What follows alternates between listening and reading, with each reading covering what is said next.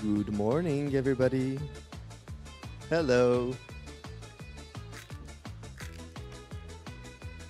Good morning, everybody. This is Indie Expo Showcase streaming on Steam. We are showing a lot of games today, just like yesterday. It's each game of the Indie Expo for 15 minutes. We're gonna play each of the games. We always have a developer or multiple developers from time to time that are gonna show you their games throughout the day. The talk is mostly in English, and you can watch it on Steam as well. The first game that we're gonna show today is called Uncracked, and it's made by Martin, whose studio is named Marty's Makings, and he's gonna play through the game and he's gonna show it to us. So, hello, Martin. Hi, so my name is Martin. I'm solo hobby developer. I'm gonna show you this hobby project of mine called Uncracked, which I'm making during the evenings. It's basically 2D, explosive, gore-filled yet kid-friendly action platformer where your splatters and eggshells shatter. So maybe let's just dive in. So we're diving into the game. It's very Western themed, right? Probably. But that's just like one of the themes. I remember the game not being Western themed. It's one of the themes. So basically each mission you start in this camp of yours. You play as a Eggy, main hero, who just fight other Egons who are trying to survive the great collection, because there are, ruthless human collectors who are trying to collect you. So each day you start here, where you find your allies of your factions. There is always someone who will give you the task, and then you are going to complete it in upper dangerous cages. Where does the game take place? Does it take place is it Supermarket X or No. is it like a Farm X? No, this is basically the battery cages filled with hands. So that's basically why those X went crazy and start shooting each other. So basically the whole game is taking place in this hole you can imagine. It's an interesting concept to play as an egg because it's so fragile, right? You can crack yourself really easily. So I guess the main mechanic is not to crack yourself, right? Exactly. Remain uncracked, basically. And there are other game mechanics which just play with this thing that you are an egg. The main mechanic is this gunplay. It's quite simple. You just shoot left or right.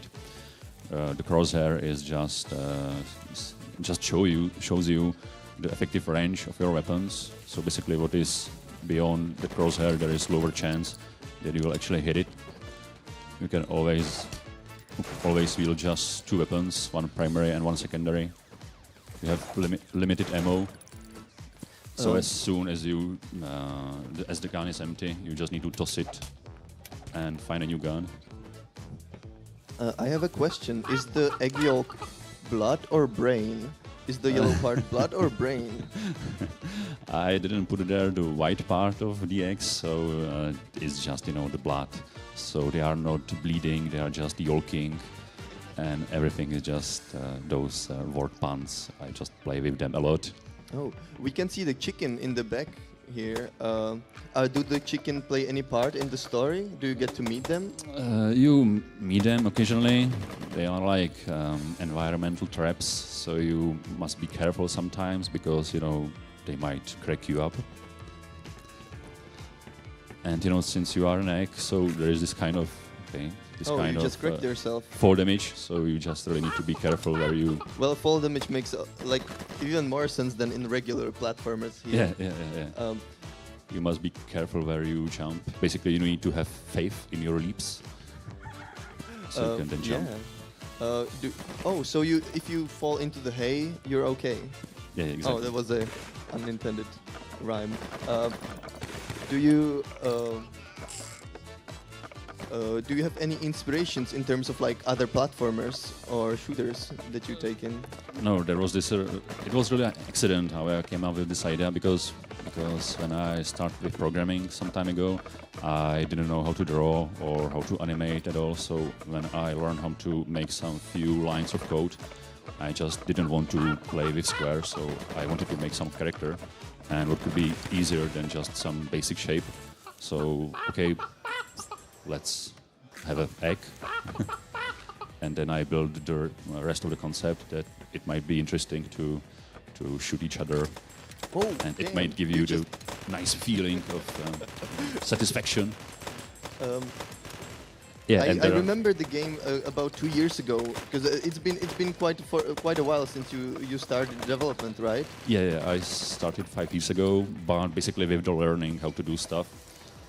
And like you did a whole visual overhaul, right? Because it looks way different than before.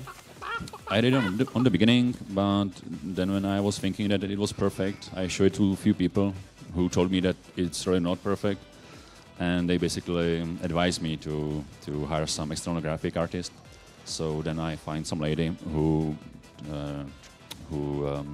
basically all assets which I had, she redraw them in this style which I gave her.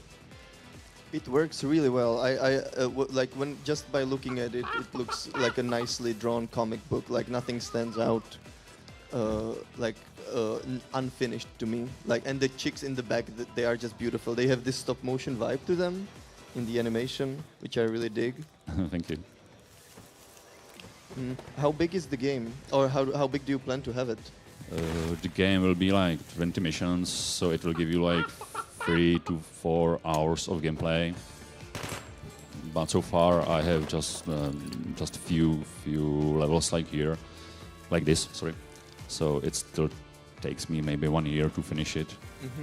And is it getting faster for you? Like you spent quite a while doing the game, but like is it getting faster for you to make the levels and like getting the game finished? Like is it faster or slower in the late stages? Yeah, sometimes it's a little bit, well, it depends on what I need to do. When I'm making just more levels, then yeah, I can do it pretty quickly. But I still might get stuck on some programming issues, finding bugs or something. Yeah. And it's still a hobby project for you? Or Exactly, do you consider it as a hobby project? Yeah. Exactly. And what's the release plans? Like, do you have a Steam page already for it? Yeah, Steam page is up. Okay, this one was hidden. Wishlist call. Wishlist uncracked, please. Well, Martin, we need to be wrapping up soon. So if there's anything else that you would like to mention, now is the time. There's this kind of chicken, like you were asking before, that this one can kick you up. Oh, hello, chicken. Oh, she's beautiful. If you are not careful.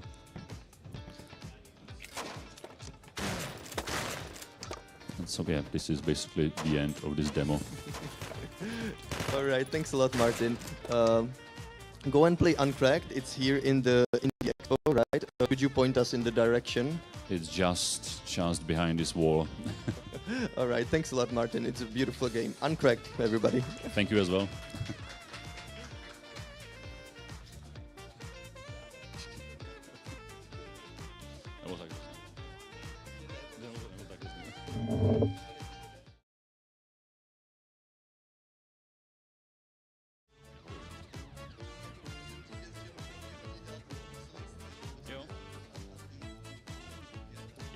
Já právě když jsem jí zadával jak mi to předělá do nějakého grafického stylu, tak ona taky nevěděla. Takže já jsem jí zadal 6 nějakých grafik, který jsem našel na internetu.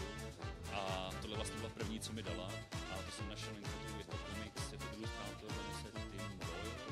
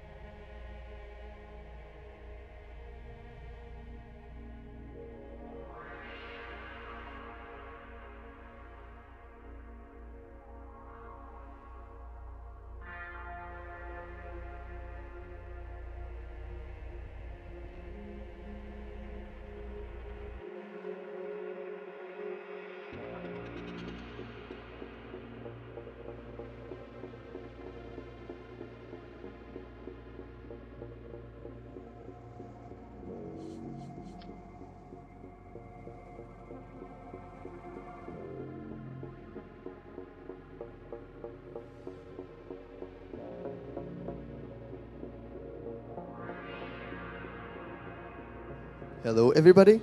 We're continuing our stream and stream of Martins because we have another Martin here with his game NetSpectre.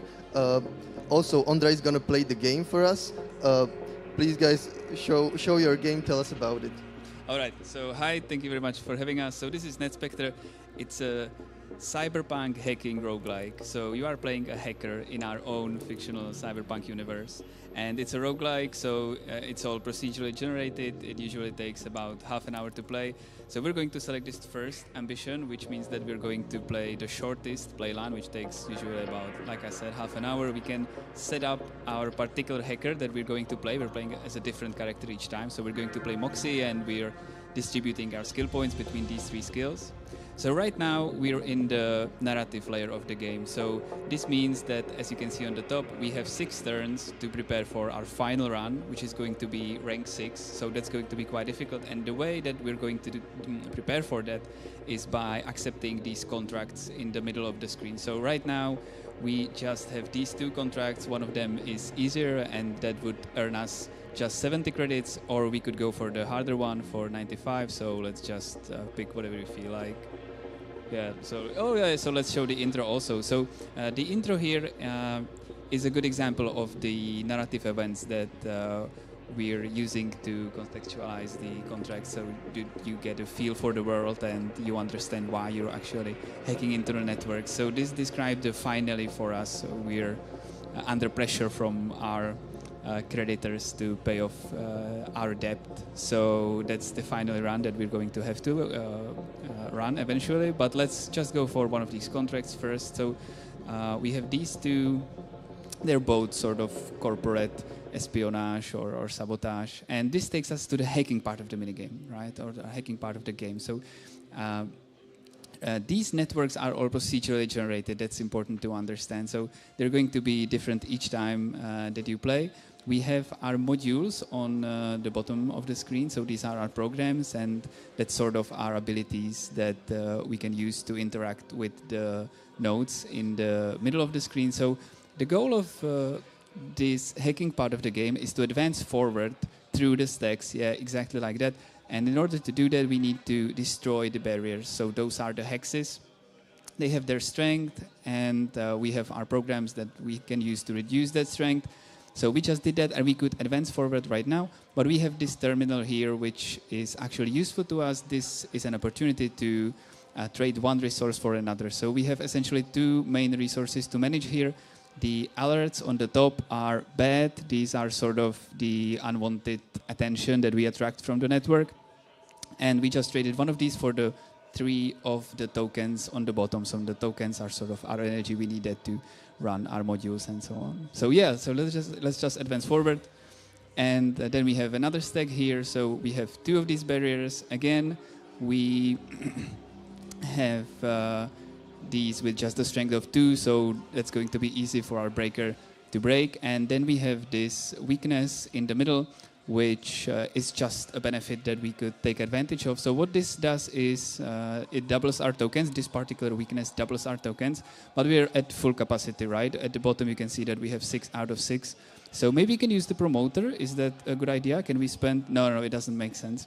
So we can just, yeah, exactly, exploit the weakness with our other program, which clears one of these alerts on the top. So we're a little bit further away from getting caught. So let's just advance forward. I'll just ask, we are still on the same mission, the first mission with the Yeah. So right? this is just the first contract. This takes us a minute because, we're explaining everything as we go. But as you can see, the different barriers look different. So as soon as you learn to read that, you're actually getting through this very quickly when you play the game. So the important thing that's happening now is that there is the trace at the top of the screen, right? So that's a real-time countdown that happened because we have reached the alert threshold, right? Like we have fulfilled the alert meter at the top. And this starts the trace, and if that reaches 0, we lose. But there's this evasion condition in the middle which says what we need to do in order to evade it. So we need to advance to the next stack. So as soon as we do that, we're in the clear again, right? So there's this release and tension dynamic. So usually it's a sort of a logical, tactical game. You have a lot of time to think about how to actually plan your actions in the best way. But sometimes you get under time pressure, and then you need to really show how well you know how to do all of That's those an things. interesting thing. I would like to ask about the pace of the game. Like, how quick is the game, and how are you thinking about how to pace the game? Because, like you just mentioned, a puzzle. Then there is some quick something that you need to do quickly, and then there's probably some story elements that Yeah. just like gets you a time to breathe out. Yeah. So that's exactly what we're doing. So we sort of want this to feel sort of logical and tactical. We want you to feel smart. We feel that that is essential component of feeling like a hacker, that you are smart and you are resourceful. And in order to feel like that, we think, need to have enough time to think things through. But at the same time, we feel that the experience of being a hacker in this fictional universe sometimes could be sort of, thrilling or exciting or nerve-wracking. So for contrast, we wanted to, from time to time, switch up this slow tempo of the game with, you having to actually decide very quickly and execute things under pressure. So this is what happens in the networks from time to time through trace. It happens through other mechanics as well. Some of the security elements have their own time pressuring, gimmicks. And then as soon as so we're at the last stick, right? So let's just focus on that for a minute. So this is the node that actually represents the mission target. This is what we came to do. This is the data that we came for. So as soon as we download it, we finish the contract, right? And then it takes us back, and I'm going to circle back to what you asked earlier. So now we're back in the narrative layer of the game, and this is the time to chill out. We don't really have the music on very loud right now, just for the purpose of this stream, but you could hear that the music switches also in between the network, where it is sort of more rhythmic and sort of dangerous and but now we can action. also meet somebody. Yeah. So now back in this world screen, we can talk to people and accept contracts. So this is one of the narrative events that could happen in the game. Sometimes they give you more contracts. Sometimes they present you with some sort of decision that affects gameplay, or perhaps it just illustrates another aspect of the world. We really are investing quite a lot into world building for a roguelike, especially. Like usually roguelikes, as you know, they're unpredictable in how people go through them. They don't really focus on the world or the narrative, but we try to do that. And these narrative events are sort of our main device of going about that.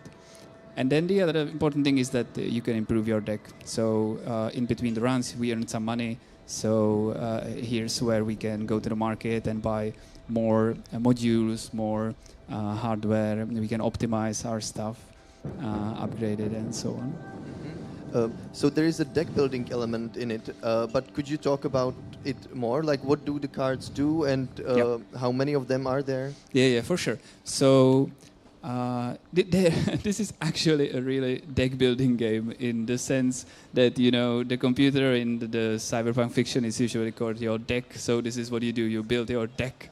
There's not really a deck of cards or anything, but you are actually building this deck of hardware and software. So these are the two, or that's the most important distinction. So as for hardware, you have this kernel in the middle, which is the heart of your build. This is the sort of CPU, you could say, of today. And this is usually the centerpiece of what your build is about. You try to synergize with its special abilities. Then you have the chips. Those are the 6 slots, 3 to the left and 3 to the right.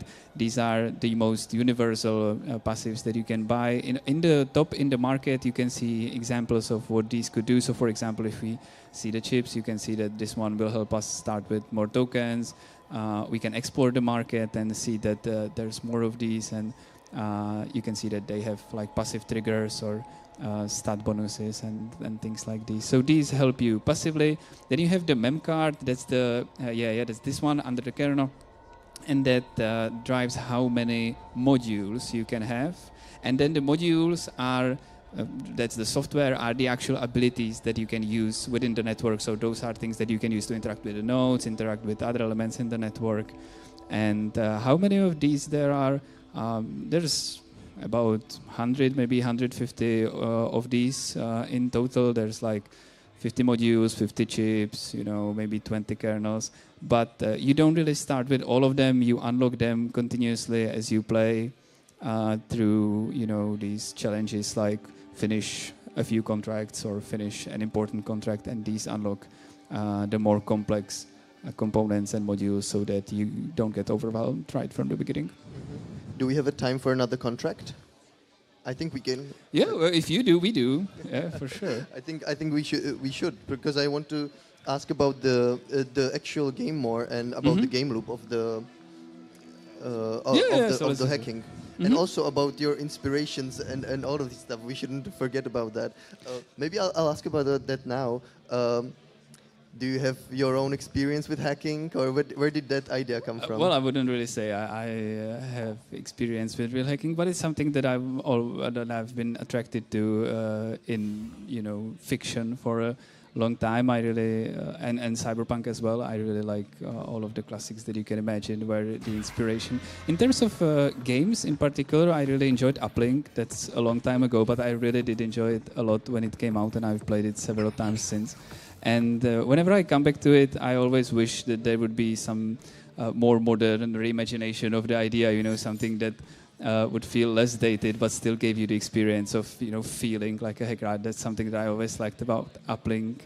So that was the original motivation. And it was supposed to be a really small game that I would be done with, in half a year or something. But I really liked the idea so much that I committed to it and then decided to make it a little bit larger, and that's where we are. Yeah, I think we've been meeting at these events for quite a while. You've been showing the game a lot. Yeah. How long has it been, and how did it develop during the development? Yeah, so I started working on NetSpectre, I think it's 4 years back, maybe 5 years now already even. But at the time, I only worked on it myself for, I don't know, maybe first 2 years, because that was the original idea. I wanted to make a game, from start to finish all by myself and put it on Steam.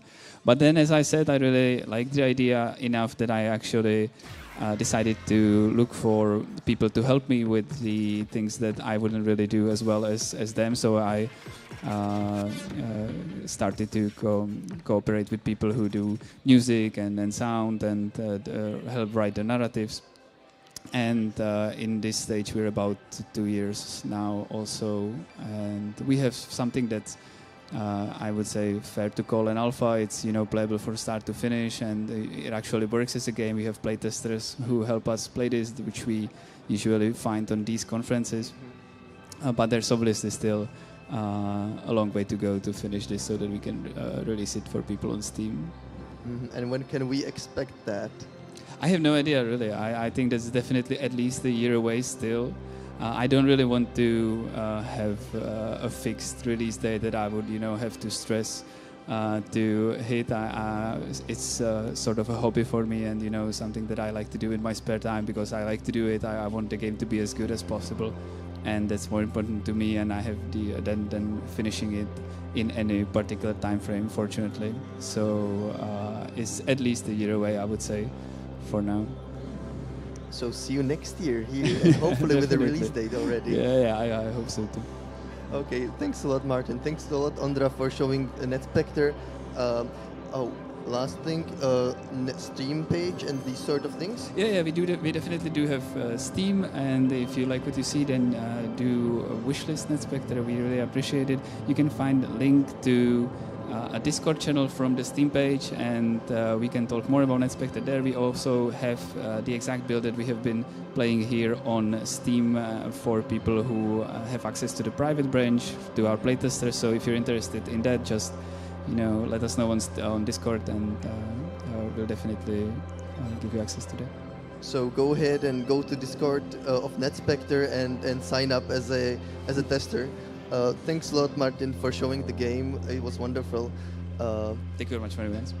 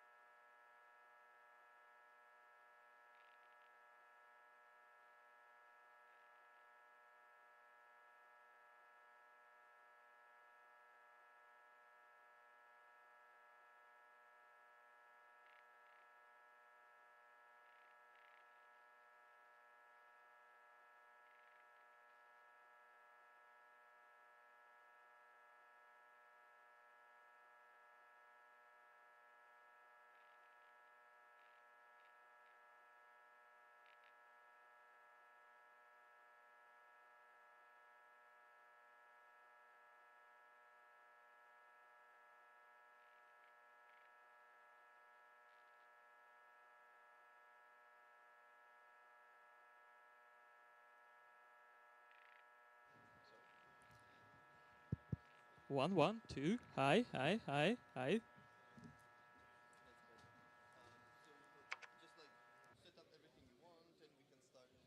Mm-hmm.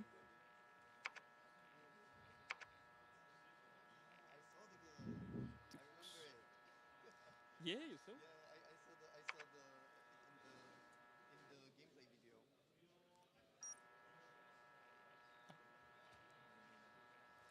Uh, yeah, I think so. Hello, Bohdan. Hi, nice to see you today. Nice to meet you. I think the is the microphone working? Thank you. Hello, Bogdan. Thank you for bringing your game Intern. Intern, the hospital doctor simulator. Um, your studio is named Research 6 Games. Could you elaborate about yourself and your game, please? Um, a little bit information. We are the Research 6 team. We're the team of passionate scientists which want to make some interesting games. Nice. What does it mean that you're scientists? Um, me is a radiobiologist. Some of my teammates also radiobiologists, technicians, programists. That's amazing that researchers make their own game. And what's the motivation behind making your own game? I think it was mostly curious because computer games, it's something new, it's something unusual for us. We mostly work with a computer like in these old school stereo white labs with a lot of numbers on the screens that it's not so interesting, I think, like to make a game. Definitely. So, can you tell us what the game is and what's it about? So in turn, the Hospital Doctor Simulator, it's a game in which you play as a doctor uh, in an odd, retro-futuristic world. It's not our world, it's not our time. They have their own problems, their own lives, but some interesting situation could be similar for our world too. So, and we will start from the day one. We have a small demo about to prove your medical literacy. It will be the first mission in the game, and in the next, we will have some more missions. Yeah, we can go and let's start. So we can see that the game has a vertical format. Is it a computer game or is it mainly on mobile phones? Because the aspect ratio is very mobile-like. It's a port for a PC from a mobile game, because we mostly think that we could show it like a mobile game. But we're also thinking about to remake it for a PC in the future. So tell us more about the gameplay. What do you do in the game? So it's like in the regular life, you have the line, you pick the first human, you ask about how they're feeling today. So we have some symptoms. They mostly talk like a lot about some stuff. They chill, they don't like something, they want to water, like the regular people on the line. And our programs a little bit help to investigate which symptoms they have. We also could see it in our medical cards, like one symptoms one day. And when we know the symptom, we could go on to cure the people. So we have a chill, we looks, When we have a chill, we have a fly. So take some anti-inflammatory, and it will be good. So 5 stars, good start. Lovely. How do you know that you got, or like, who gave you the stars?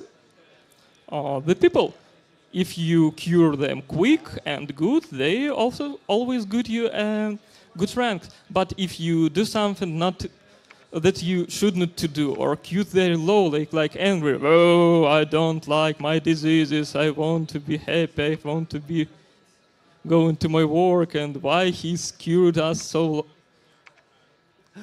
with so low speed. Oh, can we? So are we now curing Mr. Fiala? Sorry?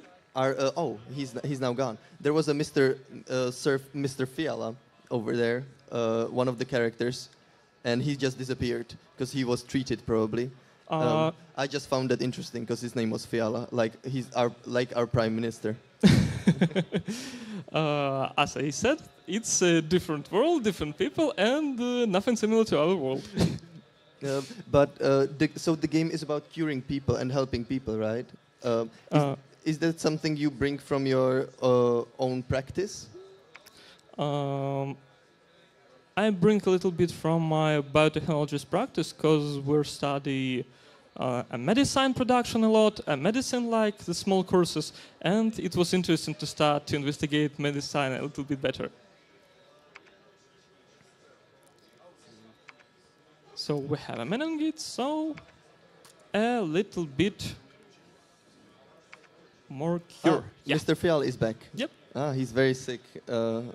He gets sick regularly, probably. Oh, that's your statistics. Okay. Yep. And we see some more cures is going in the shops. So we also can see that we have new diseases in our disease guide. So we need to buy a little bit more.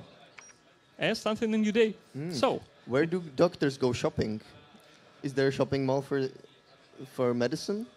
They have a very curious systems. Like you didn't set the people to buy some medicines because of the social problems. People could receive the medicines only from the doctors, and doctors need to buy the medicines and sell it to the people. But he could not receive the money, so he will have the money from the government because of he cure the people. Nice. So here we could see a little encounter about food poisoning. So we will know that the next day we could receive some people with the food poisoning.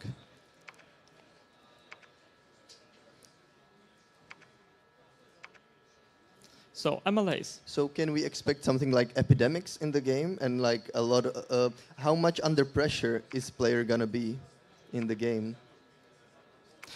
It would very depend from the missions. We want to make experience when it would be some missions more chilly, like today, like the regular one day, and more stressful. I just wanted to mention the visual style, which seems at first it seemed very simple, but when I saw the characters, they really shine through. How many people is there working on the game, and who's doing the beautiful art? There is now 5 people in our team, and these beautiful peoples and this beautiful breakfast make our artist, Yulia Rubin. It's really nice, and I also like the iconography of the diseases, that I can really easily tell what the disease is that the people have, or what the symptoms are. Sorry. How educational do you plan the game to be, or how accurate to reality? It should be less accurate to reality, because we didn't want the people to learn how to cure themselves from other game, like it's a doctor work. We mostly want the people understand that the work of the doctor is a really hard work when you have a lot of different diseases, and you need to understand which exactly of a lot of similar diseases have his patients. And I understand that we are a general practitionist, probably as a sort of a doctor. Is that correct? And do we get to play as other kind of doctors? For now, we have only one main protagonist, the intern, who's also work like a doctor, and maybe it would be mission with a little bit different work for him or her. Nice. Do we see any, or do we get to do any other kind of gameplay, like? Because right now we consider what the person might have as symptoms, and then we just give him medicine. Do you plan to do at any other mechanics that would maybe like what an actual doctor might as well do? Maybe like a other way of um, seeing the symptoms. Maybe like uh, some some analysis of the patient. Yeah, we're thinking about to add something like this to some of the missions, like a little bit change in gameplay, so it's would not be so repetitive. Oh, so also we have some kinds of encounters, like smoke room gossiping, which we could receive like a little bit story, a little bit lore about the world, or just interesting gossip. Do doctors smoke a lot? It seems like it from your game. Yeah, they have a lot of stress work. And maybe we'll start wrapping up. But I have one last question: is it inspired by a particular medical system, like European or American or Asian medical facilities? It mostly expired by our experience with the doctors, like the patients, and a lot of talks from the different doctors, like another point of view. Like we could dislike how the doctors work with us, like they didn't take us as fast as we want, cure us as fast as we need. And the doctor just understand, oh man, I just try whatever I could to make you still alive today. That's lovely, Bogdan. Thank you so much for showing the game. Is there anything else you would like to mention? We were talking before that you would like to invite all the players to come and playtest the game. Anything else you would like to add? Just if you like this game, go to our stand and you could try it today. Also, we plan to release our demo, which would be in the conference next week at itch.io, so you could find us there. And Oh, then definitely go and find intern on itch.io as the demo. And thank you, Bogdan, for showing the game. It looks really lovely. Oh, by the way, on the itch.io, can we download the mobile version as well? yeah, at itch.io would be only mobile version, because it's like the only demonstration PC built for this conference. That sounds perfect to me. Okay, thanks a lot for showing the game. We wish you best of luck with the development and a lot of happy players that are gonna play test the game. No, thank you.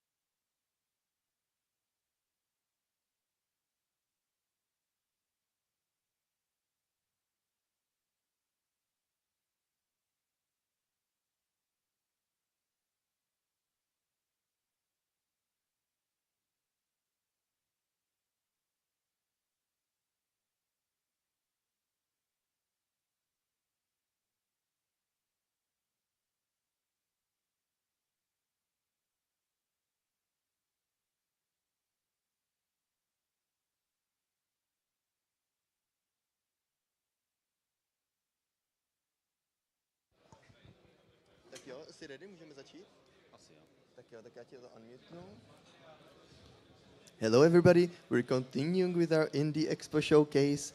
Right now we have the game Near the Fear and the developer Boris is going to present it to us. So hey Boris, could you talk us through the game and more about yourself as well? Yeah, sure. Hello, I'm Boris. I'm the solo developer of Near the Fear, and it's my take on mixing like racing genre with roguelite. Like I had this idea a few years ago when I saw like there are many types of roguelites, but I didn't see any racing games, and I basically started to think about how would the game be from the game design perspective. So, yeah, I mixed it also with some horror psychological themes, and it's set in the world of human subconscious. The premise of the story, it's very light on the story, but it's basically something bad happened in your life, and you got to this like twisted, surreal place where everything is affected by this corruption. It's the purple tentacles everywhere, and you are trying to like basically clear the world and get out of this place back to reality. So how does that work? Like how does a person like act through a car? And also I think, is there a person in the car, or is the car the person? Yeah, you are basically the car, so it's your avatar, it's your representation in the world. Why you are the car, I will not like say. In general, I don't want to like over-explain things. I want to keep it like open because I think it's more important or like interesting to put the player in the world and like just based on the visuals and like the gameplay to create the fantasy for himself there. Definitely, the game seems to like strike me as something mysterious, and that I'm curious what's gonna happen. Yeah. Now we got to a black hole or some sort of a portal. Yeah, this is one portal. The previous area was like this nexus, and you have like 4 different worlds. Each world has some different theme based on some of the fears, and this one is about like society, like civilization and connection versus like destruction. Yeah, this is a nice bug. I needed that. Sorry.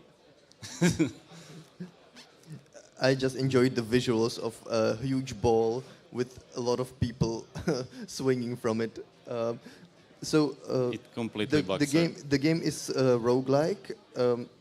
What sort of roguelike mechanics are introduced in the game? Yeah, sure. Like these tracks are randomly generated or like procedurally generated. There is some like structure in it, and you have different like tiles which are put after each other. And after each stage, it's not working. Don't worry about it.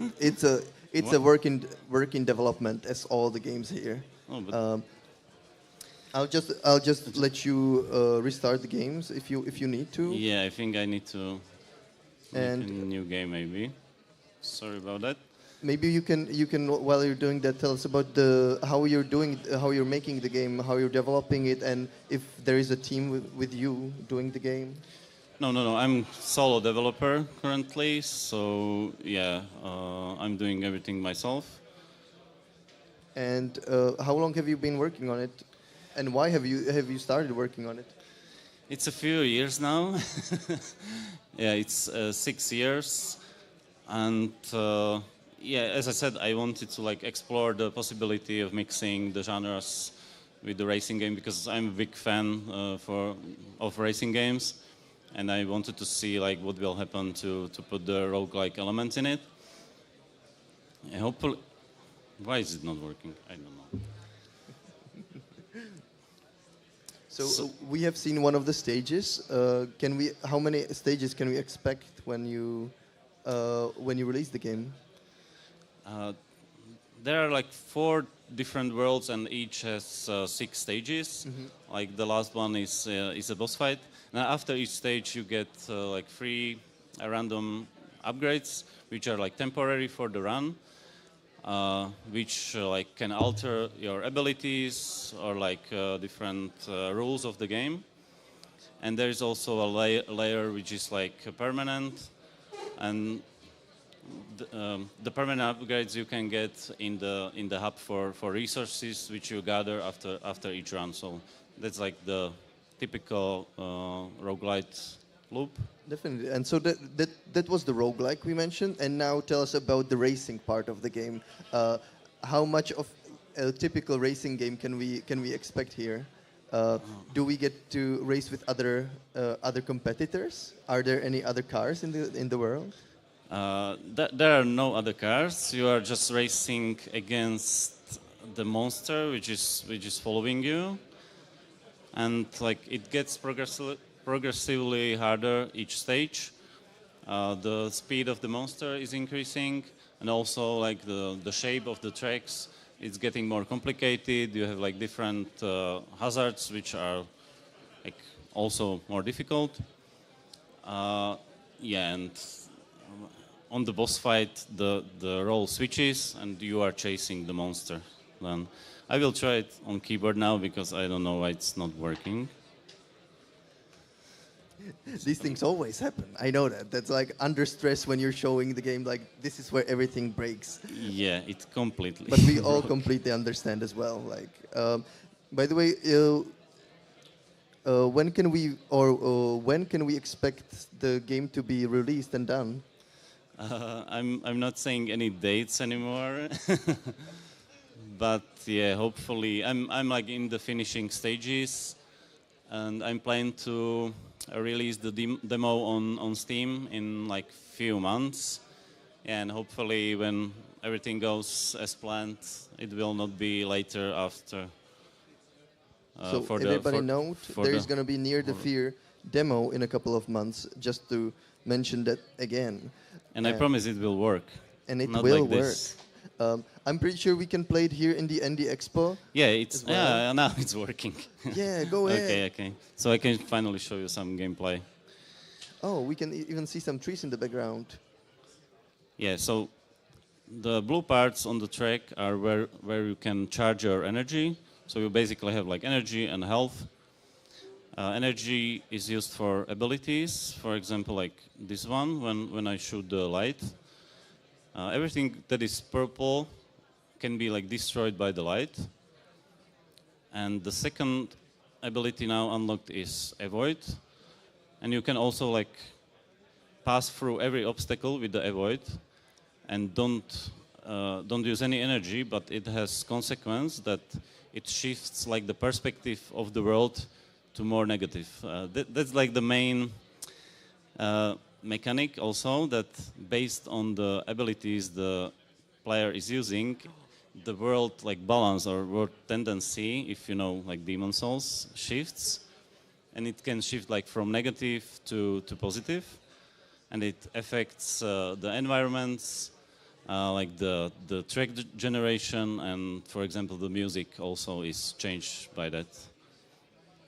I love the aesthetics of it as well. The way the car is metallic and reflective is really beautiful. And there's a lot of beautiful shaders happening around as well. Yeah, that's like I really enjoy doing the shaders, and yeah.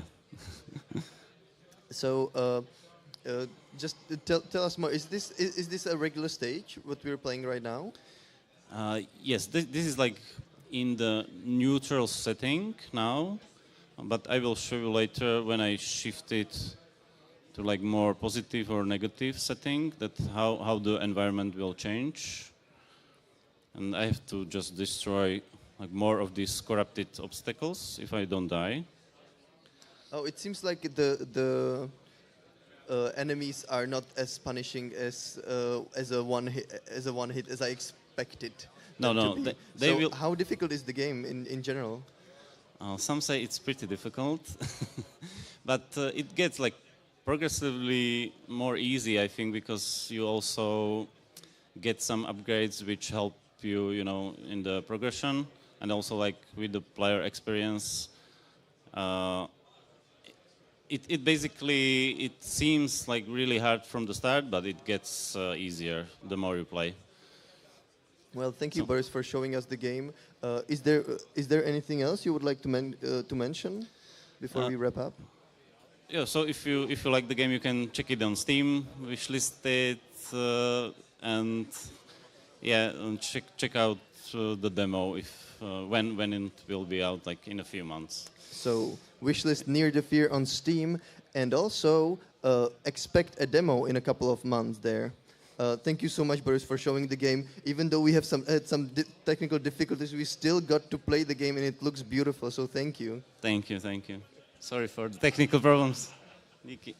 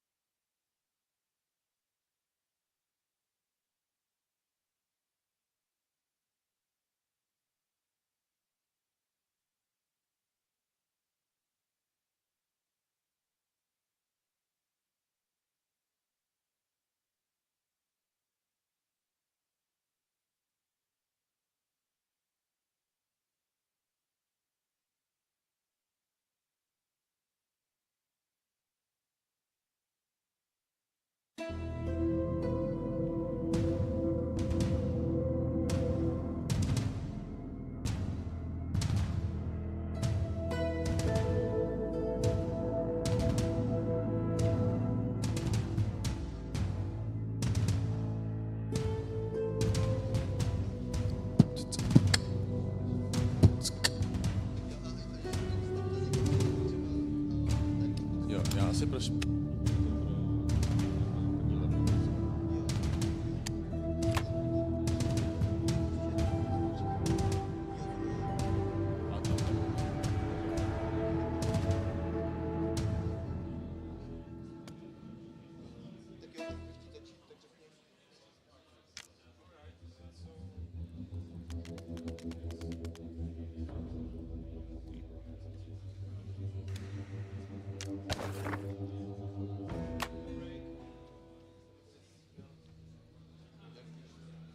Hello, everybody. We're continuing with our next game by Josef Schmid. The game is called Medics, and it's really beautiful. And I would like to ask you, Josef, to introduce the game and introduce yourself as well. Hello. So my name is Josef Schmid. I'm a solo indie game developer. Currently trying to finish the master studies on FAMU, game design. Previously I was mainly like a painter and a free artist, and then I decided to start making video games, and I think it's been a great decision and a really fun journey so far. And this game is a real-time strategy game about a unit of war medics set in a fictional medieval setting. at this stage of the game, you were like, you went through the tutorial and you found yourself under attack of a far stronger enemy and you had to retreat. So this is a scene of the army retreating towards a fortress. I wanted to mention one thing because I played the game, and what I found interesting is that even though it's a strategy game, there's a lot of characters in the game and a lot of story. Could you talk us through the story and what's gonna happen in the game? I don't want to give any spoilers. Give a little bit of spoilers, but not too much. You can be cryptic. Okay, so the game starts by this character Hera being on trial for something, and she has one chance to prove her innocence. So she starts saying of like what happened, and she's like this young medic who's summoned to the borderlands to inspect a unit and try to find ways to improve its efficiency. And she knows the commander of the unit as well as this character Andreas is her like childhood friend, and yeah, she hopes to get back to her like researches and stuff really soon, but instead like they find themselves under pressure and having to constantly retreat and try to find safety and save as many people as they can in the meantime. So that's where we are now, right? Like we're already on the... Is it a battlefield though? Isn't it more like a healing field? It's a bit of both, I think. So we play as the war medics, right? Or a medical unit in the game. Could you talk us through how different from a regular real-time strategy game this is? I think the main difference is that you don't actually participate actively in the battles that take place. Like for instance, here you can see there is some fighting going on, and you are not sending soldiers to the battlefield. Instead, you are trying to gather all the wounded behind the front line and thus support the morale of the army, because if you fail to do so, the morale will break and they will start retreating. Currently, like we're in a stage where I had to build a building which grants me supplies, and now I have to start evacuating these villages to the fortress, which I do by just like sending these carriers into them to help them prepare for the evacuation. The game is really like minimalistic. It's just like controlled by a single button on the mouse, and like even the mechanics are really simple. You only choose to build from 4 types of buildings. One grants you supplies. This one sends carriers to different fields on the battlefield, and one helps the hospital treat the patients.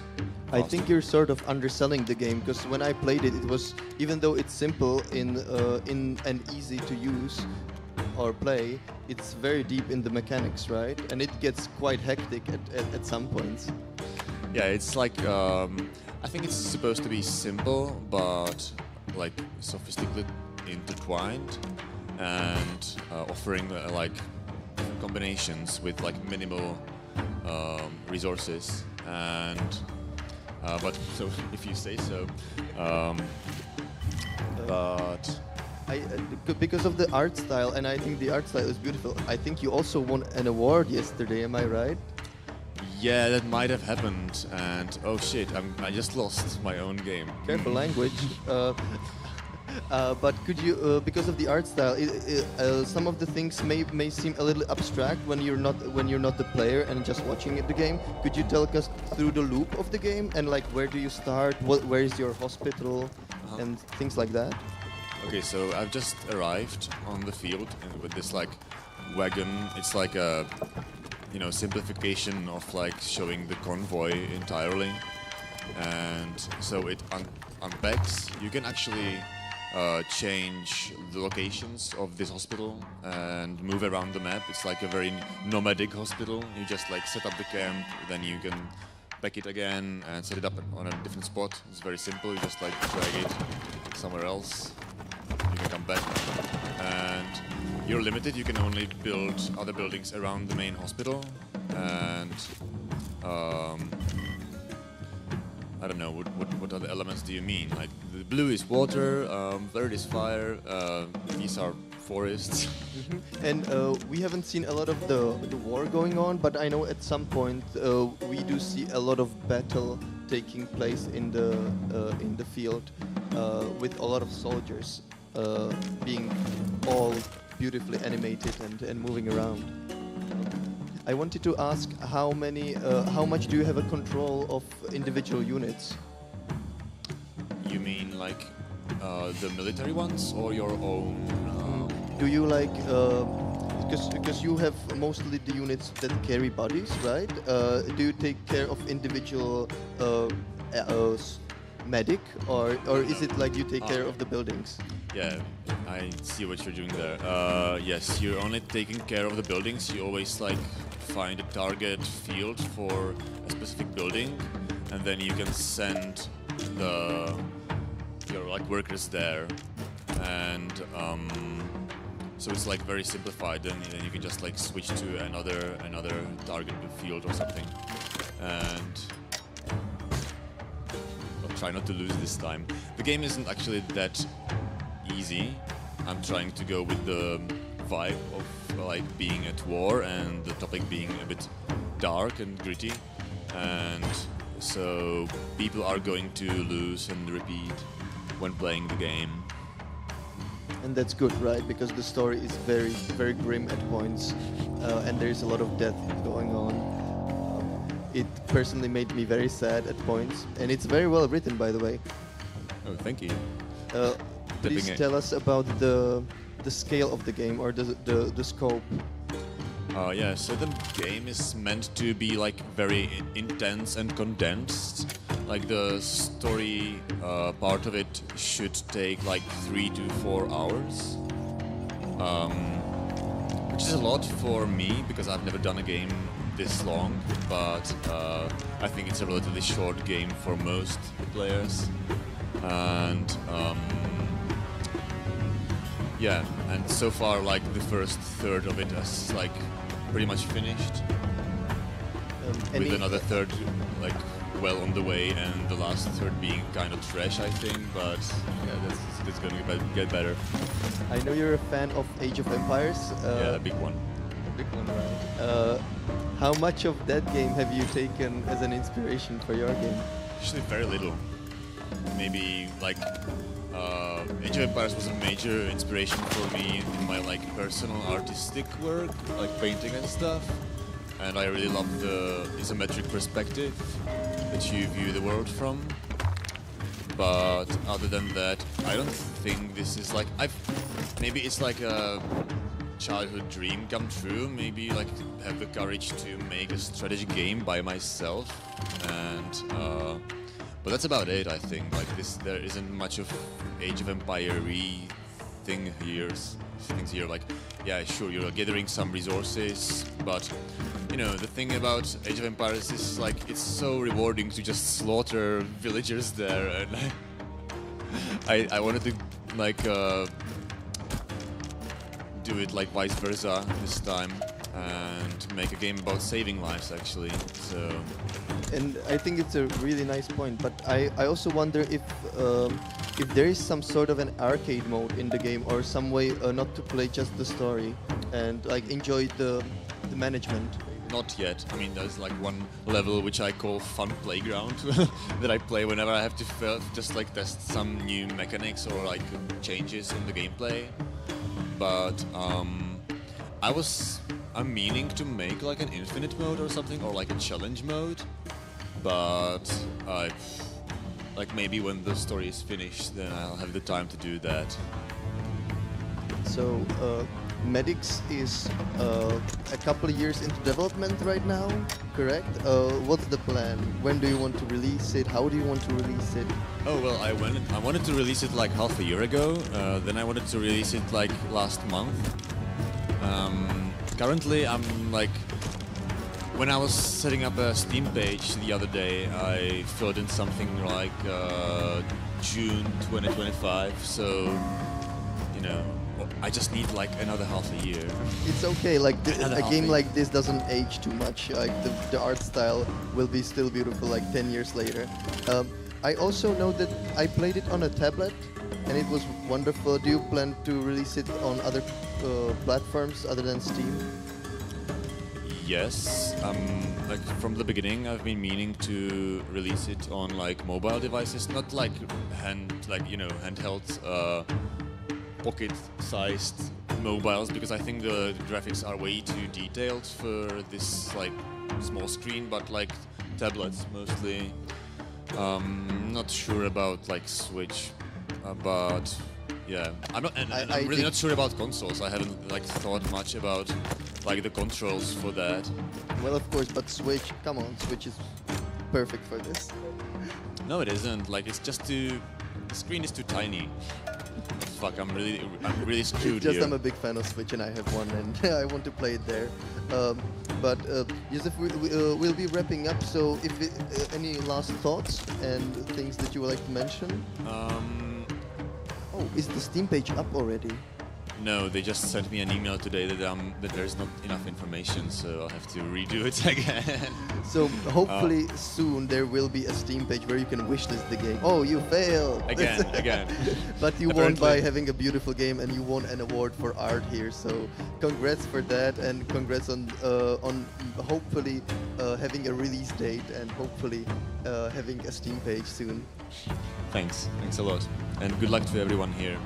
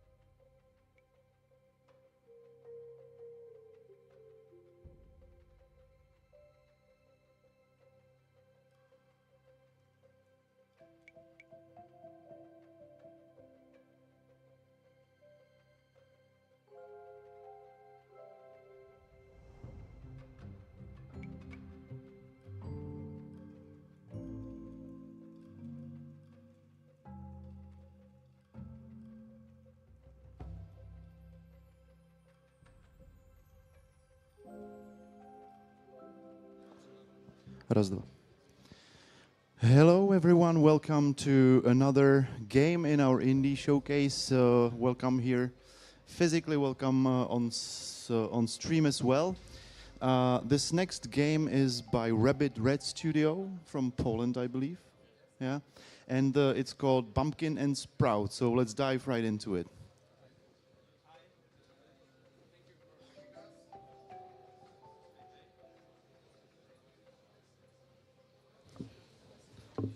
All right.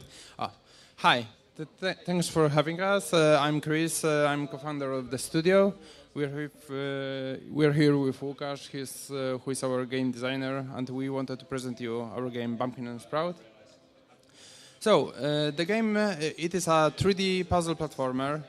It's designed with a couch co-op in mind. So that's the way we'll be playing right now. Although there will be also a single player mode, and we have some tricks to make it also fun and captivating. There is at the beginning, the teaser will be playing. We did a cinematic for the intro because, as a studio, for a short introduction, we are a 3D animation studio, so we have a great team, and the plan is that we'll be doing all the cinematics for the game. Yeah. So, although let's talk about the game. So, it is a 3D platformer. The main foundation for the game it's cleaning up the environment. So, you will need to clean up your surroundings. You will need to clean the forest, clean the meadows, swamps, mountains.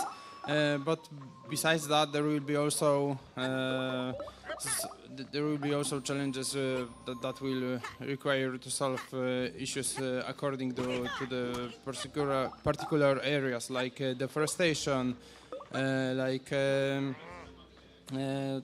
trash accumulation. So there will be a lot of puzzles, a lot of mini games. You will need to find some arcades, and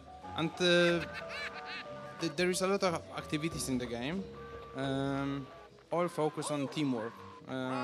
So that's the main foundation of the game. But on top of that, there will be an adventure, and that adventure is about two brave mushrooms on their quest to help nature, fight pollution, save the world, and you will be fighting with trash monsters, exploring beautifully crafted environments. There will be some mini games on top. We are trying to showcase by design that there is a lot of DIY projects, a lot of trash monsters, trash puzzles. So.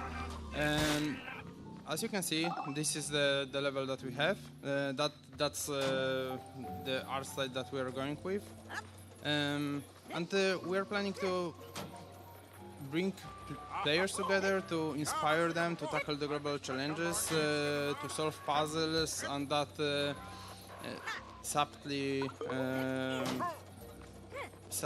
to not only inspire them but show that their movement has some impact. So it will be not only fun and entertainment, but also some kind of inspiration and subtle education during the gameplay.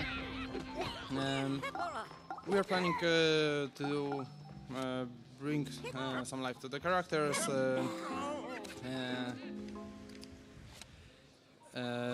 Develop some other actions that you can actually recycle trash, learn how to manage it, create some DIY projects, play mini games, play playgrounds where you can play in a versus mode. So that's the game.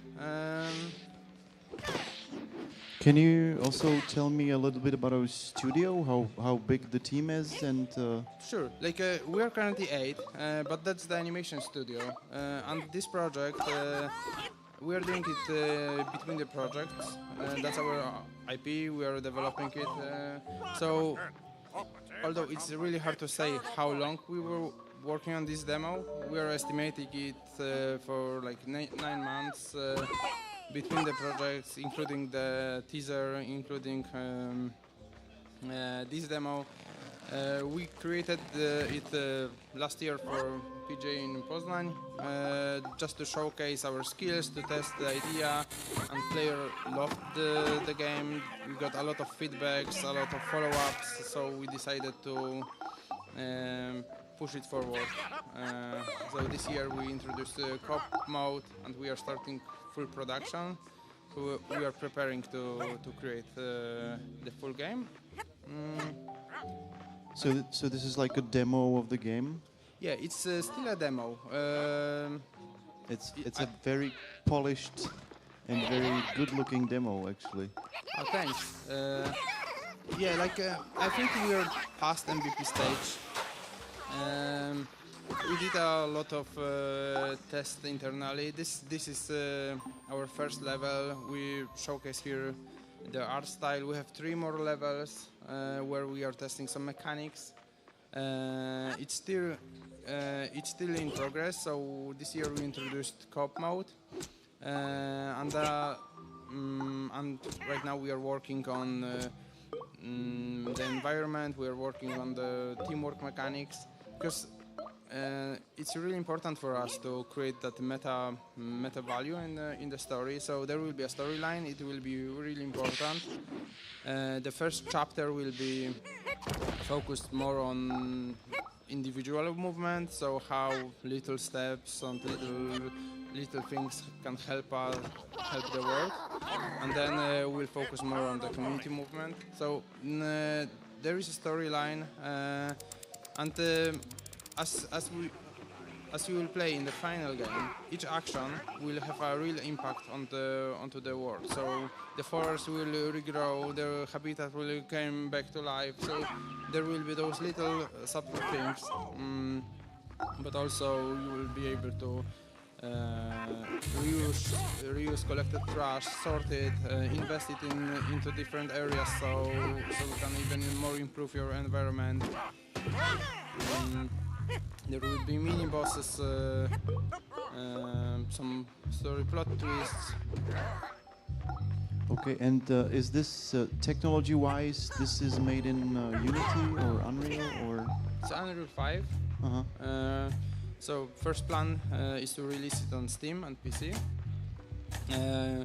Although we're preparing the production, so it should be ready for all platforms. That's couch co-op, so we understand that should be on consoles. It's our first game, so we are trying to be to optimize the pipeline, and first release is on Steam, but we are also thinking about releasing it on every platform. And do you have plans for that? How are your what's your milestones? What's your target release dates, etc., etc.? Yeah, so that's currently we're preparing ourselves after the demo to start the full production. We estimate it for 18 to 24 months. It all depends how well we'll go with funding the publisher, because we are currently looking for one. For now, we are self-funding it as a studio. So anyway, we'll continue working on the game. It all depends if we'll manage to create it sooner or later. But the current estimate is 18 months. And do you have, what does the inspiration come from? Obviously, the environmental message, that's simple. We just live in a world that's just crumbling environmental-wise. But the gameplay-wise, do you have any particular games that you draw inspiration from? Of course, from the very beginning, we wanted to hit that nostalgic feel of old platformers. So first inspirations were like Croc, some old Crash Bandicoots, but also It Takes Two, Sackboy, and we usually hear that from players that the game. They feel that might be the inspiration, and yeah, we are looking for to create it as a couch co-op. So that's our main focus. Okay, guys, our time is running up. So I just want to thank you for bringing the game here. I think it's incredibly visually rich and really beautifully animated. It's, so you have a lot of experience with animation, like you said before. So it's beautiful to look at. The gameplay looks very intriguing. And I wish you good luck with finding your publisher. And you guys, viciously try crazy, especially the ones who are watching us on Steam. And thank you for coming. Thank you. And if I can add something, we are on Steam, so you can wishlist us, and that would be great because we are. Wishlist like crazy. Yeah. Thank you. Thank you, guys. So now we will have a short technical break, and we'll continue right after.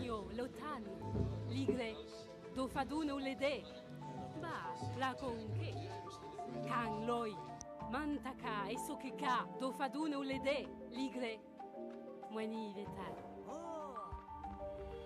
Apa tekai bisa. Oh.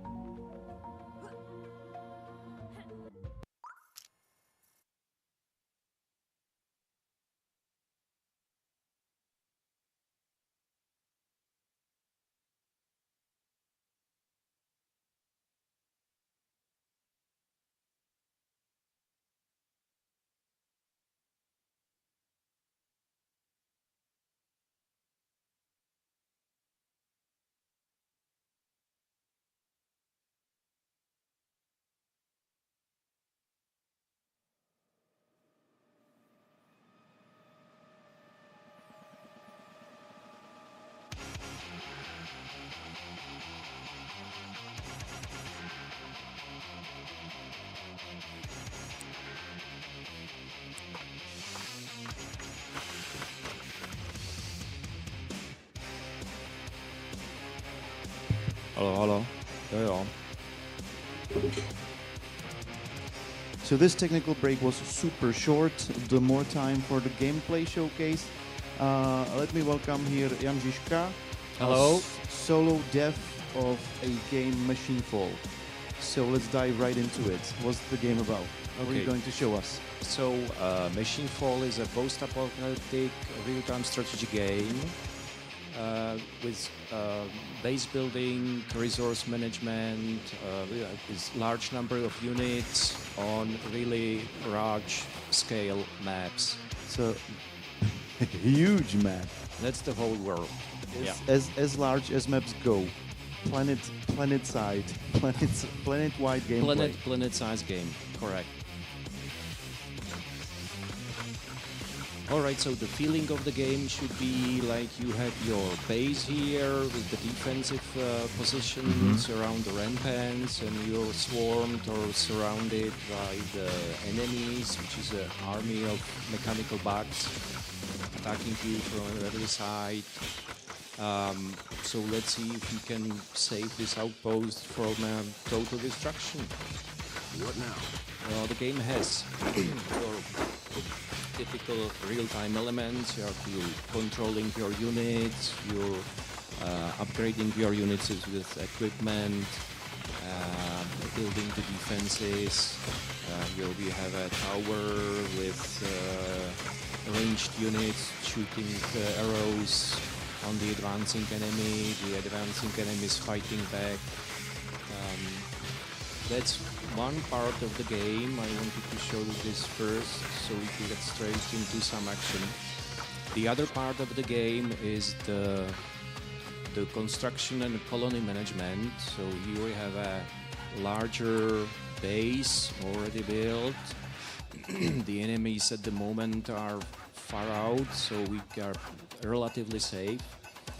And this is a production area where you mine the resources from the woods here, for example, then you transport it to your factory and you're producing weapons and equipment. then you can give to the units and continue with the game. So this unit is your production workers? This is production workers. Every building has some of the units assigned and is running about its daily business, carrying materials, processing them, and storing them in the storage, and finally distributing the materials to for example, the fighting units. Okay, so so let me ask you more about the story, because I'm a huge post-apocalypse fan. So this is some sort of AI apocalypse where you fight robots. The robots are mechanical bugs. You know, the story of the game is that there was a war between the man and the army of the mechanical robots. The civilization was destroyed. All the cities were destroyed and are ruined. When you start the game, the map is empty. You pick your location somewhere random. You appear with just a handful of units, and slowly and gradually you start building your base, developing your army, advancing around the map and conquering the Earth again. And you gotta clear the globe from the red dots, which are some sort of alien You have bases. to save the world. You have to save the world, Yes. obviously. What else would you do in game? Yes. So, in this a little intimidating list on the left. That's your resources. That's all the buildings we have built, and all the materials we have, and all the units we have. So, for example, at the moment we have almost 800 soldiers and almost 1,000 workers. All of them running the simulation, doing their jobs on the whole map. And so then you can. So how do you move across oceans? Do you have like naval units? This is the project at the moment is, let's say, in the early stage of development. Actually, when I was here last year on this very stage, I was asked what was the plan for the future. So that was when I announced this game. And here we are in 24, and the game is there. So it's after 1 year of development, I have, let's say, a vertical slice of the first technology age. So what I want to do is to polish this, polish the game at this stage, launch a Steam demo and see where the things will go. If it develops well, then the plan is to do 6 or 7 more technology ages with naval units, air units, and all the stuff. Okay, and obviously my question has to be, how do you construct the map? I suppose this is some sort of GIS data. Yeah, this is a world map. You know, it's, of course, it's edited. You have to make sure that the units can get around the rivers or so. But the map is a world map, which is close to the player. In my opinion, it's nice for the player to know where you are and not to lose orientation if you are playing on the real world map. That's an advantage. Yeah, obviously, real world gives you a lot of world building done already. So when a game is set in a real world, you know what the world is about, right? Yeah. And this is made in Unity, I'm guessing. That's a Unity game. Yes. And you're doing it just by yourself. Exactly. Do you have a job, or this is your job? This is a hobby project. This is a hobby project. Obviously, you could get a job easily if this is your hobby project. What are your plans? The graphic, the art style. Did you do it yourself as well, or was it outsourced? Is it some sort of asset pack, or? You can get away with generative AI with almost anything nowadays. So I do the 3D modeling myself, the textures, the UI elements, the icons, the artworks, even music and sound. Everything is AI generated. That's how it works today. And then, but with like AI generated content, there are often issues with publishing it. There are policies against it in motion. So do you... It's a controversial topic, but you know, for a low budget development like this, that's the way to go. No, definitely. I'm on your side. Definitely. It's just, do you plan to... So this is supposed to be... this is like a vertical slice or a technical demo that will get some polishing, some testing, probably, and go to Steam as sort of a lab that you can have players play with it and see where it goes, right? Yes. But you also, and did you plan to, if things go right, do you plan to hire artists to somehow to elevate replace the generative AI? Not really. Not really. Not really. You know, Steam has a policy that you have to declare on the Steam page what AI you used. I'm not hiding it. I will admit it. I will publish it. I will accept it, and that's how it is. No, fair enough. Just yeah. And so how I can't even fathom how I would design such a complex mechanic. So where did you draw inspiration, and how do you go about designing this, balancing this? Must be a lot of work, isn't it? You're right.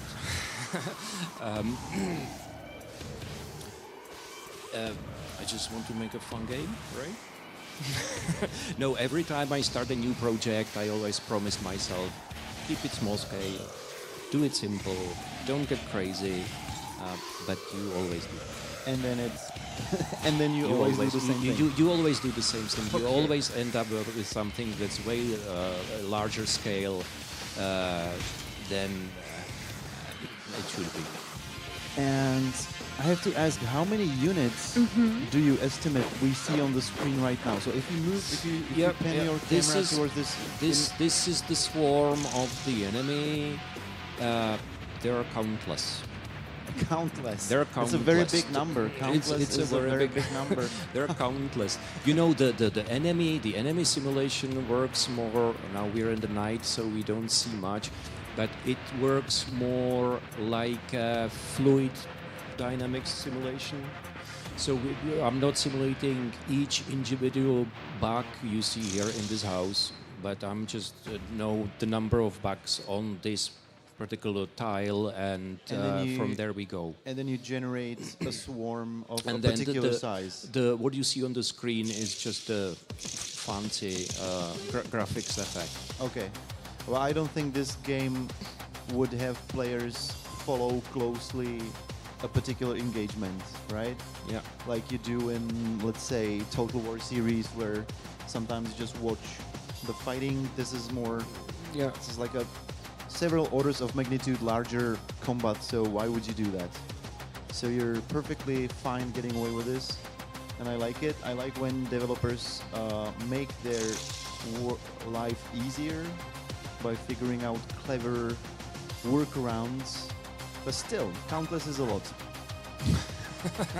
Countless is a lot. Several countlesses of enemies. Countless is a lot. You know, it needs a lot of optimizing and clever ways how to manage this size of map and this number of units, and it's not easy. Obviously, but it's an amazing job you did. Do you have something like a tech tree that we can see? Here's a tech tree. This is the tech tree of the first wooden era.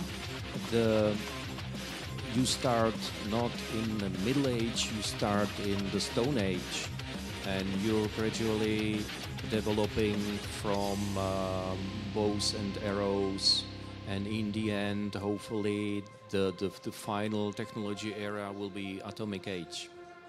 So let's say if we say this is the technology of the first era, if you multiply this 7 times, that will be the whole scope of the game. Yeah, it doesn't look like much, does it? Yeah, piece of Just cake. a few screens. Just a few screens of piece update. of cake. So do you have a target date for your demo to be released? No. No. Do you have a rough when estimate? when it's done, it's done. It's done. First I need a proper trailer to be able to present it on Steam. So that's the priority. I don't have a Steam page yet, but I hope it's coming soon. I have to get the trailer, prepare the Steam page. When it's done, then I'll have the demo ready for public, let's say in a couple of months, hopefully. Okay. So fingers crossed. Good luck with it. Thank you. It looks really amazing, Thank you. intimidatingly amazing. Thank you for coming, Jan. Thank you all for watching. Glad to be here. Thank you. And after a short technical break, we have a next game coming up.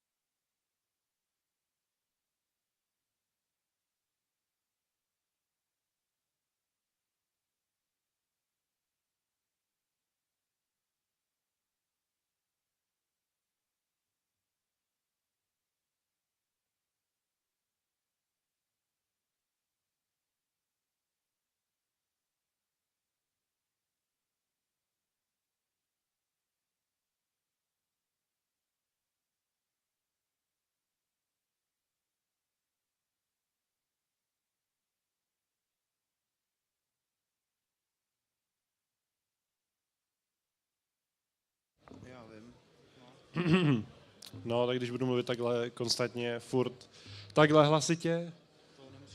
Raz, dva, tři, čtyři. Jo, tak dobrý. Tak já budu se snažit být na stejném místě pořád. Asi anglicky, no.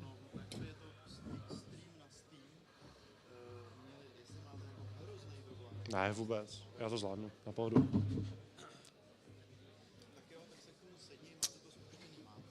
OK. Jo, a budou otázky se pak nějaký nebo něco, ne?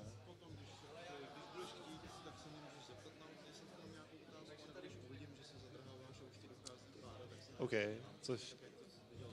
Jasně. Najdlo to je teda ještě. Do svěna? OK. Yeah. Okay, everyone. We got our next game. It's Beyond the Shutters by Interpunch Studios. We have 3 people from the studio, so let's dive right into it. Please Hey introduce guys, the game. thank you for coming and watching us present our video game. So, if you've ever played the video game Five Nights at Freddy's or seen it, this is a horror game inspired by the Five Nights at Freddy's franchise, which means we are taking the characters and the setting, we are kind of doing our own spin on it and trying to create a cool horror game out of this franchise, right? Right on this stage, it's me. I am the main gameplay programmer.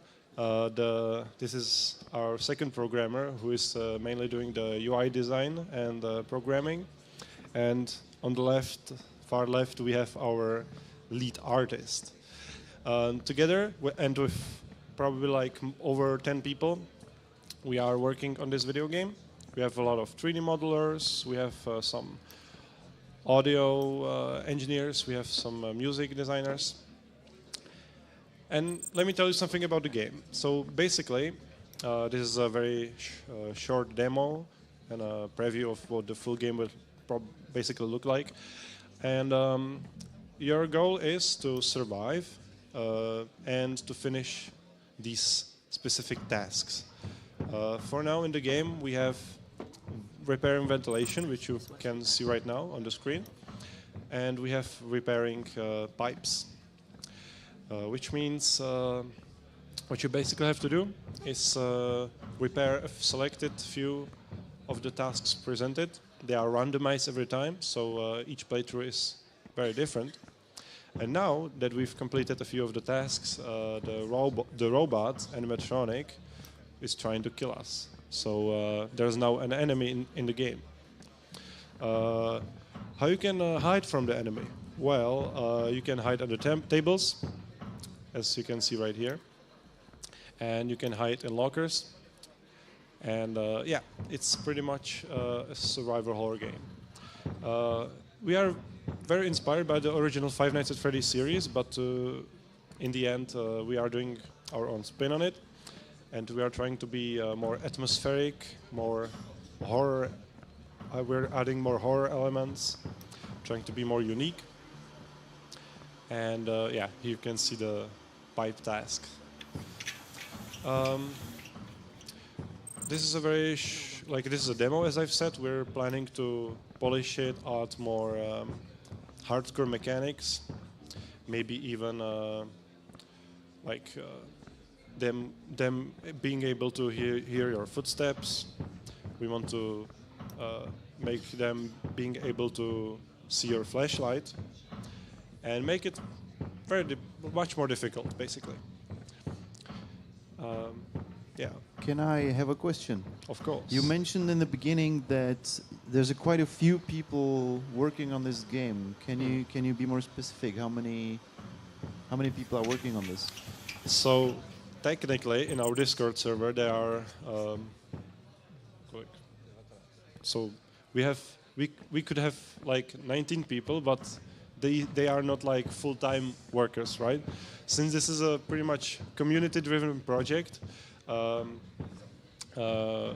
not all of the people are as active.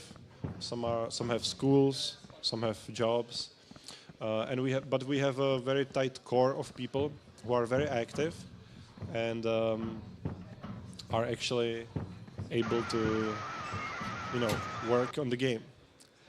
And so is this like because you have a studio?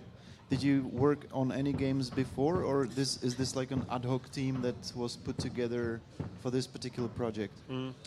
So I think each of us have probably have had our projects in the past, but as a team, this is our first project. This is basically a project that brought us all together, and this is our first video game, basically. And how long have you been developing this demo or this It's showcase? quite fascinating because I could say we've been working on it for like 2 years, but 1.5 years of that time have been just like pre-production and trying to figure stuff out, what works, how to how to actually efficiently work on the game. Now our player has died. What just happened? You were caught by the enemy. Yes, you've been And- caught by the enemy. It's a very prototype phase, so no crazy animations. But yeah, basically. So Five Nights at Freddy's is set in a pizza parlor where mechanical figurines come alive and try to reach you. Basically. What is your setting here? Again, can you please repeat? What's your setting for the game? Yeah. We're very inspired by the free roam Five Nights at Freddy's game, Security Breach, which is an official video game from Five Nights at Freddy's, which is set in like a large pizzaplex.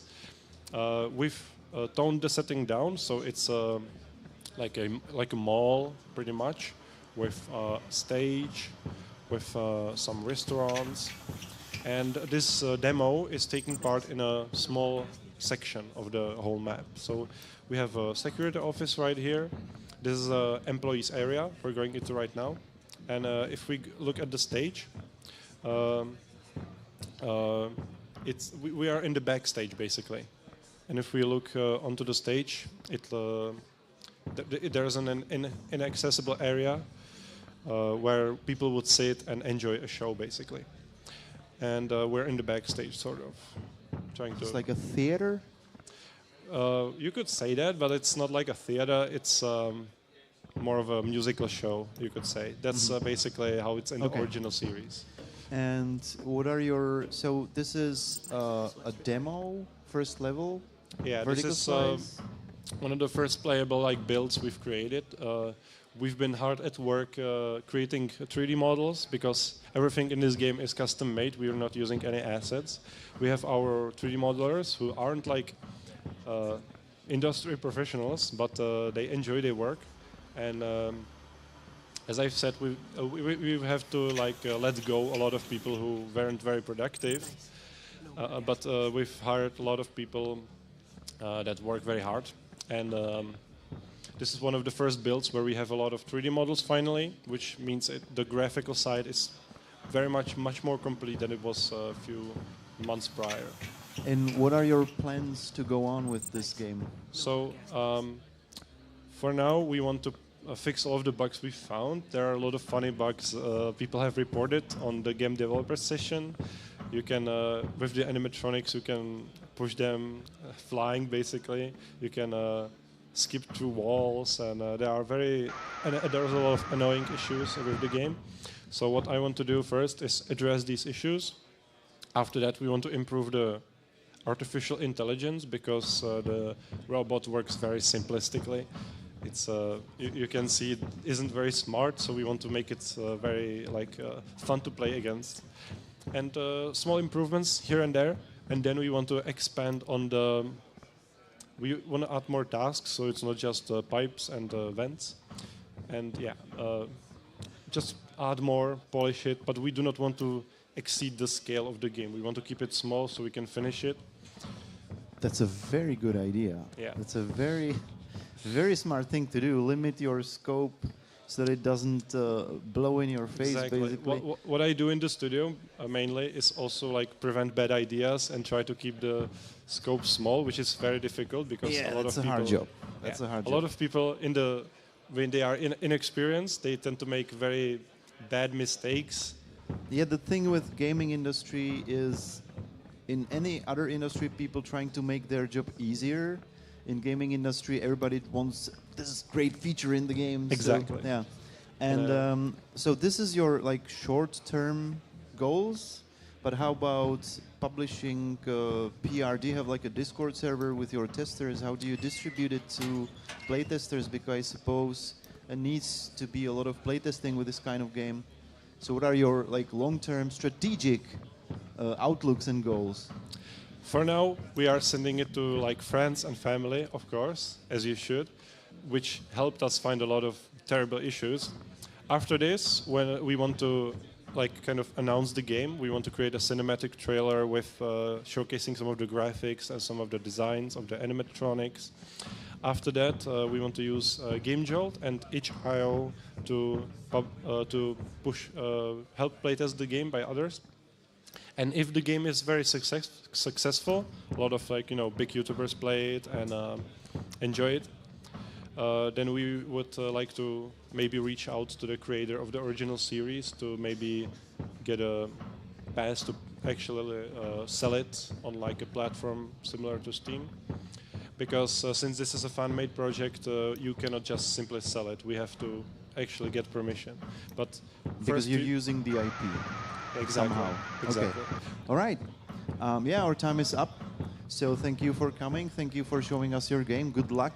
Good luck with your community-based development. That must be hard. It is very difficult. But it looks promising so far. So thank you for coming. Thank you so much. Please, short, spontaneous applause for the team. And thank you so much. And our next game is coming up after a short technical break. Thank you. Thank you.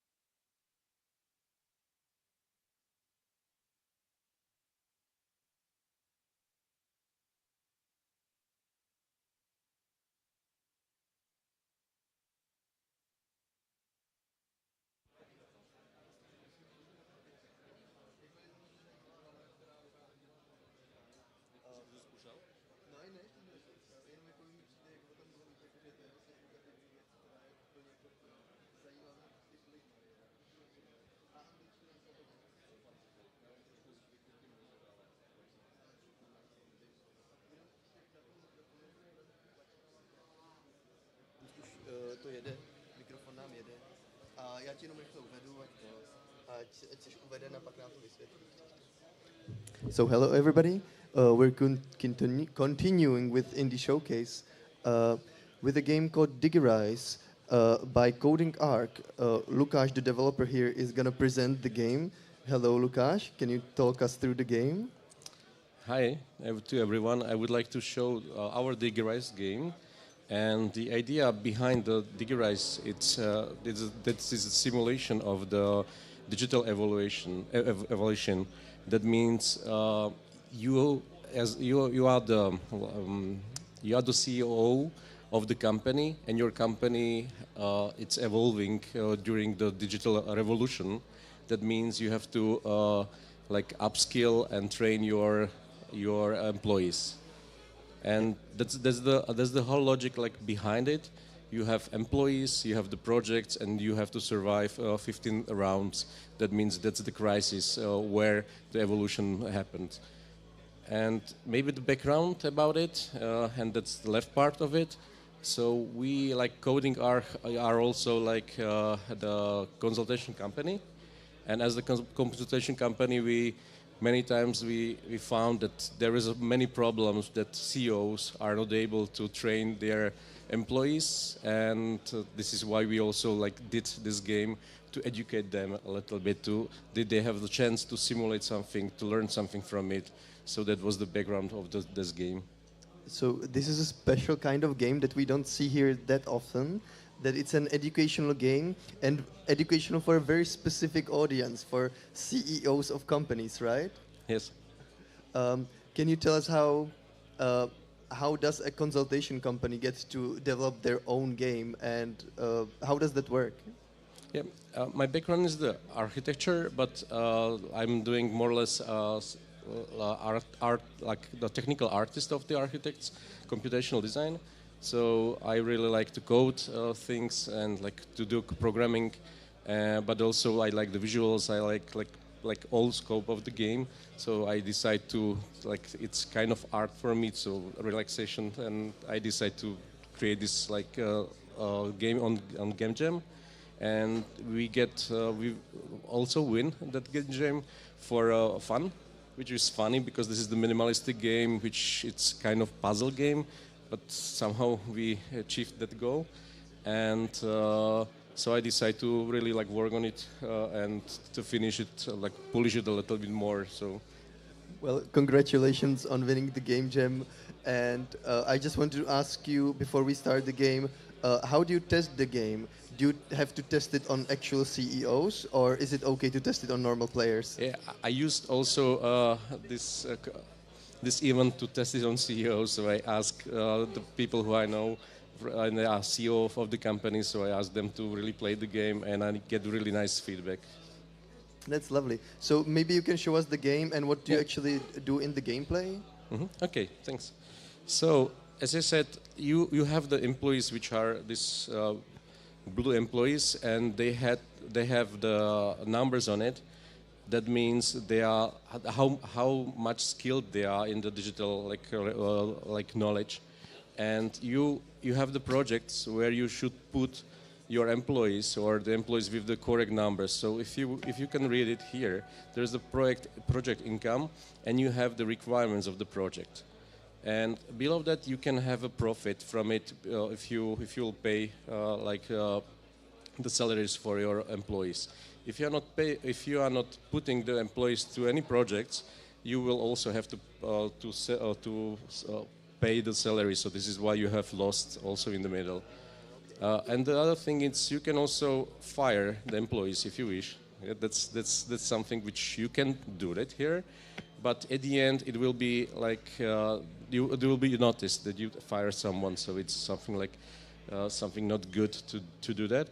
But you can also go and train your employee that way that you are asking externals to train your employees, and that will be like upscale by 2 levels. If the employee it's already skilled enough, let's say that will be like 4 level of the employee, which should be trained by the 5 level experts, then you have to really like work with the higher level of the trainer. And this happens during the rounds, like somewhere in the middle, everything like changed, and the middle game really changed, like the behavior of the game. And I found it like there are really like many different steps in the game which you have to change the strategy a little bit, which is funny. And the one important thing is also you can also hire the new employees by putting your employee into the HR position, and then you can like take one of those and put it on the project if you wish. And hiring is also based on how much level of the HR you will put there. If there will be like much bigger level, you will get also much bigger like results from the new employees. So let's finish maybe first round. I will show you maybe how it can happen. So maybe I will fire up 1-0 leveled employee, and then I will keep maybe my second. Oh, maybe I will upskill that. Yes, so I'm losing a lot of some money, but it's fine because I have enough money. So I will go to the next round. And also, I have to maybe mention the music, like the idea behind the music. I don't know if you can hear it, but maybe not. But it's also free to play the game on itch.io. It's that we are using chords which are making like progression. So each level you have the feeling that the progression grows. It's in a loop for after five chords, but the progression is there, and you can feel something like, I would say, relaxing, like background music or the ambience. But it's also that background have the sinus inside, which is making you kind of stressful a little bit. So it's pushing you forward, but also I would say it's a relaxing game. And I have also tried to play it here in that noise.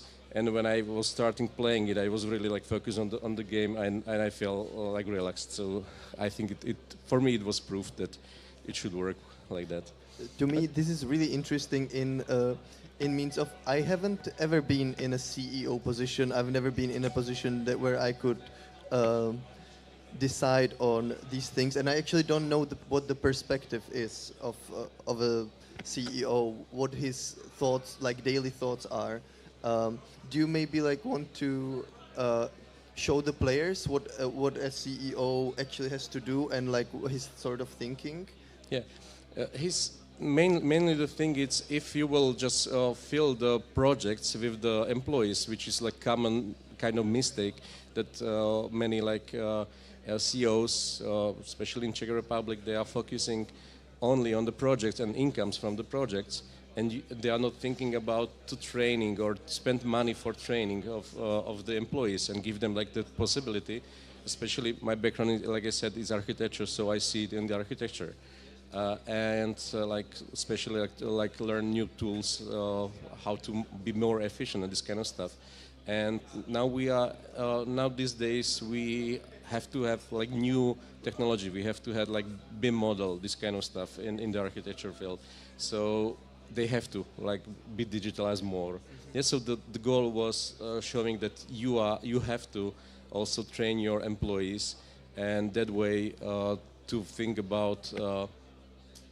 To learn that you don't have to be always profit, but maybe there is also time where you will be not profited, like they will use some money, but you will profit from the next stage. So that's the goal. I know that it might not be a part of this game in its core, but do you also have to consider some sort of happiness of the employees or some similar stuff? Or is this not the focus of the game at all? I think employees are happy if they are trained and if they have nice work to do. So they will be not happy here. So that's okay. That's a particular perspective on work-life balance, I guess. Yeah. So that will be nice. I'm also thinking to like I want to keep the minimalistic like design. But maybe I will change also, I will personalize the employees, and that way I can maybe create some smiles or this kind of stuff later. And how is it developing a game in a company that's not game focused? Are you a solo developer in the company? How much of your time is focused on making the game? Yeah, I didn't count the time on it, but I'm using free time and I'm really enjoying it. So I'm trying to find free time for developing the games, and especially I think game jams is helping me a lot because you have like specific time, you have specific also date where you should focus on it. So I'm trying to keep the time for that. Yeah, it's an interesting take on game development as an educational tool. Do you think like in the future you will be doing some similar projects, or do Yeah. you want to develop more games? Yeah, we are thinking about it to develop more like mini games like that, which will be focused more about some skills which will be necessary for the companies or similar things. Nice. Is there anything else you would like to add, or before we wrap up? Oh, I don't know. Maybe we can play the game on itch.io, right? Yeah, exactly. So I don't know. So is it a full release already, or is it just a demo? It's just a demo, and I would like to extend it for more also options, so you can customize the goal which will be in the game, customize the, let's say that you cannot fire anyone and this kind of stuff. That can be like more levels of the problems, let's say, in that game, and I would like to improve that stuff. And also I get a lot of feedbacks during this conference, so I would like to include it to that one, and then I would like to release it on Steam also.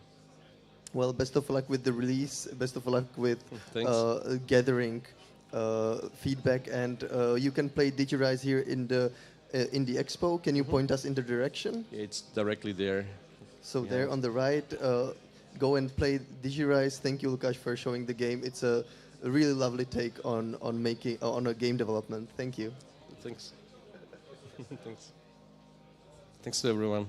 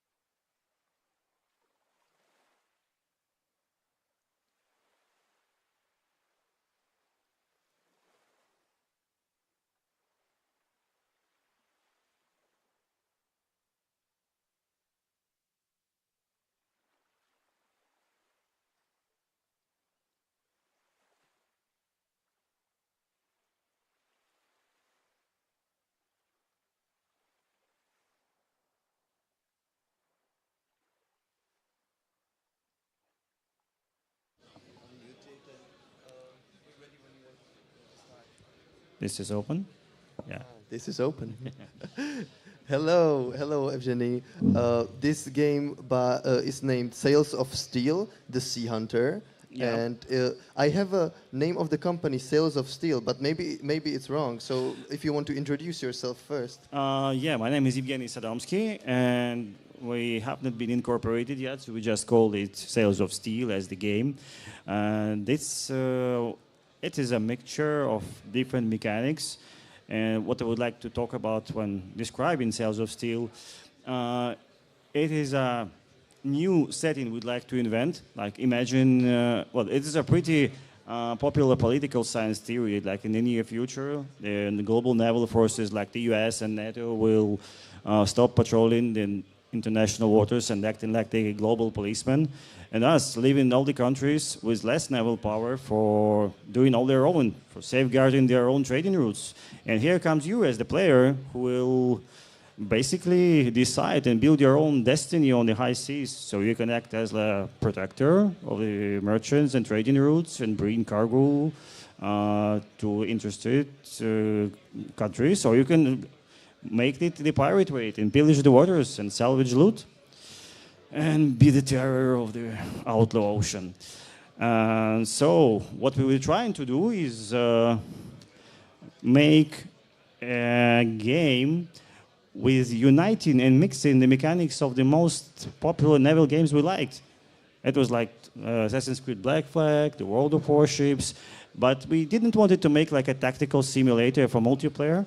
This is a mid-core single-player action shooter, so it would be more playable like fun, prevailing over realism. And so I'm going to show you how the basic core mechanics work. We made a prototype just to visualize what we are creating. So basically, you operate a ship like this. We are here, by the way, somewhere in the Caribbean. Probably the nature looks this way, but not everywhere. We're heading to the local port. We can supply our ship, make some upgrades, and we just need to avoid the big bad guys. So these are actually the pirates that is doing warfare with the navy that is protecting the waters.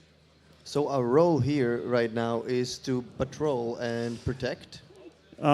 Just we came to the local harbor, to the shipyard, and we can check for quests what is available here. So we stop. Yeah, basically you can have the shipyard, you can change the ship. So I think we'll get the Arleigh destroyer. That's a cool one. This seems like real ships, right? Yeah. This will be no, it will be real ships, but we basically want to add some more creativity because it's a near future. I will experiment on it, like this, and some armory and guns, rockets, like this.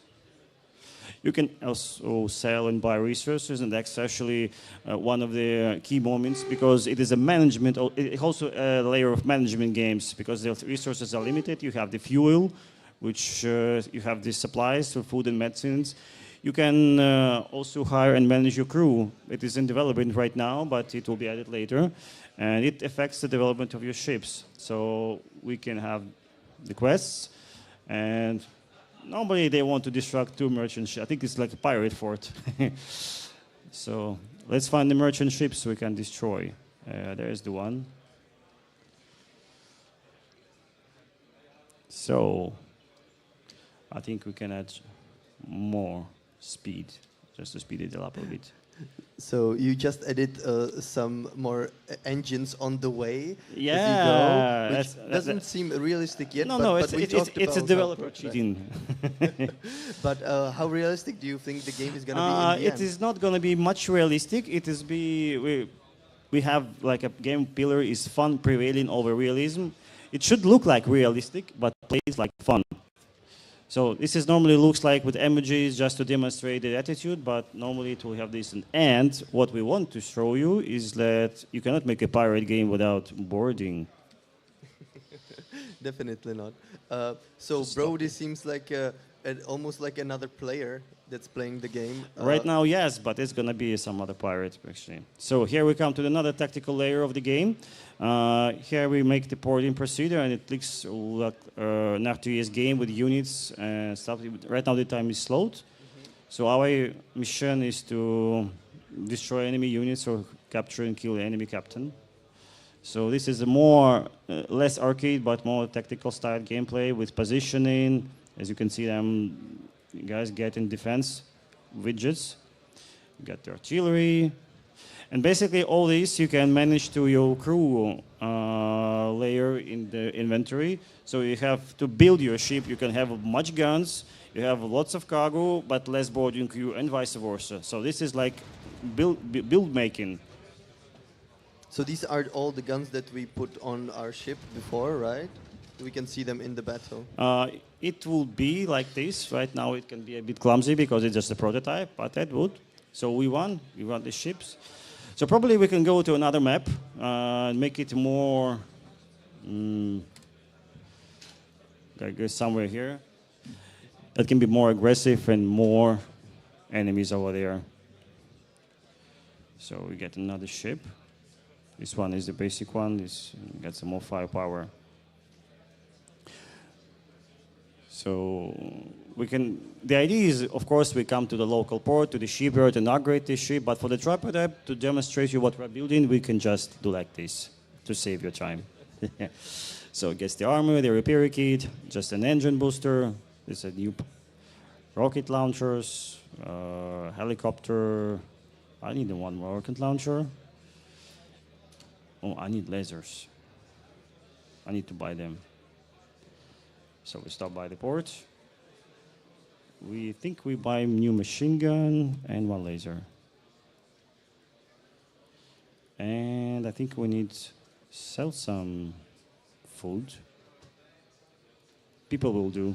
They'll understand. It is for the higher purpose.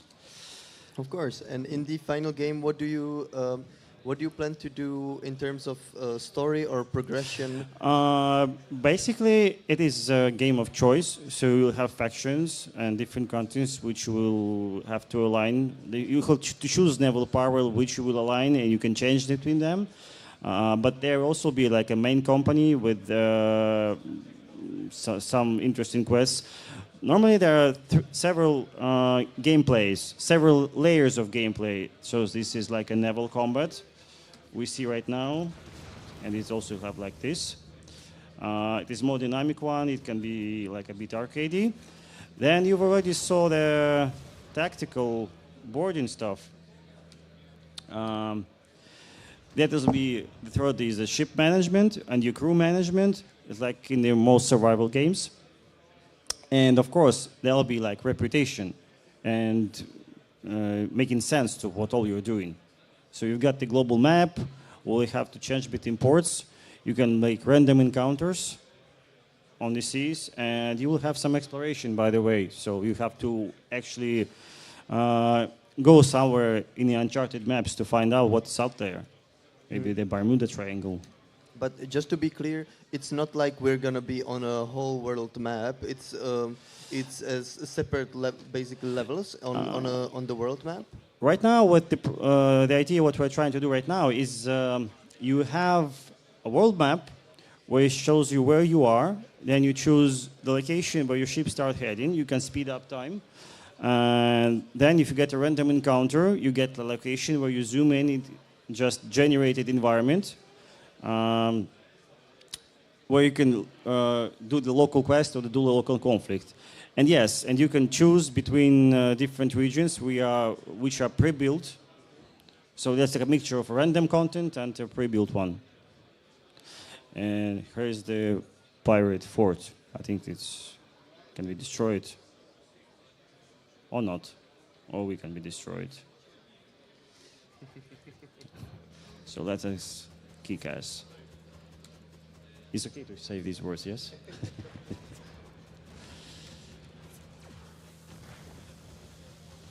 Yeah, so we're just trying to survive because these guys are attacking us. Yeah, helicopters doing stuff. Come on, guy. Oh, I see we have a little helicopter as well. Oh, that's lovely. So, is there a merchant sort of gameplay in the game as well? Yes, you can move between ports. So right now we have to just escape it for the firepower. Oh, it's gone. Yeah, The but pirates are nursery- gone. You saved them. It is gone, yeah. So this is a local port, so you can still buy and sell the resources, which has a different price compared to the one we had before. So normally you'll bring your fortune by trading between ports or by plowing waters, because the ships leave some stuff after boarding. You get the more stuff, or just destroying them, you get little stuff, and you can grab them. Yeah, that's it. So basically, that is the idea we wanted to show, and I think we're just in the beginning of our journey. This is the prototype, and we're starting the production of the vertical slice in January. And I hope we'll have it done by the end of the next year. Mhm. Can we, in between time, can we find you somewhere on some social media or Steam? Well, I am Evgeny Sadomsky. You can find me on LinkedIn, Facebook. You can find me in my booth over there. I'll give you the contact details. But I think, of course, when we start production, we'll be adding some Steam page for getting wish lists. Lovely. So this was Sales of Steel. Go play the prototype. Give feedback to developers. To Evgeny, thank you so much for showing the game. Thank take you. Care. And now we have a 5-minute break.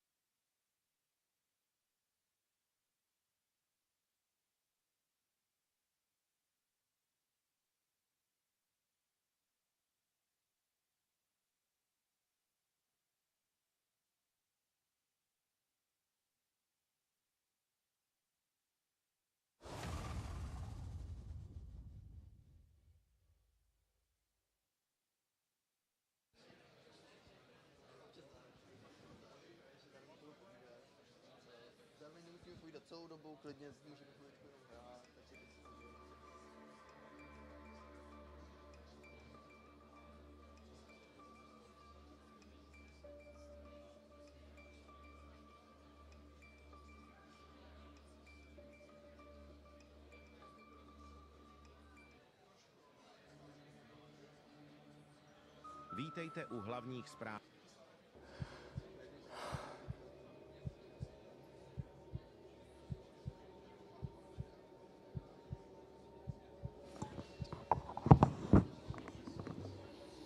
Už to jde? Jo. So, hello everybody. We're back again with another Game of the Chosen. So, sorry, this one is gonna be in Czech only, but in 15 minutes we'll go back to English. So, now I would like to ask Tomáš, the game developer, to introduce the game. Ahoj Tomáši. Ahoj. Ahoj. Můžeš nám říct něco o své hře a o svém studiu Tor Game Studio? Určitě.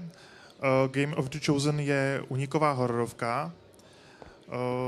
Jsou v ní vlastně zakomponovaný ještě démoni a duchové, kteří manipulují s prostorem a časem, takže vlastně můžou manipulovat i s hráčem. Hra je takhle, hra je udělaná na 10 kol, ale map tam bude mnohem víc, začínat se bude z 30, chci to rozvíjet až na těch 90. Budou sice předem připravený, ale budou náhodně generovaný, takže vlastně ta hra bude hratelná jakoby znovu a bude úplně jiná. Mapy budou mít i víc variant, takže když hráč najde jakoby stejnou mapu, tak může mít úplně jiný úkoly. A vlastně hráč si vybere nejdřív úroveň, teda nejdřív obtížnost, neví, jaká mapa je před ním, takže si nemůže brát obtížnost podle toho, jakoby, co zná, už co hrál. Obtížnosti ovlivňují vlastně to, jak je těžký přežít tu mapu a dostat se dál, protože dát hádanky do té obtížnosti, tak to nevím, jak bych úplně řešil, když každý člověk je jiný. Pro každého je těžký něco jiného. A teď vlastně budeme v dětském pokojíčku, kde potřebujeme zjistit, co se stalo, takže pozbírat deníky a zajmout ducha, aby jsme se vlastně dostali dál. Dostali jsme se do druhého kola. Chtěl bych se něco zeptat? Zajímá mě, teď vlastně už jsme v druhém kole teda, a tím, že je to hororovka, já teda nejsem moc velký fanda hororovek, protože se nerad bojím, jak moc se člověk bojí a jak postupně tou hrou, jestli se nějak stupňuje strašidelnost té hry? No, chci, aby tam vlastně byla ta atmosféra, aby se člověk bál pořád, a protože nikdy vlastně neví, co se stane, on potřebuje, aby se dostal dál, hlavně i přežít. Jsou tam lékačky, takže pokud by se hráč třeba zvolil tu lehčí úroveň a věděl třeba, že je snadný vlastně přežít, že se mu moc jako nic stát nemůže, tak pořád tam jsou ty lékačky, aby ho to prostě drželo mu to tu atmosféru. A z toho, jak na to koukám, tak si říkám, že to má takový jako escape room pocit.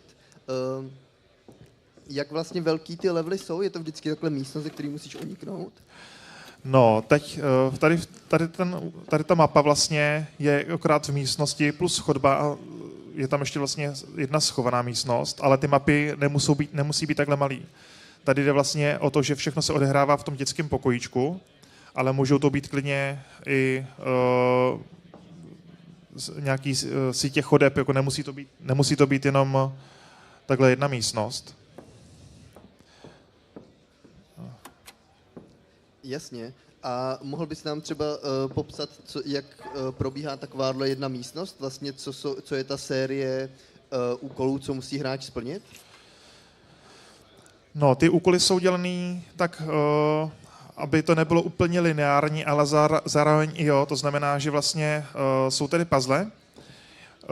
Hráč musí splnit například v téhle místnosti zrovna 5 úkolů, aby se nějak posunul dál, ale ty úkoly může splnit náhodně, nemusí je splnit nějak postupně, takže když to budou hrát doma, bude někdo hrát, bude na něj koukat třeba sourozenec, bude se chtít pustit taky, tak může se dát jakoby, v podstatě, že řeknu, jinou cestou, protože může najít jinou indici, splnit jiný úkol a toho dovede vlastně jakoby jinam.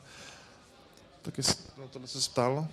Jo, je to vlastně taková nelineární puzzlovka, teda, jestli tomu rozumím. Nelineární puzzlovka, jo. Jestli tomu rozumím správně. No, ty úkoly sami o sobě jako mají posloupnost, že musíš něco splnit, aby ses dostal jako dál, ale zároveň, aby si to musel splnit, tak těch úkolů jako je několik a ty vlastně můžeš plnit jakoby náhodně v tom libovolném pořadí, aby to nebylo úplně opravdu jako lineární, že nejdřív udělej tohle, potom můžeš tohle, jo. Takže vlastně já, abych se dostal z místnosti, tak jsem musel najít klíče, musím vlastně vyřešit nějaké hádanky, ale v tom pořadí, kterým jsem to udělal, tak na tom nezáleží. Mohl jsem to klidně udělat v jiném, jo. Kdybych nenašel klíč tady, mohl jsem ho najít klidně pod knížkou dřív, ale vlastně musím splnit všech 5 úkolů, abych se dokázal dostat z té místnosti. Jo. Jasně. A jak k tomu přistupuješ, když vlastně děláš takhle puzzlovku? Je to něco třeba, že se inspiruješ něčím ze života, nebo vymýšlíš to spíš jako mechanicky, že tě napadne nějaký nápad na puzzle? Upřímně, já jsem v životě žádnou hororovku nehrál. Jedna jediná, která vlastně, co jsem hrál, tak bylo Phasmophobia vlastně přes VR, jenom kvůli tomu VR. A když vlastně vytvářím ty úkoly, tak já jsem viděl spoustu hororových filmů, takže nějaká ta inspirace je z tohohle, ale většinou sestavím nějakou děsivou mapu a pak vlastně se v tom procházím, přemýšlím, co by bylo dobrý, co by toho hráče mohlo jakoby vyděsit, a takhle to testuju a prostě přidávám postupně další úkoly a ladím to tak, aby to prostě vyhovovalo. No. A jsi na tu hru sám, nebo máš tým vývojářů? No, hru dělám sám, dělám ji půl roku a nedávno se vlastně přidala manželka kvůli modelům, protože jako nezávislý vývojář to financuju jako z práce, nemůžu si dovolit, abych někoho platil, kdo by mi dělal modely, takže vlastně veškeré asety, které mám, jsou koupený z marketu, ale chtěl bych do budoucna mít svoje, aby to bylo prostě originální. A manželka vlastně začíná se učit ty modely, ale ty modely budou, jako než něco bude, abych to mohl nahradit, tak to prostě nějakou dobu potrvá. No. No jasný. A kdy to tak plánujete dodělat, vydat? Jaký je s tím plán? No vydat, rád bych to vydal do Vánoc příštího roku, protože vlastně tohle je alfa verze, ale tím, že už spousta základních věcí je hotových, tak dodělat vlastně ten zbytek, už to je prostě mnohem rychlejší než na tom začátku. No. Já jsem jenom byl svědkem toho, že fakt nemůžu hrát hororovky, protože jsem se lekl, jenom když jsem to tak jako periferně pozoroval. Možná už to zmiňoval, jenom se tě zeptám ještě jednou, jak dlouhá ta hra asi bude, jak očekáváš dílku? V tuhle chvíli ještě ty mapy nemají žádnou časomíru. Tam pak bude důležitý vyladit ten čas podle těch úkolů, protože každá mapa bude individuální. Já to mám odehraný za 5 minut, manželka to zkoušela 40 minut, ale ta mapa bude přibližně půlhodinová až 45 minut, takhle bych to chtěl zavíst. Těch kol bude 10, ale díky tomu, že to bude vlastně náhodně generovaný, ty úrovně budou mít víc variant, tak si to člověk může pustit víckrát a po každého to prostě překvapí a hlavně na hře chci pracovat pořád, takže budu přidělávat nové mapy, nové úkoly. Jasný. Tak jenom ještě předtím, než to vrepnem, tak jsi zmiňoval, že máš webovku, na který se dá o hře dozvědět víc. Můžeš k tomu něco říct? Webovka je Tor Game Studios a vlastně dávám tam novinky ze hry, veškerý dění, vlastně, co se aktuálně děje.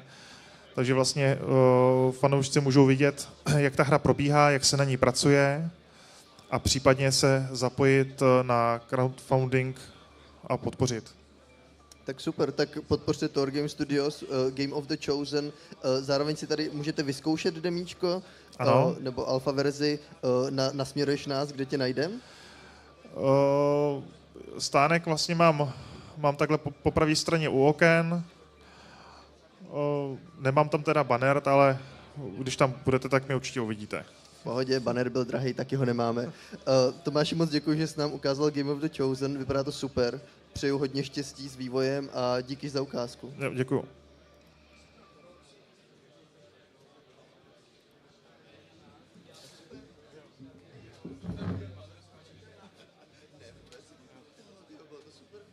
Je to náročný hrát zároveň a povídat. A hlavně jsem jako nervózní, že natáčí kamarádů. Původně jsem chtěl poslat manželku, tak jsem říkal, ať jsem jde, tak jako kdyby mě neslyšela. Prostě absolutně. Nejste si sednou oba tady, podle mě, jste se tak jako hezky podporovali. Je super, že to děláte v páru. Tak moc díky, já se když tak zastavím, až překonám svůj strach.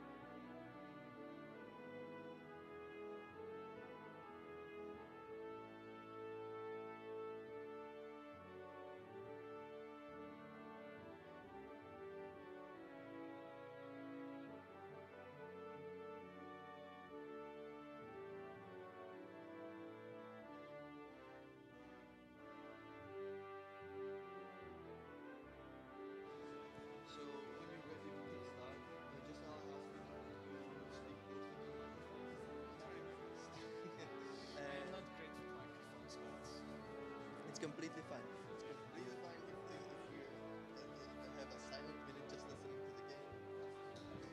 But all right, so we're switching back to English with our next game called Pen Game. Chris here is to present the game. Hello, Chris. Oh, okay. We need the microphone. That's better. Well, so lovely to be here. I am here with Pen Game, a hand-drawn game, as you can see. They can see, right? They can it's see on it. the screen. Perfect. And I haven't mentioned the name of your studio, Rogue Relay. Where do you guys come from? We are Rogue Relay from Budapest, Hungary, and we are a 4-person team working on this game. 4 people, 2 of them are the artists who literally drew all this on pen and paper, not digitally, and animated it old school style. And well, I am not one of them. I am the writer and game designer, and I have my colleague who is also here today, who is also game design, code, and such. Since we are a small team, all of us do whatever we can. I think many people are familiar with this around here. Yes, of course. I think most of us are here are developers, and the thing that I wanted to ask about, but first maybe we could introduce the game and what the game is about, right? Oh yeah, we forgot about that. Absolutely great idea. So, Pen Game plays in a world of a school student's notebook who, instead of doing the schoolwork he was supposed to be, he was doodling all day and created this intricate, gigantic world.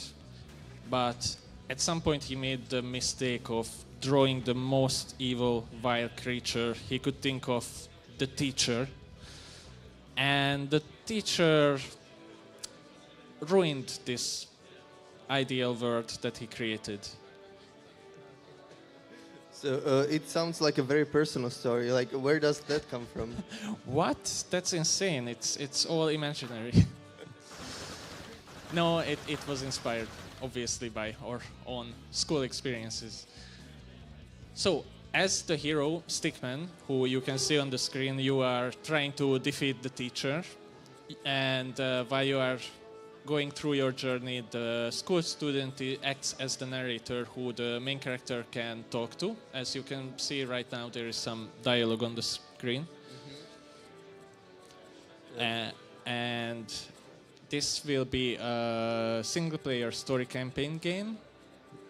Not super long. We are planning on 6 to maybe 7 hours, with a lot of shooting, bosses to defeat, some platforming elements, obviously, and some funky time manipulating abilities, which I can show you right now. So Stickman has 3 main abilities to use. One is a movement ability, a teleport. One is a good old bullet time ability to slow down time, which is always useful in bullet hell games. And the last one is turning back time for a short while.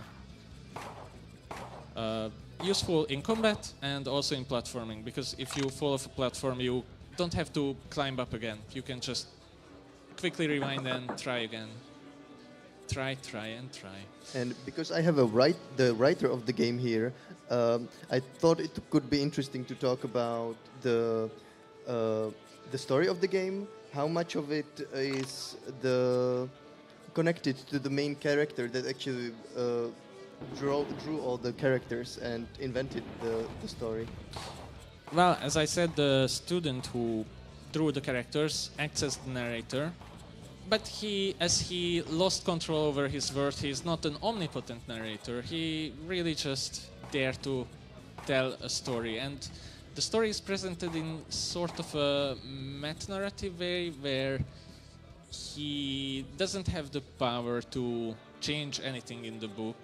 Even though he created it, the only thing he can do is create some champions for himself, like our main character Stickman. And as you later find out, Stickman is not the first one who was created. He's one of the many chosen ones.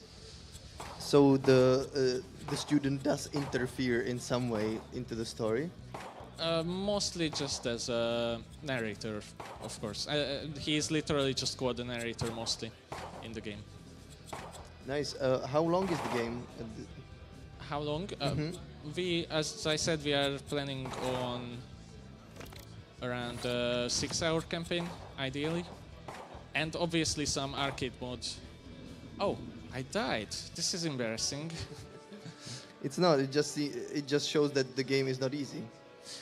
Well, actually, since we have the time reverse ability, you can only die in this game if you die while your time reverse is on cooldown. We are not really into making the player start over again, because that's why we implemented the time reverse, so you can just fix mistakes, which is kind of the whole narrative of the story. The narrator, the student, is trying to fix that one mistake he made.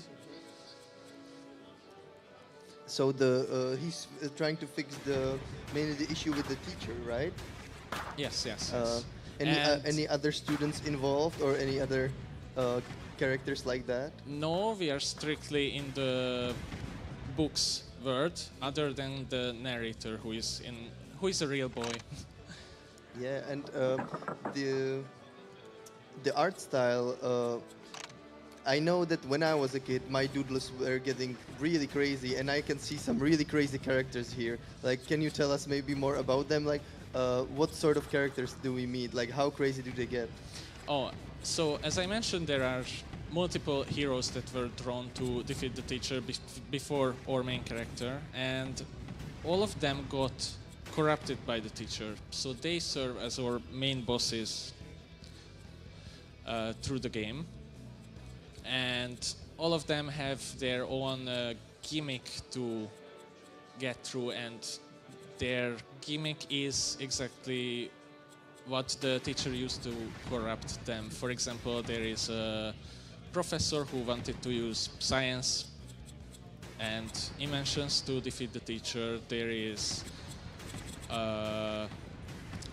a rock star who changed into a death metal star.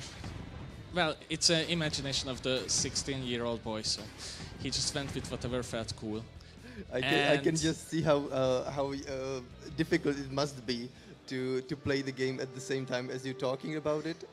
So I just wanted to let you figure out the arena and kill all the enemies there first. I am doing my best. It's in my fingers. But you're doing perfectly fine. So, and also one of the champions was a time traveler. That's where the main character gets the time traveling tricks up his sleeve. Okay. Nice. Is this your first game as a studio? As a studio, yes, but we worked on games, some of us, but not all together. For example, one of our artists has a shipped game that is also in his amazing art style. Mm-hmm. And I work as a game developer for a Hungarian company, while doing this at my spare time, of course. So we are not completely new, but as a studio we haven't shipped anything yet. And if anybody wants to see you somewhere or see the game somewhere, can we play it somewhere, or do you have some social media that we can follow? Well, yes, we are a bit bad on taking care of this stuff because we are concentrating on the game, but we did manage to make a Discord for people to follow us and keep up to date with any release dates that we would. Well, you come are up here, with so finally. that's like the first. That's like a good start. But you mentioned Discord, so if anybody is interested, you can find the Discord channel and find the game in the Indie Expo. Yes, absolutely. We are right by the windows. Come and talk to us. And try the game, of course. Definitely go and try the game. It seems like a great platforming experience. Pretty hard when I see it. So how long the... Oh, that's what I asked already. I just want to tick all the boxes before we... We are all tired here. Anything else you would like to add? I think we covered the main points. Well, that was Pen Game. Thank you so much, Chris, for showing the beautiful game. Thank you for the chance to show it. Go ahead and play Pen Game in the Indie Expo, and we are moving on to our next game.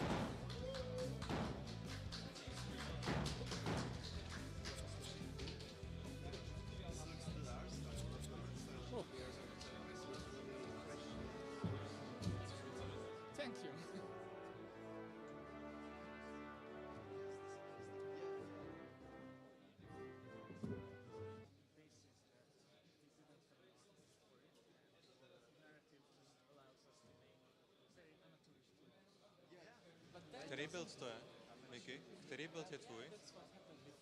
Teďka seš ty, který build je tvůj? Oh shit, dnes je prší. Který? Který prší ale? Český prší. Tady to? CZ, jo. Počkej, já mám když tak možná... Máš ještě nový build? Nevím, jestli není aktuálnější. Tak jo, tak to tam vrát. No je na druhé straně úplně. Počkej, oh shit, tam jsem nebyl. Takže to jsem utíkal přes celou místo.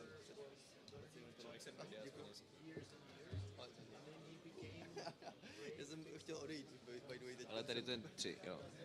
Úplně jsem zapomněl, že máme říkat tady něco. 15 minut, jakoby, nebo teď to nastavíme a pak 10 minut. Dobré. Budeme tady všichni? Já nevím, já jsem nikoho dalšího nepotkal, ale já rychle skočím tam, jestli tam není Honza. Ale zároveň to je v pohodě, jakoby, v tomhle počtu, protože už takhle máme.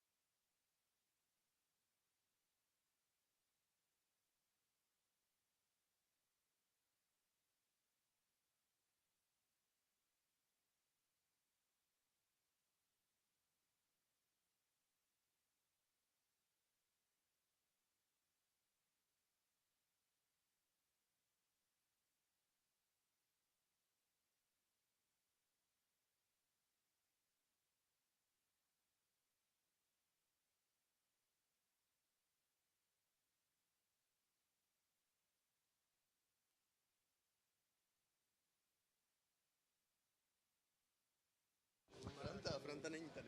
Franta není, no tak dobře. Dobře, tak jedem. Ať máte aspoň těch 10 minut. Hello everybody. We No, have our next game it's here. my turn to say this. Oh, it's my excuse turn to me. say this because we just switched. But those of you who have been here before or you are watching the stream very closely, you know this guy. You know this guy. He's my co-host, but he's also one of the authors of this next game that is called Prší. The studio is called Herdek. That's right. And without further ado, let's dive into your game. So this is Prší, and I'm gonna actually pass the microphone to the other design person who did this game, Matěj. Hi, I'm Matěj. And am I supposed to say something about the game? Maybe say what the game is about. So the game is about a pup and cards. And if you know at least something about Czech culture, you might know that beer and the overall pub culture is really, really strong.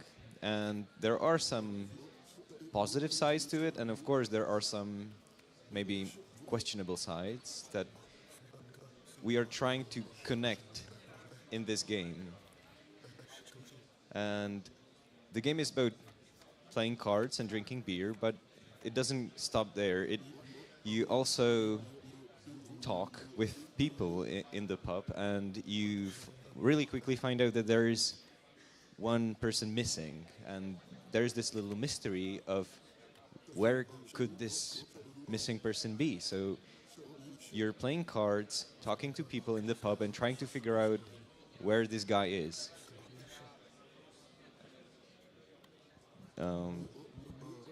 Do you want to say something more?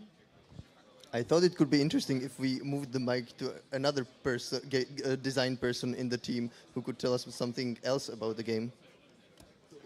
Hello. Maybe I can tell something about the environment design of this pub, because that's what I was quite interested in doing in the first place.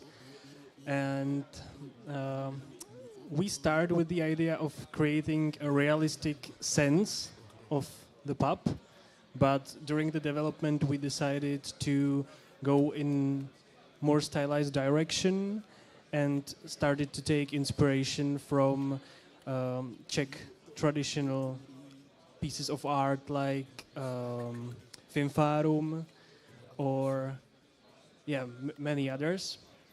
And the problem with designing the pub was that we made it too cozy in the first place, and we decided that we want our story to be more socially, to have a little bit of a social criticism in it, and we started to take out the romantic layers of the environment and started to replace them with more historical layers like yellow walls that were usually added or are more connected to the communism era of pubs, and all these wooden pieces of decoration that you can see.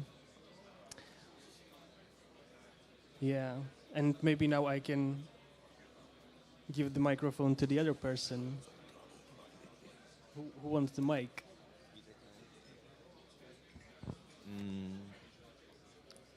Guys, so is this a detective story in the end? Yes. Am I looking for clues and finding out what the heck happened to Franta?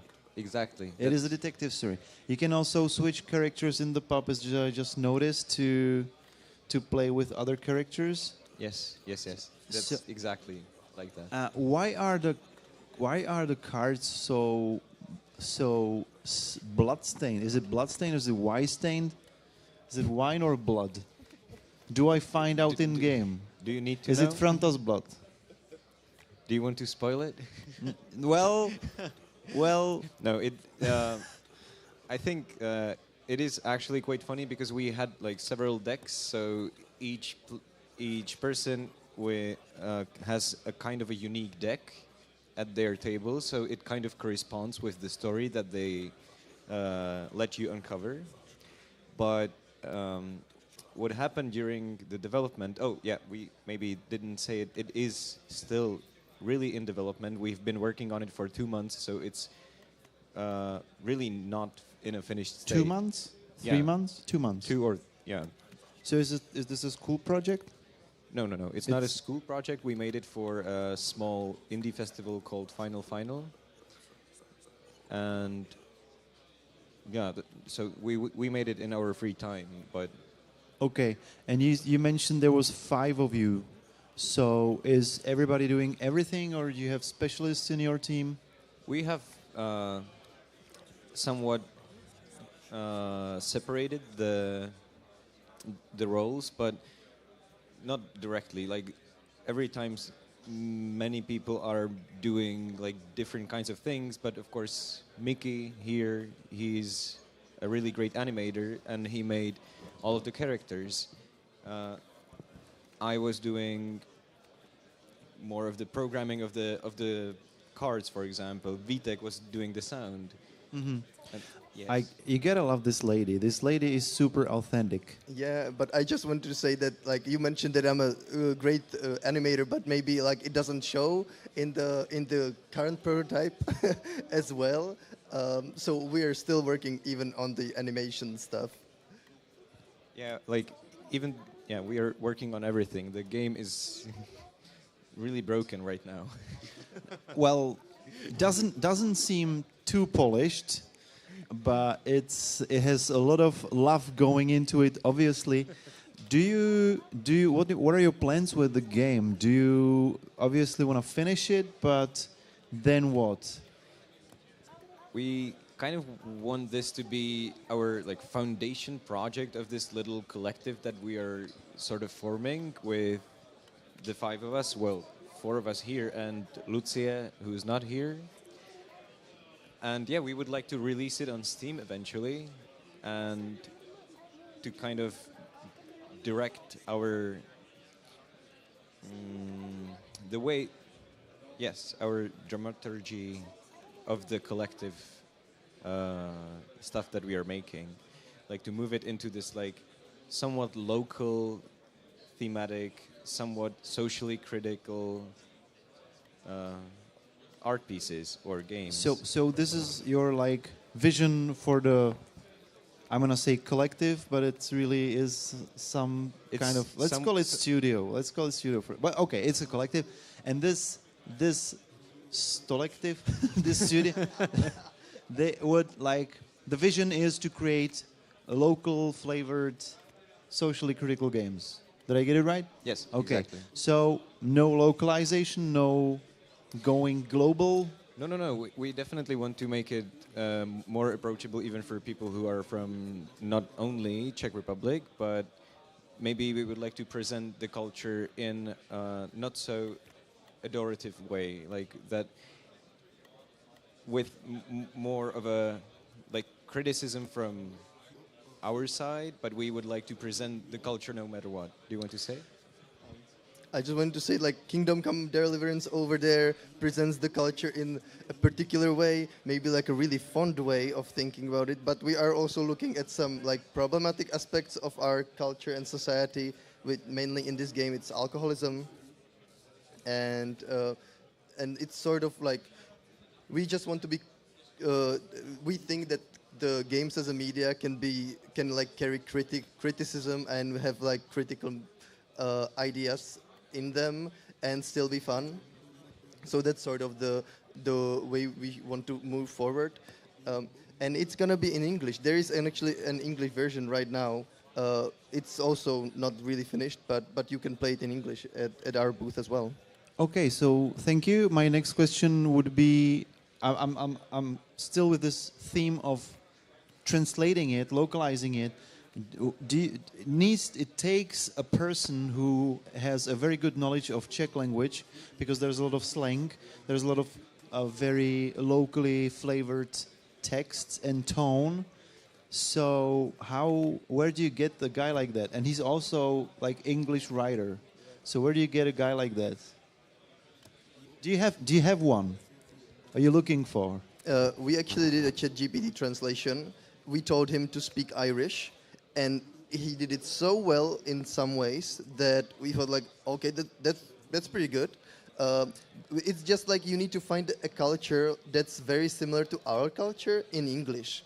And we figured that Irish is pretty much the same. AI saves the day. Yeah, the closest we get. Okay.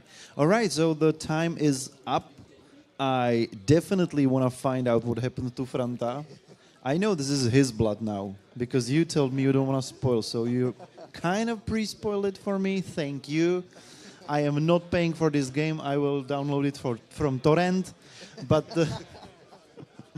the rest of you who are watching this stream definitely wishlist it or buy it whenever it's out.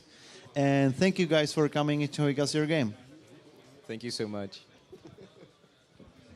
So, no applause. You four? Yeah, thank you. Thank you so much for your spontaneous applause. And our next game is coming up shortly.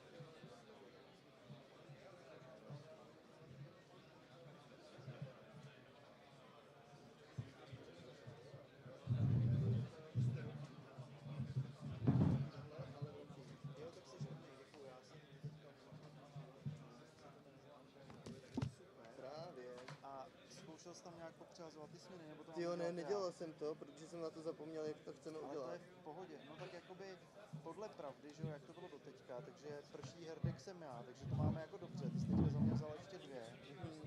A já to nějak dorovnám, aby to bylo v pohodě.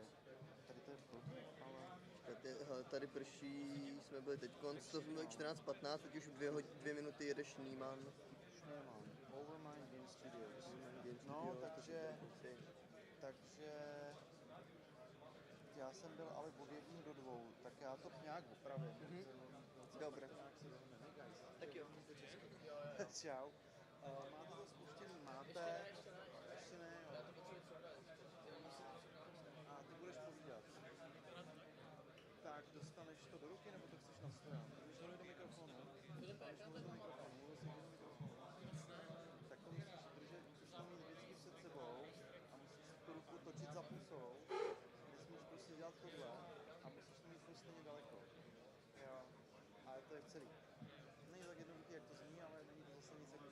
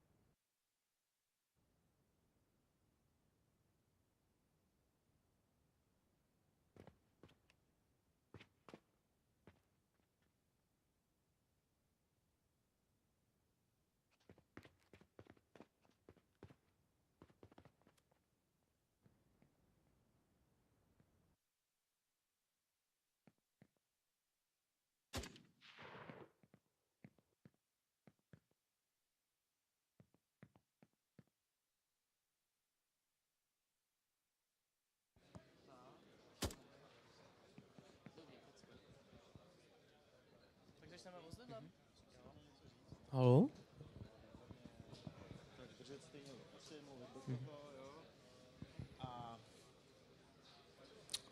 Okay, guys, we're up. This is Overmind Game Studios with their game Schneemann. Schneemann. So tell us what the game is about. The game is set in on a fictional planet. It's a fantasy game. The planet is inhabited by snow creatures, and on the planet there are rare minerals. One day, the aliens from space find out that there are those rare minerals and came here to mine the minerals. But the mining is warming up the planet, and it's killing the... It melts snow. Yeah, it's killing the Snow Nation. So your goal in the game is to save the planet against the aliens from the space. So you basically want to prevent global thawing. Yes. So it's the opposite of Frostpunk. Yes. Okay. Yeah, please continue. Don't let me disturb your flow.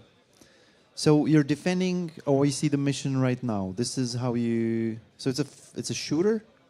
It's an action adventure game with some RPG elements like leveling up and making some potions.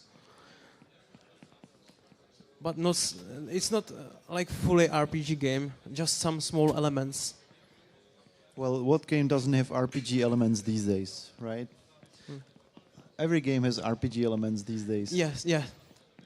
So, and also I've noticed that it displayed, in the beginning it displayed a game version which is 0.0.2.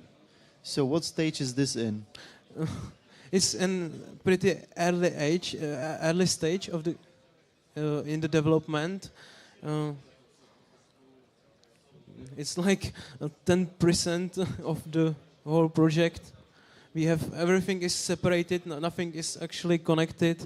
So we are showing you separated projects.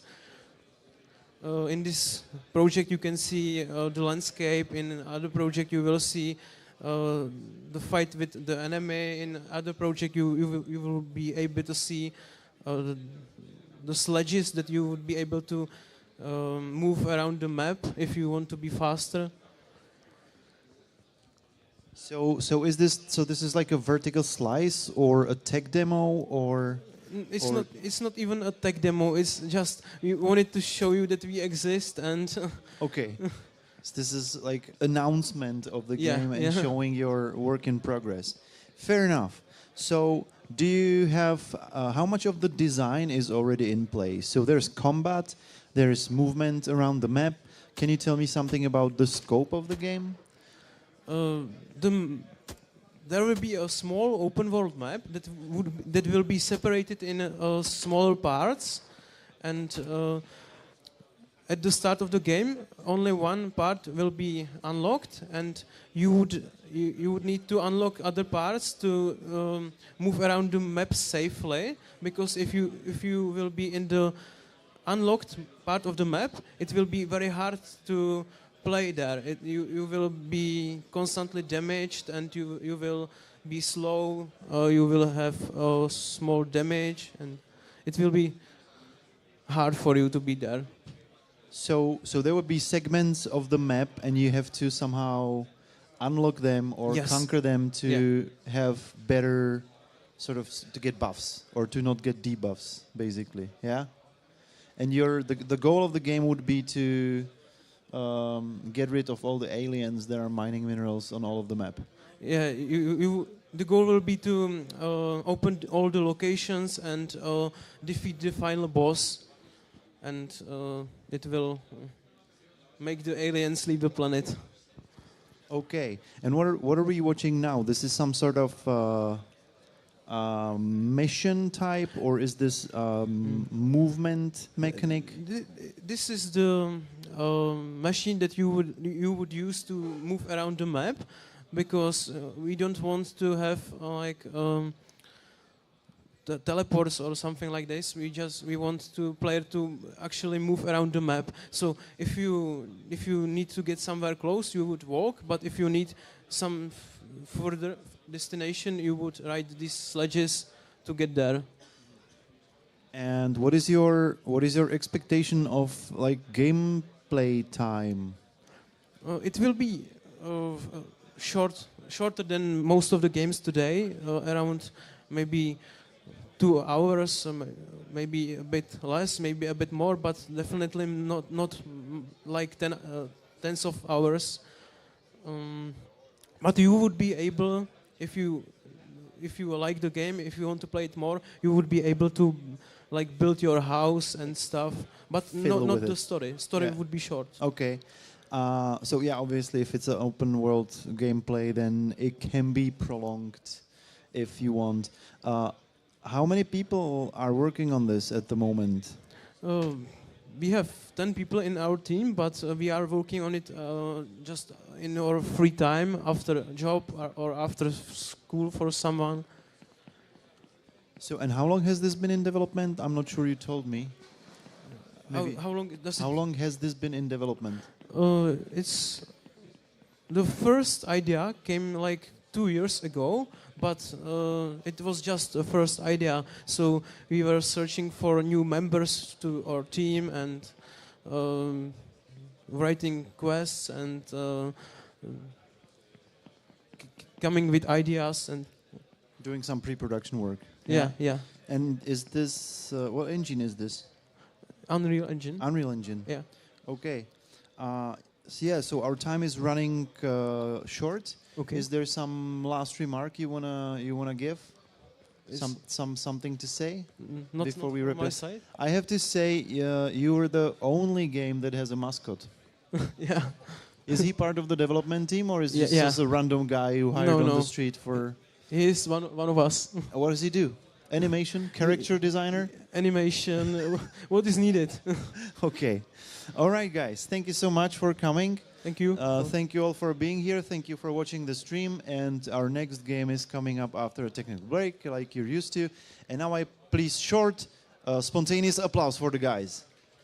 Thank you. Thank you.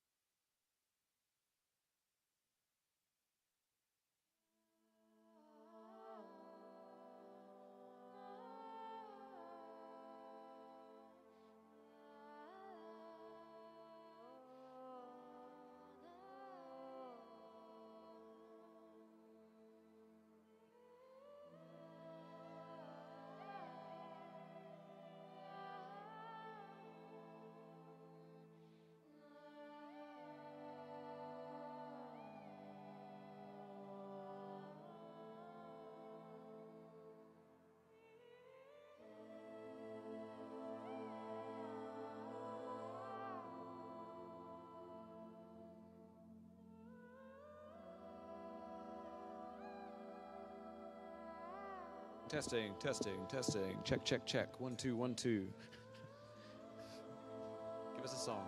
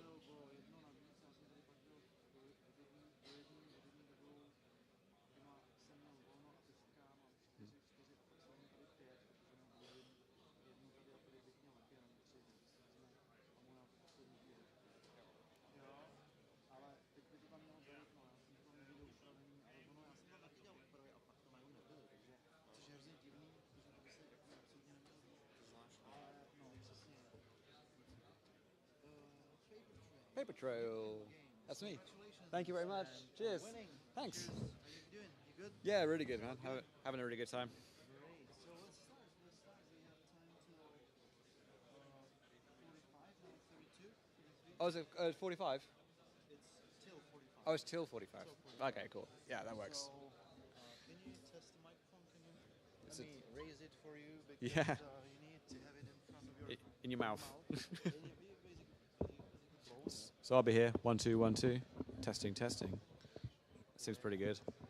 Yeah. Yeah, it's good. It's good. Nice. It's good. It's good. Newfangled. Yeah. Hello everyone, this is Newfangled Game with their award-winning game Paper Trail. The award in question is our award, at least. Maybe you have one more. Have you? We've got a few awards, but this is my favorite one so far. Exactly. Of course. This is the one you cherish the most, Yeah, right? it is. I've peaked. So this is. I'm excited to see it. So let's dive right into let's it, go. please.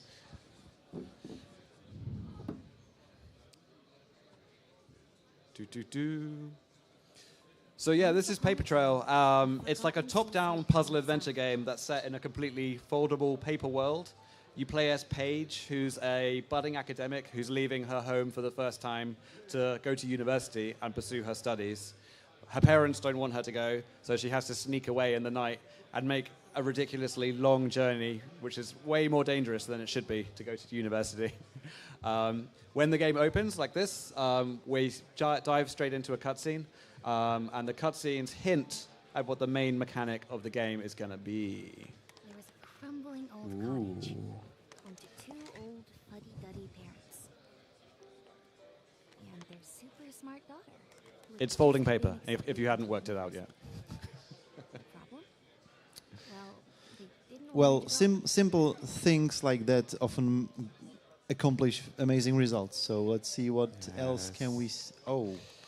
If we line it up, so there's lots of like subtle hints in the artwork that show that when shapes connect like that, you're probably onto the right track.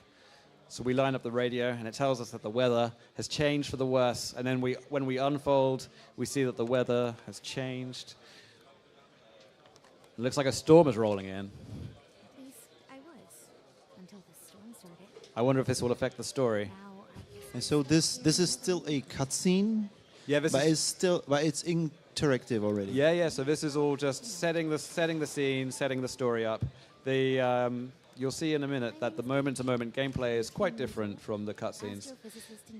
But yeah, it's a good chance to set up the characters, set up the world, and set up the conflict. And teach the player some mechanics, Yeah, exactly. which is smooth. Yeah.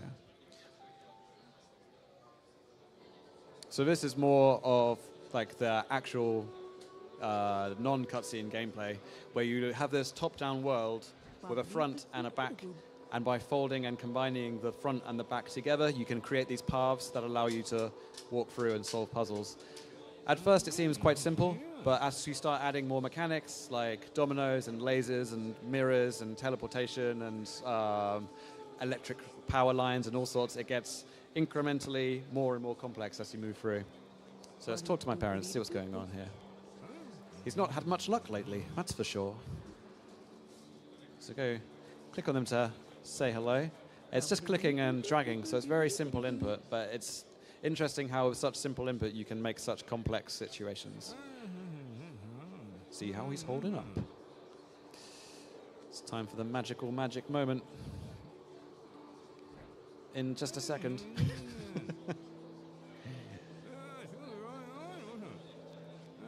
Help a weary fisherman back across, would you?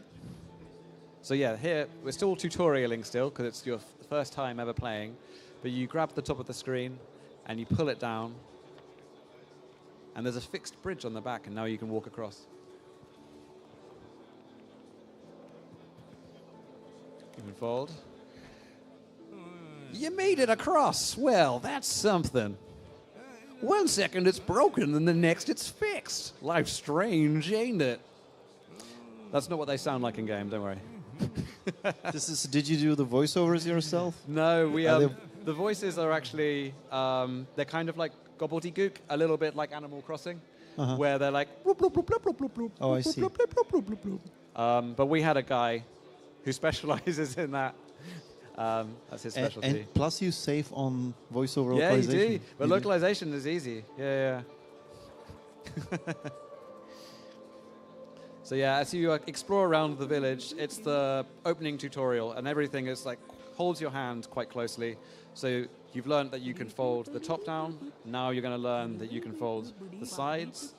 So it just gradually takes you through all the different interactions. This also teaches you that you can't fold over yourself, which is quite important. You can also, very, very important, you can pet the cat. Yeah, animal petting mechanics in games are super important these days. Yeah, I think it shows what kind of developer you are as a person. Yeah, if you have a heart. Exactly. If you don't, you can kick it. There are also kicking animal mechanics. There's games that are mean to the NPCs, and there are games that are nice. Yeah, it's like the chickens in Zelda, where you can pick them up and throw them. You can't pick up the cat and throw it. That would be DLC, I think. But yeah, so we're just gradually going through the village and being taught the mechanics incrementally. And once we're through the village on the other side, the game stops holding your hand so much and lets you actually try and work some of this stuff out. Yeah.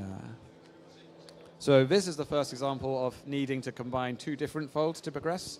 You have to fold the top down, unfold it, and then fold the side, and then go down.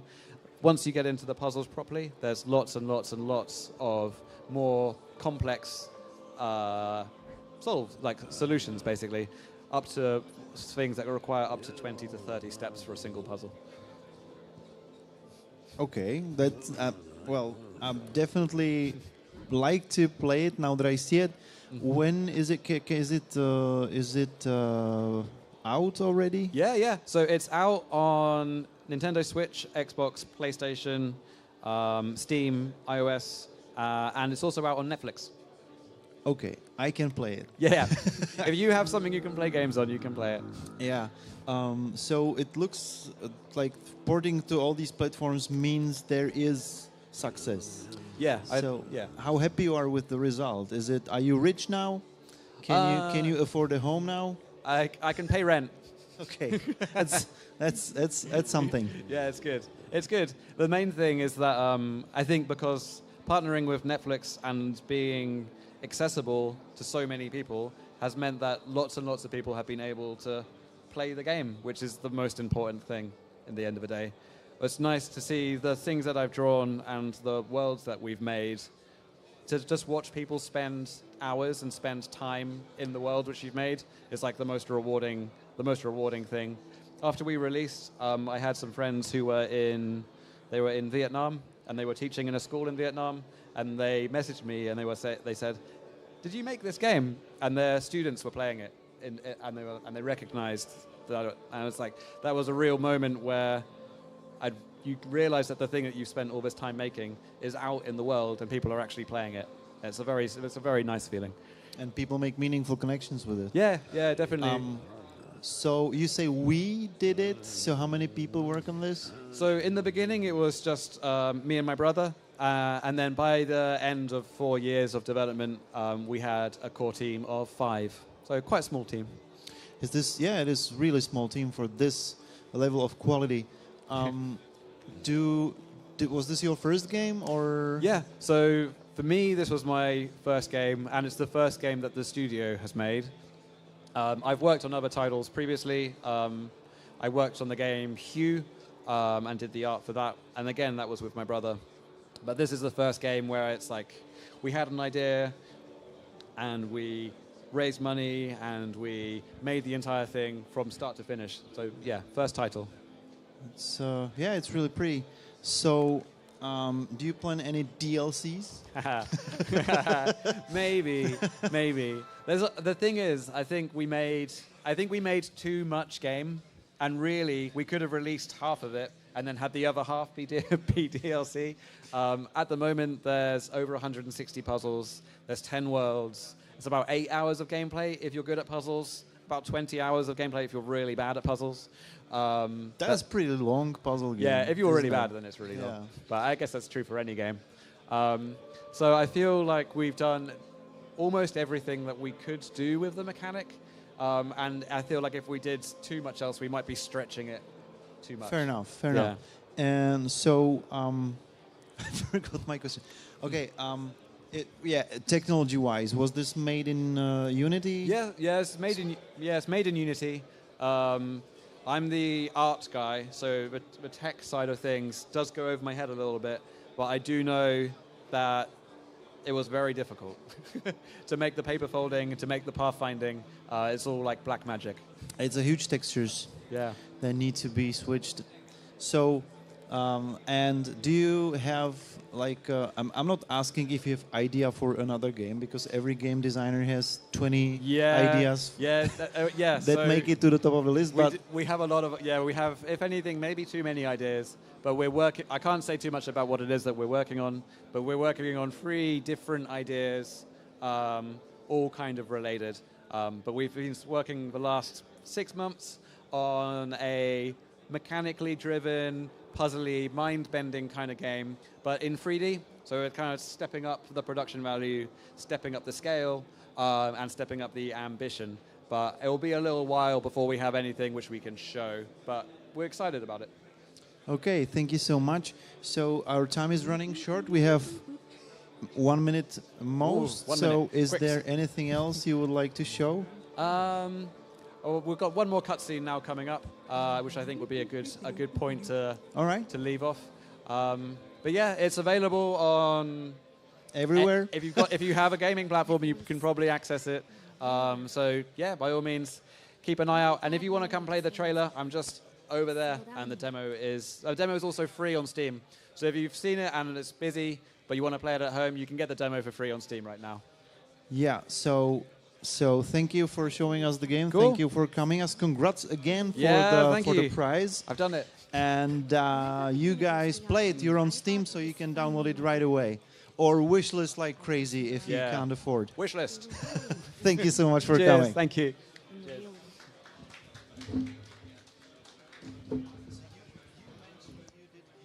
Yeah.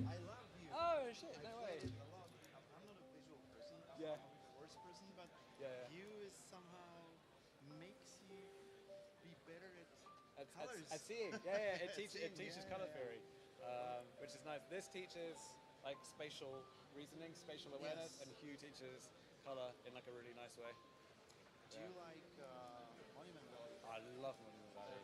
It's peak. I don't know how anyone can conceive of that. No, me neither. Do you know whatchamacallit, this game where it's also by a Scottish developer, British developer, and he... Come again? Gorogoa? No, it's where you have pictures. Yeah. And you're in a 3D world. Viewfinder. Viewfinder. No, I'm good friends with the developers of Viewfinder. He was last year on Anifilm. Yeah. Which we actually, I don't know if you're nominated. Maybe we nominated you for Anifilm. I'm not sure. I gotta look. Yeah. I will come to your booth and see, because this would be a great fit for our Anifilm. Yeah, definitely. Game showcase and yeah, Mr. Stark. I talked to Mr. Stark. I call him Mr. Stark because I'm a huge Game of Thrones fan. I like to call people Mr. Stark. That's fair. Yeah, no, Viewfinder is one of those ones which just blew my mind when I saw it as well. Yeah, of course. Yeah, super. Yeah, Viewfinder is how can anyone? It's amazing. What do you do? And he doesn't look like I would do too much mushrooms. So, you know what I mean. But it is very trippy. It's when you just move slightly to the side and everything moves. It's very annoying. Trippy necessarily is definitely mind-bending. Yeah, because it's space-bending. So you want to use this Yeah, as an external needs to bend yeah. as well. Have you played Superliminal? It depends. I actually don't know. You want to just You hold an object close to you and it gets a lot bigger. You hold it further away, then it gets smaller, and you can. So if you were to pick up that microphone and bring it here and then drop it, you have to put it here. No, okay. Anyway.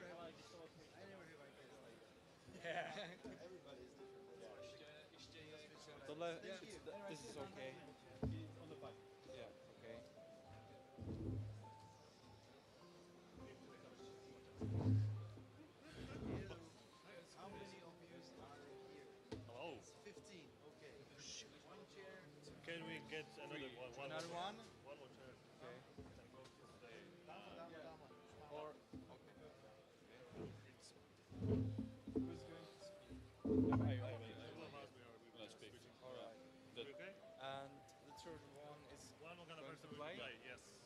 So you can.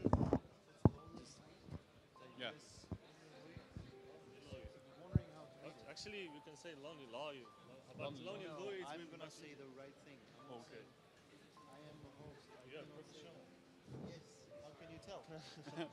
You look professional. Thank you. Very professional. So whenever you're ready, we can start. Jesteśmy ready? Masz tego? Ogarniętego? Just a second. We have problem? You have problem with video Duplicate.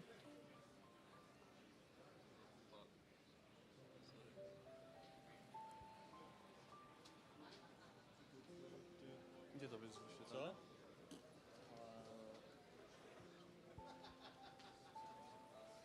Nie, chyba na tym monitorze, ale...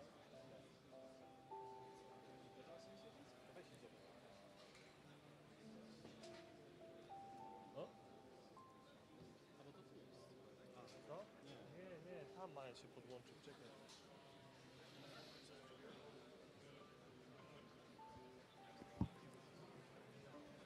Dole wejście.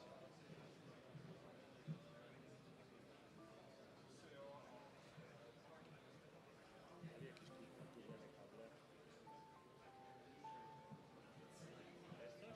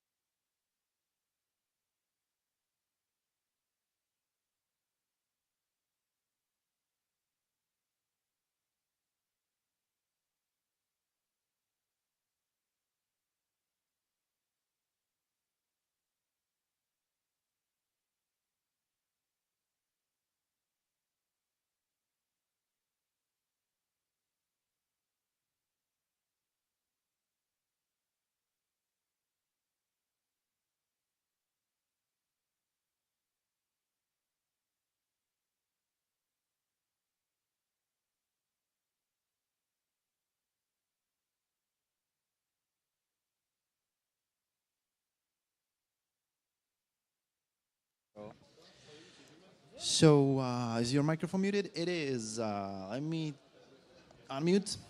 Sorry for technical difficulties. This is one of the few mobile games, so there's like technical issues with running it. But without further ado, let's dive into Diome Games Lonely Louie. So, guys, please tell us something about your game. Hello, guys. Today we are presenting you the Lonely Louie, our mobile game available already on a Google Play. It's most likely like a vampire survival theme inspired by. Yeah, you have character that is on the specific map, killing monsters, gathering the souls of them, upgrading themselves with a different statistic and a spell, and so on. You can also, of course, there is no any offensive ads inside our game. That is one of the most important things that we would like to mention about it. And yeah, we have nice graphics and stuff.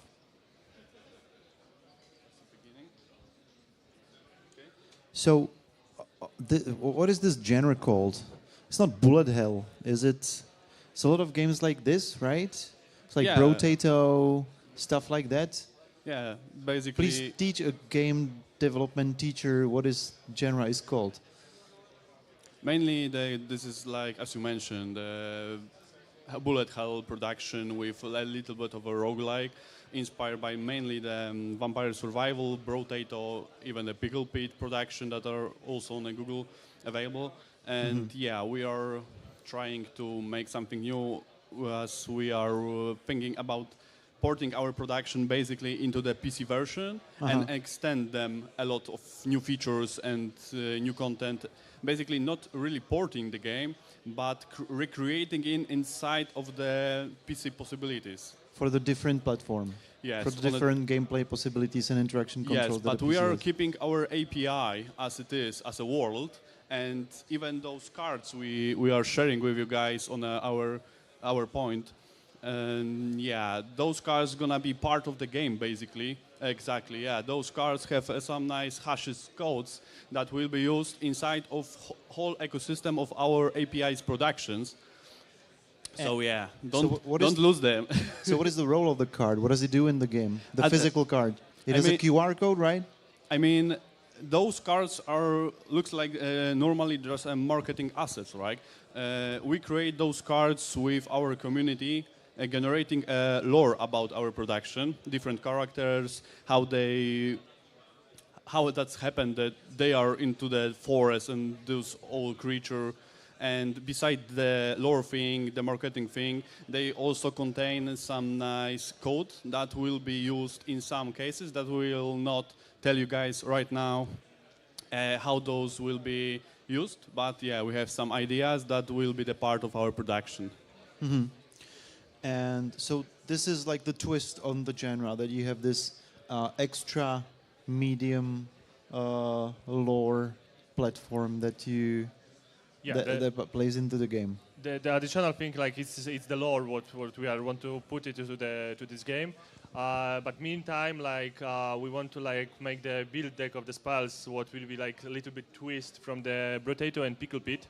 But the important thing like about this game is actually the tools what we are prepared for the next production, for the update for this stuff.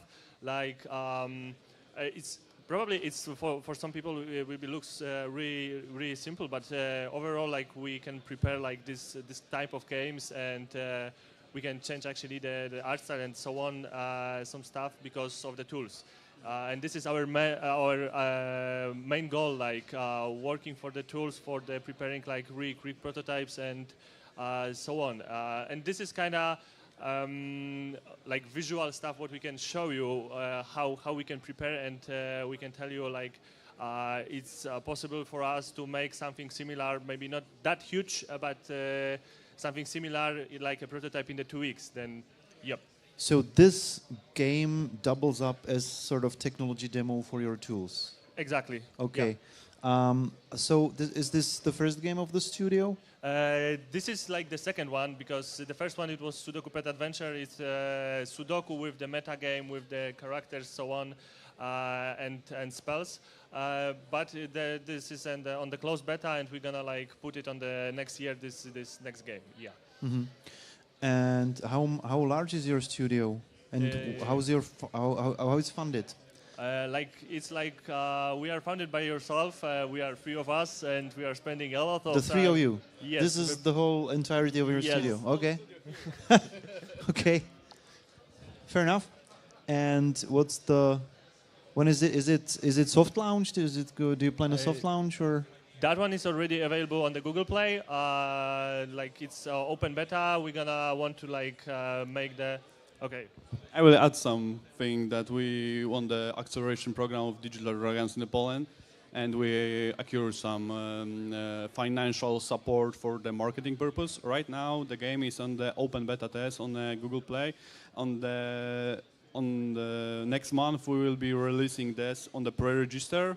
And as Google said, we have 1 month to make a full release. So beginning of 2025 is a year of our first release, the whole production of Lonely Louie at the moment. Mm-hmm. Okay. And so you mentioned there's an extensive backstory or world building thing. Why, as a game designers, why do you think this is like important for a mobile game?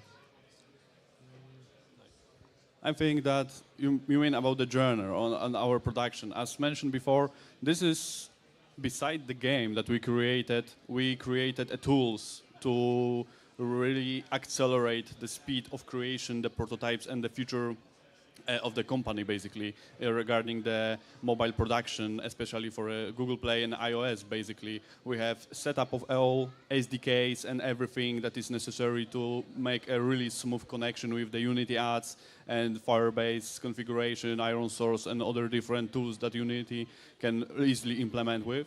So basically, we took, as mentioned before, a little bit more time to develop the current state of the Lonely Louie, not because the game is too complex or so, but we are trying to achieve best possible setup to really easily recreate. And why it's Lonely Louie like it looks like? Because it's like survival vampire game, so it's like top-down shooter with our side maybe more. So a lot of different production are using the similar genre, and we'll be the most flexible adding this kind of game to our setup, to the framework. Later on we can create, for example, puzzle game and match-3 games, and we'll be extending our framework with different patterns so we can recreate even more types of the game and put everything inside of the API of the Lonely Louie with the cute graphic creatures and so on. Okay, so this is like a setting up for an IP universe that you would set your games, following games in. All right, that makes sense. So do you have like special roles in your team, or everybody's doing everything? I suppose you have a 2D artist, dedicated 2D artist. Yes. Or am I wrong? Yes, we have 2D artists. This guy? Yeah, I'm the 2D artist, and I'm from the documentation stuff, like all of about the company stuff and the accelerator what we have, and yeah, it's quite a lot. So we have the designer, it's Marcel, he's playing there, and we have the Daniel, he's the programmist, the developer stuff. Mm-hmm. Okay, thank you. We started late, but our time, 10 minutes, the usual 10 minutes is wrapping up right now. So is there some last remark you want to? Yeah, we can add it one more thing, like we're trying to get the community, because for us, the feedback from you is like really important for us, because we can change this game for you and to get this twist, get the stuff what you will be interested. And on the Facebook, we are really like connected with you and trying to changing everything what we are saying. Like sometimes we are discuss this and we are showing the process of working, how is going on and what is happening and what we are prepared the tools or where we are gonna go to the event and so on. And thank you very much, guys, for like coming and play our game. Thank you for coming here. Thank you for showcasing it. Thank you for watching here online. Thank you so much. And after a short technical break, next game is coming up. And now, please, short, spontaneous, a place for James Studios. Thank you.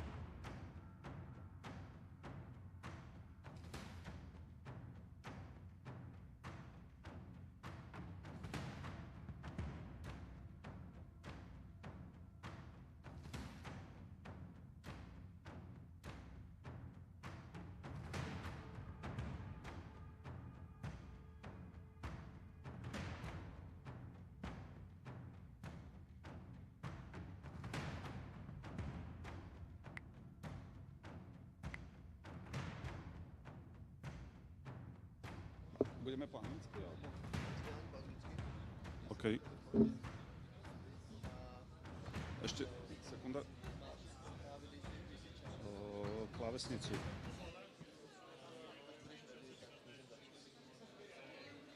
Nemáme tu slovenskú klávesnicu, že?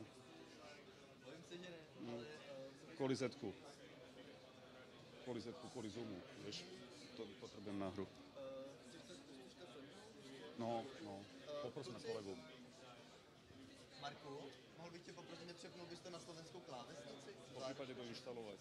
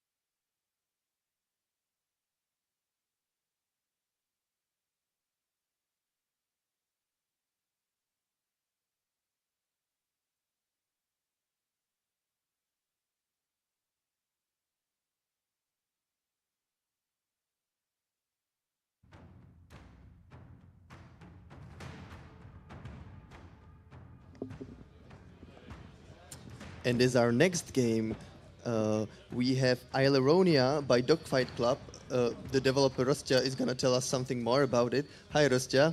Hello. Can you hear me? Perfect. 1, 2. Yep. Go ahead, tell us about your game. All right, so our Aileronia is a air combat game. It's more arcade oriented or designed, and it offers 3 game regimes. One of them is single player, then it's co-op and multiplayer. I will demonstrate the single player where we have a first mission, and the basic idea behind the mission is that Aileronia is a place I would call like heaven for pilots. It's based on heroes from the past that are famous, and this is also the biggest difference compared to available games, because it's a hero-based game. It's not a game where you just pick up a plane and you fight. You pick up both pilot and a plane. So also game mechanics are affected by lore of the pilots, and well, this is the beginning. It's just a tutorial to teach player how to pilot the plane. So I will skip tutorial, and the first mission is about invasion to the Aileronia, where you have to defend the shoreline. So could you maybe elaborate on the storyline, where, or at least the period where it takes place? Well, it's a heaven, so there's no time period, but the airplanes are from both First and Second World War. So it's propeller planes, no jet planes, no jet engines to ensure the balance. Yeah, basically that's what I meant. In terms of story, is there a storyline in the game? Yeah, there's you a mentioned storyline. Pilots. Since we want to bring to the players the stories of a pilot's famous person in aviation history, we want to teach people about their virtues and values they live by. And you need contrast. You need somebody that interrupts this peaceful life. So there will be a group of drifters selling drugs, and they will invade Aileronia. And this is like the first mission. It's a surprise. Nobody expected this. And you, as a player, you act as a rookie pilot who just goes for a first trip on a plane. And there's, as you see, invasion of boats, and they are protected by planes. So you have to stop the first invasion, and then the story develops. So we can see that you're not playing only against fighting against other planes, but also boats. Yeah, boats. As you can see here in the middle of the screen, there's my colleague, like my team leader. It's a light bomber. I don't know how to show it. I don't want to shoot him. And you learn how to act as a pilot. So as a fighter pilot, you have to protect the bomber and the defense. Defense is represented also by these sentinels, which represent defense of the Aileronia. And later in the mission, your task is to defend the sentinels. So it seems like there is some fantasy element to the Yes. land. How Yes. does it connect to the story and to the gameplay? Well, our goal was to prevent common mistakes in air battle games, because usually, or the biggest flaw of the air battle games is that either some pilots are overpowered because they played the game for a longer time, they have better airplanes, better armor, and we want to add something that will change the balance of the game. So we decided to go for a hero-based game. And based on the lore of the characters, you add some game mechanics or special abilities. For example, this one, it's Red Tail. It's inspired by famous squadron in World War II, where red planes protected bombers and saved many lives. So we added this feature: when you protect a bomber, you cause much more damage. I could talk for hours because those characters are different, but we only have a few minutes, but Yes. but I'm curious. When you talk about pilots, does it mean that there's characters that you can talk to in some parts of the game, or is it planned to have some sort of this story element? yes, there will be story element and also like different dialogues or how you call just comments on the game from the part. And now you can see that bomber destroyed the ship. I know there is that the market with games about airplanes is has quite a huge fan base, but it's also very focused on simulation, right? And so, how much of an arcade or simulation are you on the scale from simulation to arcade? Well, our strategy is to offer for the beginners, especially arcade control. You can control the whole game just with mouse. It looks like this. It's very simple. You cannot do any tricks or big mistakes. But when you include keyboard, like now, you can work with the camera, do more complicated maneuvers. So it's also common in the most popular games that you can choose from between arcade and simulator control of the plane. But we prefer we focus on arcade control of the game to have bigger base. It seems like I really like the idea of being able to control it only by mouse. Is it touch friendly? Are we expecting a mobile release as well for the game? Well, I don't think we could talk about mobile release right now. Right now we are working on fine-tuning gamepad controls. Yeah. That's the phase we are right now. Game is developed in Unreal Engine, so it depends also on technical possibilities if we could optimize it for mobile platform. That's long run for us. And where are you in terms of development? Like, how far are you in the project? How long do you think it will take? Well, right now this is demo of the game. We have also developed the multiplayer, which took us a lot of time and a lot of money. We started with the most difficult part of the game because we allow competitive gaming.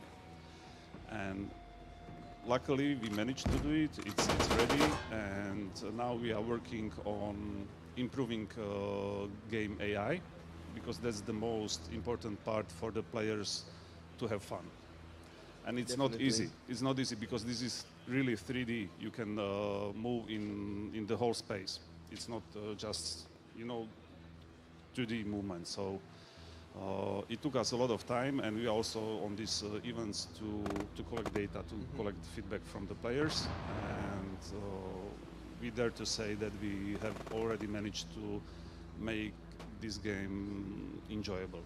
So it's already a game. It's not just moving objects and interacting with objects. The AI has improved a lot last year. So for multiplayer games, like community is probably one of the most important things. Are you working on getting some community together? Where can we find you, or do you have a Discord channel or some sort? Yes, we have a Discord channel. You can scan our QR code at our booth. And well, next year, I believe if you are aviation fan, you can, or you will be able to meet us at some air shows, because that's our target, and it's also something we have a long time experience with doing. So Aileronia will be playable at like, it's maybe focused even on fans of not video games but also Aviation. just aviatory. Yeah. And also on these events like air shows, you always have like corners for kids. And they are looking for fun for kids, not just some jumping balls or something. So we want to market the game on the air shows. That sounds lovely. Thank you, Rostyo, for showing the game. Is Thank there you. Thank you anything for you want to possibility. say for before we wrap up? Well, we see that at our booth we are here to collect feedback. So thank you for your attention and hope to see you here next Yeah. year. Thank you, Rostyo. Thank you. And small applause for Elronia, please. Mission failed. And we'll be back soon. Mission accomplished. To je utrpenie.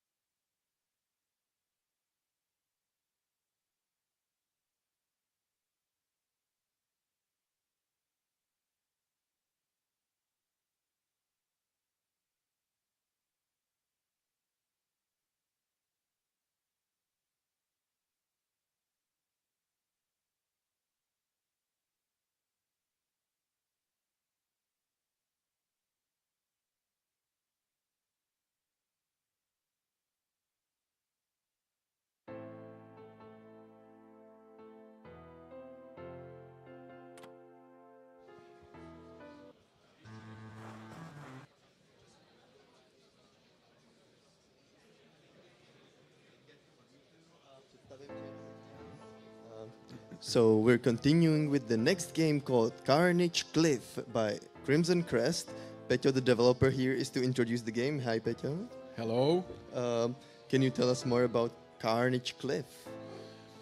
So in this game, there is a huge fight, allies and enemies fight each other and bleed to death and die.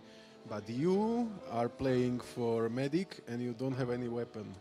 You can only heal them, stop bleeding, or you can bring them back to the cliff and lower them to safety. That will upgrade them, and hopefully in the next round they will be strong enough to get to the end of the level where you need to save or rescue captured allied general. What have you? What's your motivation to make a game about medics and doctors on Battlefield? This game, many people notice it that it's heavily inspired by the movie The Hacksaw Ridge, and that is also inspired by Battle of Okinawa, and so basically it's built around this idea to that you are playing for secondary character and don't have any weapon. Maybe I can start. So this is all done in pixel art.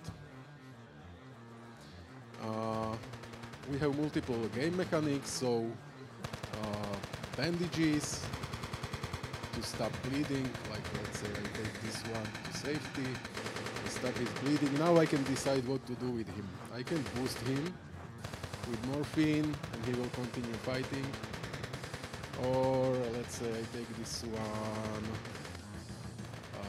back to the cliff, and I am getting experience as well. And for each level up that I get, I will get 1 point that I can use. Okay, this one is already dead, I was too late. For each level, I get 1 point that I can use to buy upgrades. But I can buy upgrades never for me, it's always upgrades for my allies. So upgrade that they will bleed less, that morphine will add more health to them, that they will do more damage. So you are always playing for secondary character. So you're sort of upgrading the soldiers as well in this manner, right? Yes. Interesting. So I really like the theme of the games, or like there are some games popping up. This is a second game today about other things in battle than just fighting. Is there some motive behind that as well? Like, not really. The motivation originally was that I want to make a game now about what, and I remember that Call of Duty had many themes from movies or from real events that they were using. So what was not used yet? So this was not used yet. So that's why. Yeah, and I think it's a captivating take on a battlefield. Also, the cliff. It seems like a really important thing that there is a cliff. It's in the title. Can you elaborate what is the meaning? Why is it the game taking place on a cliff? The idea is, and it was originally like that in the real events, that you cannot go back to a certain point, and once I put them down, they are in safe zone. Maybe I can talk a little bit about these environmental elements, because let's say these sandbags, and later in the game there will be trees. You cannot walk through them, they cannot shoot through them. Then there we have these barricades, and they cannot walk through them but can shoot. And then later in the game there will be fog, and we can walk through fog, but they cannot shoot through fog because they don't see each other. That's the idea. So you can hide them there and take care of them, or run around enemies unnoticed. And based on those elements, there will be a new level every day generated from these elements, and basically new level and new challenges every day. So I noticed that the game is in a web browser. Yes. that's connected to that, right? I guess. Is there some multiplayer aspect, or why is it built in a web browser? It's based in the web browser because I am very experienced in JavaScript and I like that language, so I was using that. And the other thing is that once you have a web-based game, you can export it into anything, into mobile game, into you can play it on TV or on Nintendo Switch or whatever else. So you do make one game and play it everywhere. And is that a plan for you, like to release it on some other platforms as well? Well, it will depend on publisher. I am very bad at marketing, so I don't want to deal with that. I will. Well, you are here. That's a start. But how big of a game is it? Is it just a small game that you make in the evenings for yourself, or are you planning to make it quite large? This is basically the development is about in 70%. I will put more environmental things, more music. Maybe there will be mud or something that you will not be able to run fast, but only slow. But that's basically it.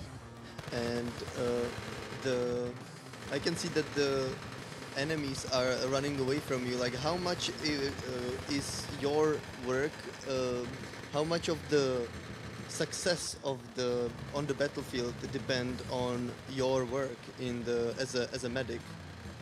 So in the first round, allies like these have low health. They cannot do much.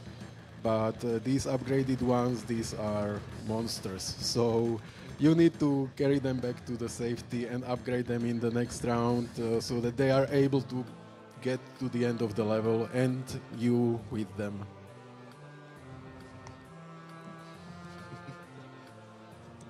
All right.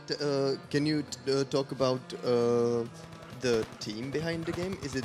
Are you a solo developer? Did you do everything on your own? That's just me. I can show it in the credits. So that's all just me. I am using GameTester.gg for testing. Oh, I have never heard of that. Midnight Factory Games did this logo and this background, but everything else is basically my work. The GameTester website, is it like an open website where people can test games and give you feedback? You pay several tens of dollars and you select how many people will test it and on what device. You give them some questions and then you get feedback. You don't need to deal with people, you just pay and get the results. Nice. And where do you want to release it? When do you want to release it? And I saw that there is a demo right now. I want to release it as soon as possible. I already wanted to release it in November, but well, things happen, so it's not released yet. But hopefully next year, in January, February or so. Like from what you mentioned, it seems that you are closing in on the finish line. So I wish you a lot of luck. Anything else before we wrap up? Thank you for this opportunity to promote or do a little promotion of the game. And well, of course. And can we find you somewhere online? Can we play the game online ourselves now? I have a Discord for the game.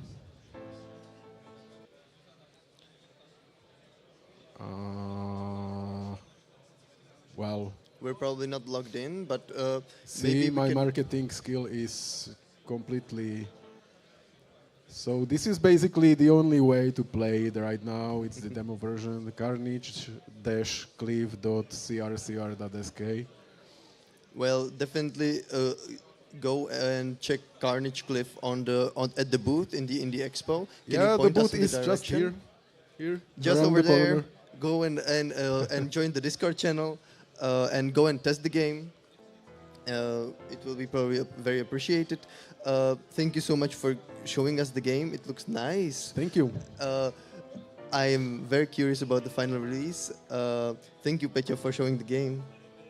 Thank you again. A small applause for Petya.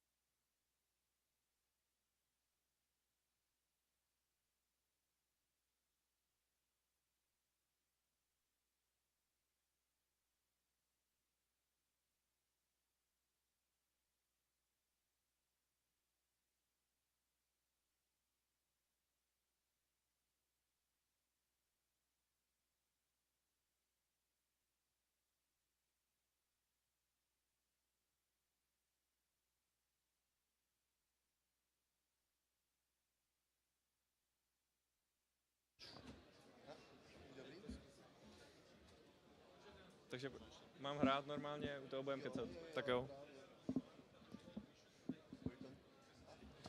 So we're continuing with our Indie Expo showcase. Next game, Combine Two Pumpkins.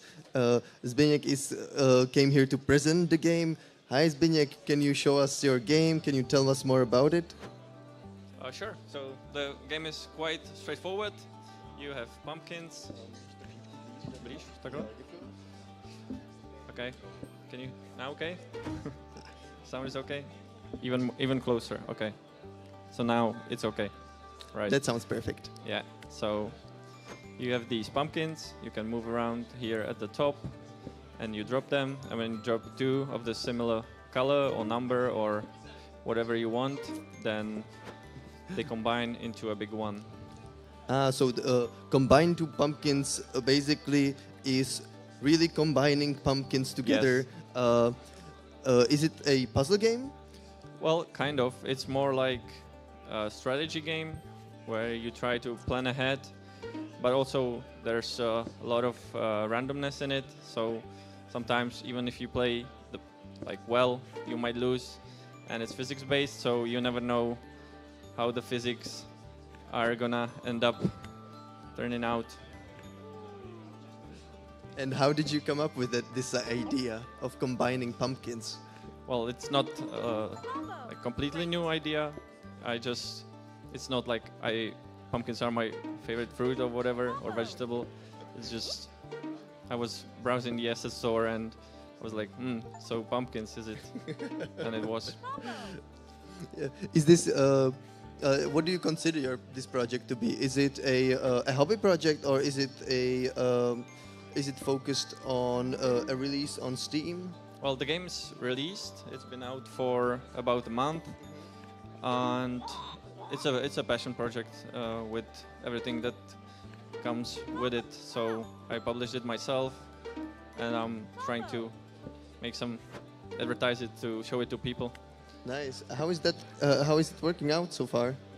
Well, it's going great. The reviews are positive, and a lot of people here really liked it. So I'm glad, and it makes me really happy. Nice. I'm glad. What's the playtime for a game? like one round, it's about 5 to even like 15 or 20 minutes. Depends how well you play and how lucky you get. And it has this Tetris vibe to Yes, the it's sort of like combination. Tetris, sort of like the game 2048, I think it's called. Yeah, yeah. So when you try to like make a, like here, I have this pink one. So I know when I drop it on the other pink one, it will combine into a red, and then it will combine with the red right next to it. As you just saw. And what do you think is your target audience? Is it adults or casual players, or is it for kids? Yeah, it's mostly for casual players, suitable for kids, as the rules are very simple, so it's very easy to pick up. Yeah. And but it's also quite addictive. You can spend. It seems like a game that could really nice work on mobiles, Yes, mobile phones yes, as well. yes. I'm considering porting it to mobiles as well. Yeah. That's cool. How long have you been working on it? A year. Nice. Yeah, it's just myself. I did like all of the work. Took me a year. Oh, there basically was a from- brown one. I haven't seen a brown one yet. Yeah, brown.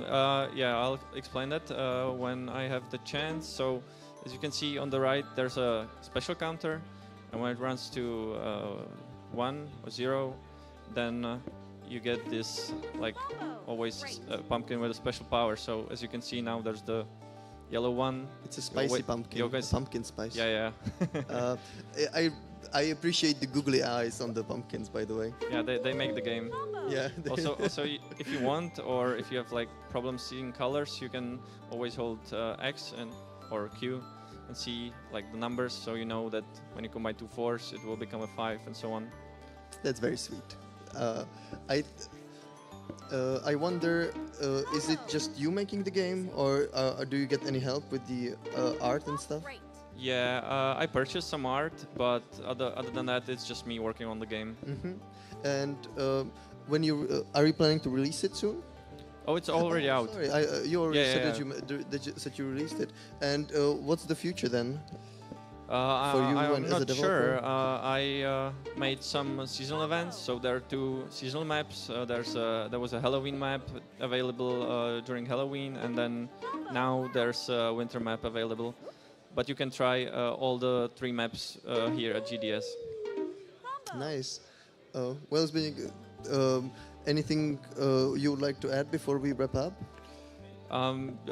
Just stop by, try the game. It's very easy. I think you'll like it. Well, the game looks super fun. I think when people want to find it, they should go straight to Steam, right? Yeah, just go to Steam. As I said, it's out. It's even on sale this weekend, so you can grab it at a discount if you want. Lovely. So Combine 2 Pumpkins, please applause for Zbigniew and Combine 2 Pumpkins and go and play it on Steam now. Okay, thank you very much.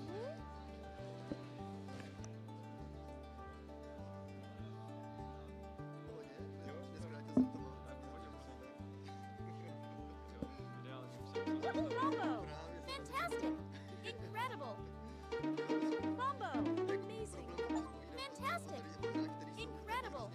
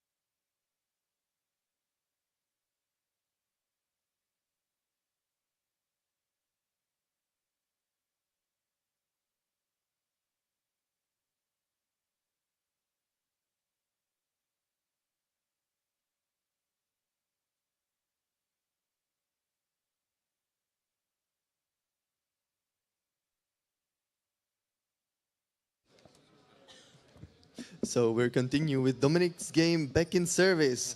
Hello, and please Hello. introduce your game. So my game is from the environment of Prague underground system.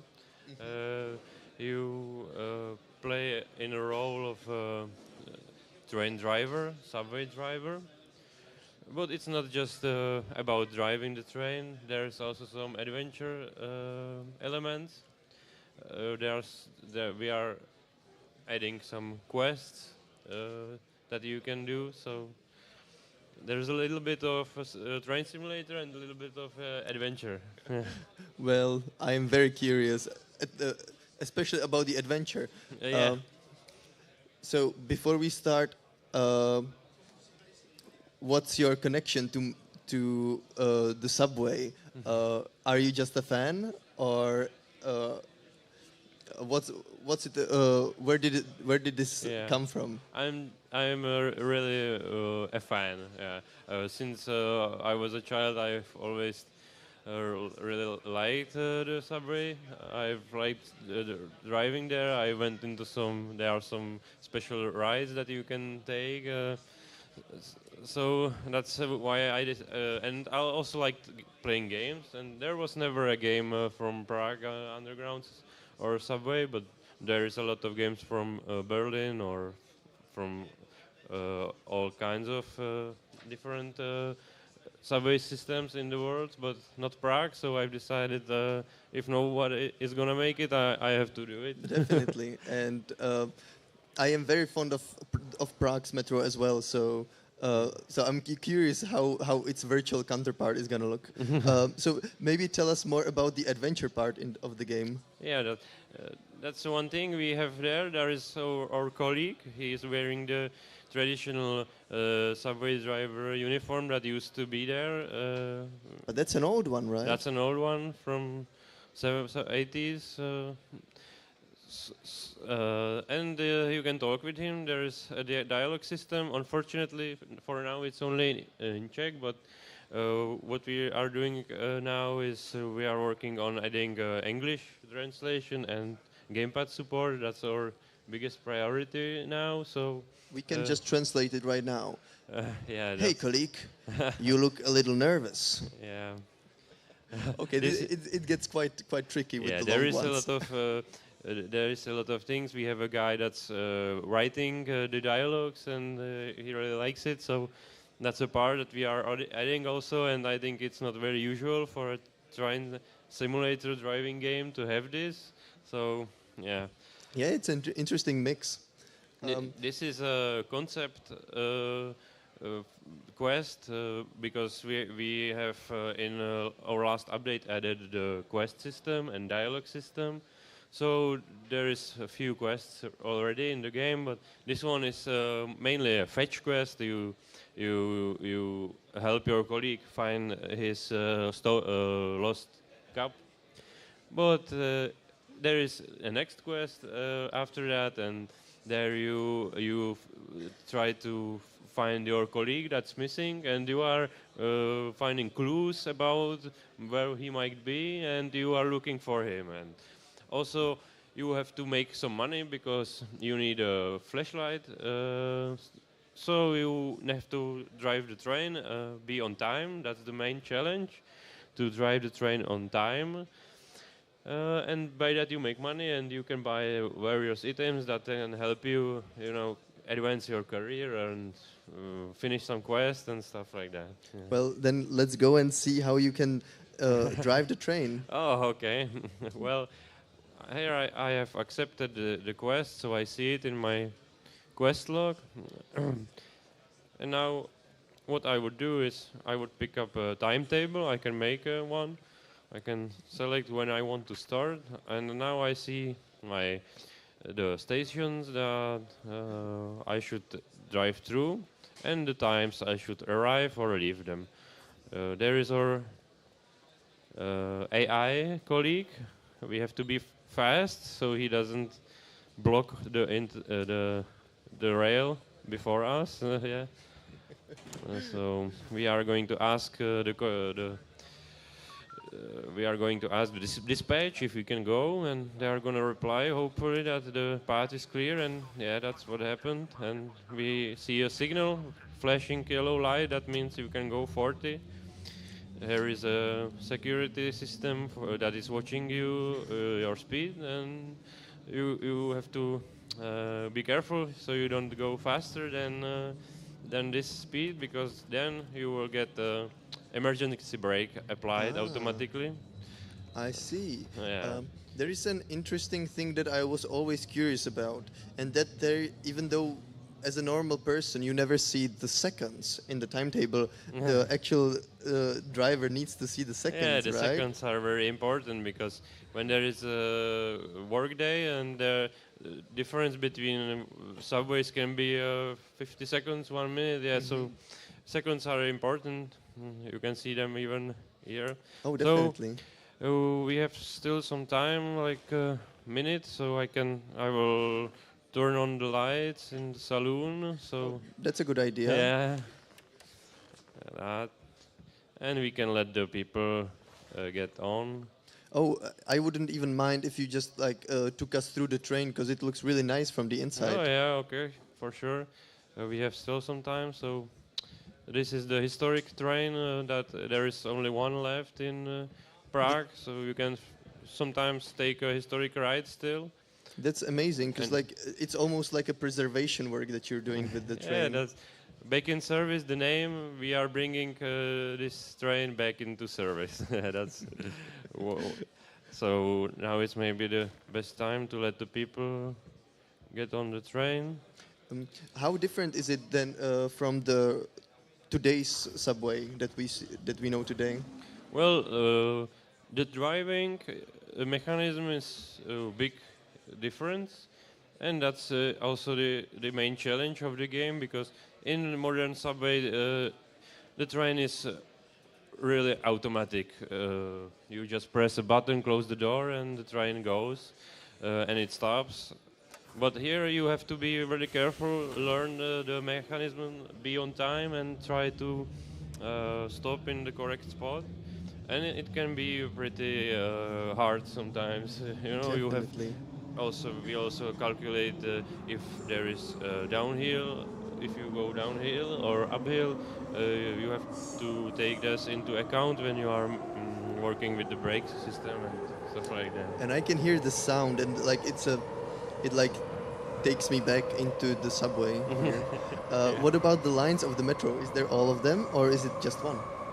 Well, we have, for now, we have only the first part of the line A, which I think is very nice. Oh yeah, I'm overspeeding, so that's this terrible sound. And here I have caution. I'm approaching a station, and that's what the system is telling me. Here it's flashing 60, so I have to prepare for braking.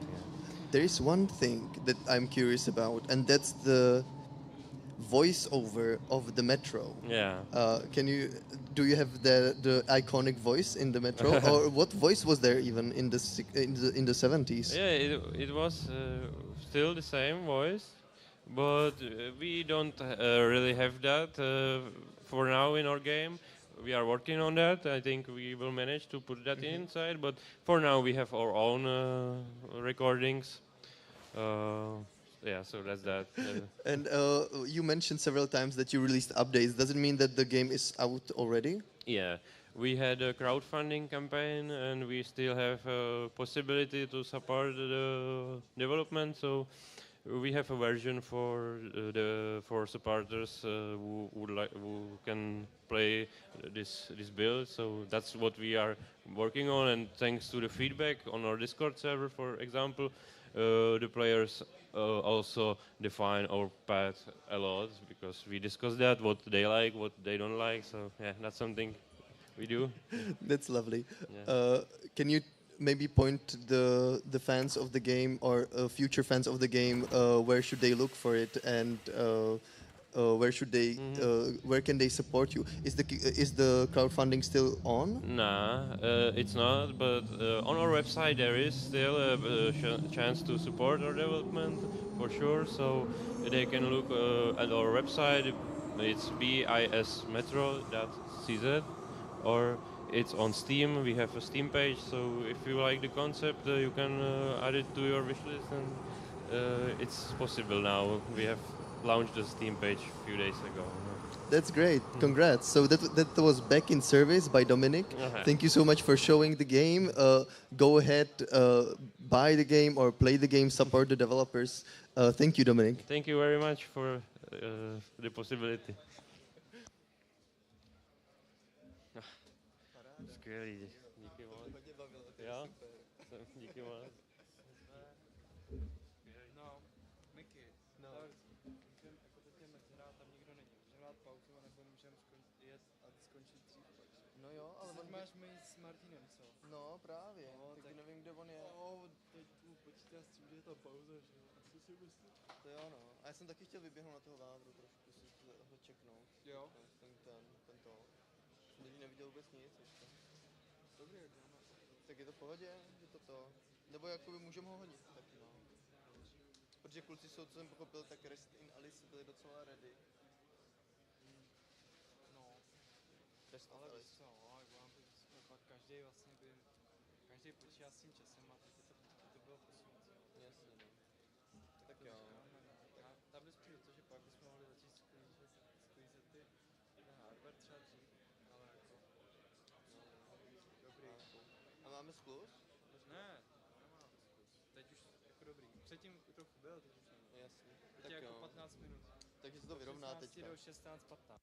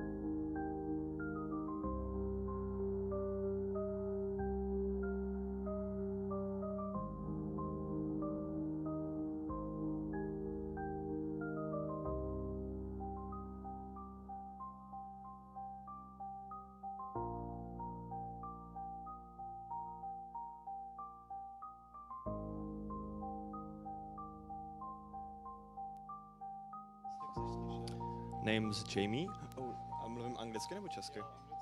Okay.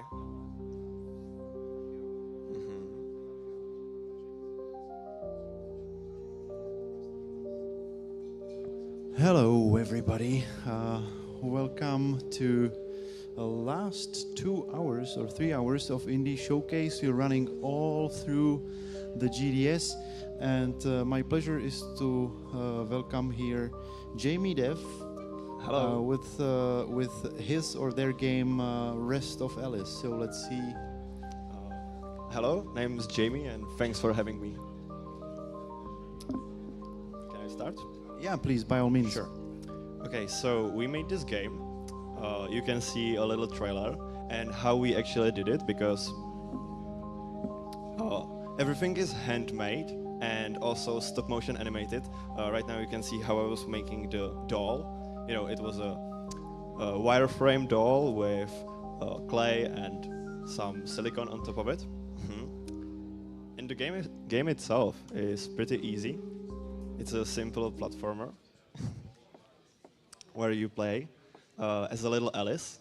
We were really inspired from the guy Jan Schwankmajer and his his stop motion feature, Rest of Alice. And here she lies.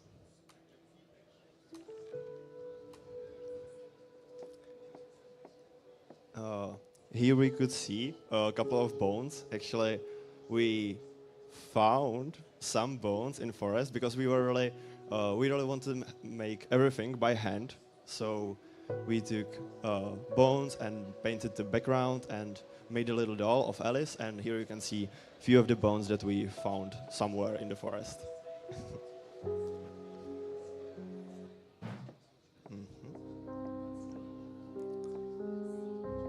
As I said, everything is hand-painted, even though it may not look like it, because we were trying to cut down on performance costs, so everything is really downscaled and it seems really pixel art, but it's actually hand-painted, trust me.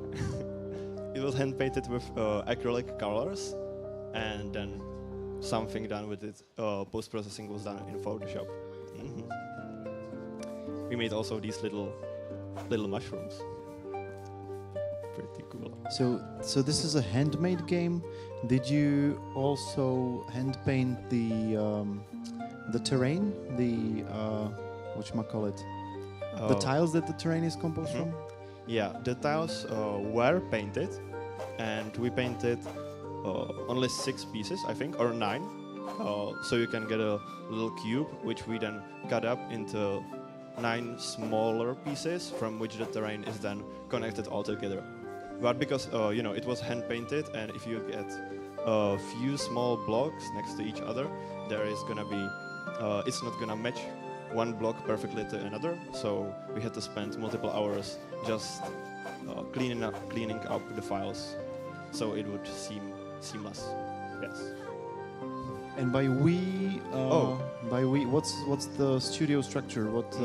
How many people? What roles do you have? So it's me as the main developer, and my friend Jane, who did all the stop motion animations and many of the puppets which we used.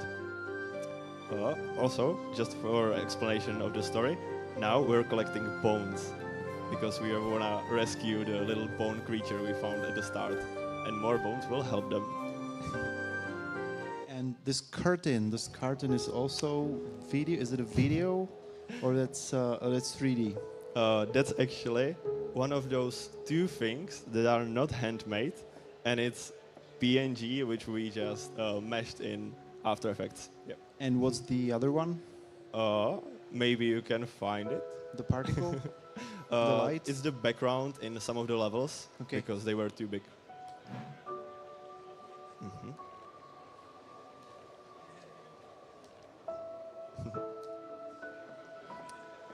We also used a lot of post-processing because this whole game was done in 3 weeks.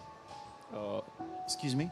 This whole game was done in 3 weeks. I heard you. I just don't believe you.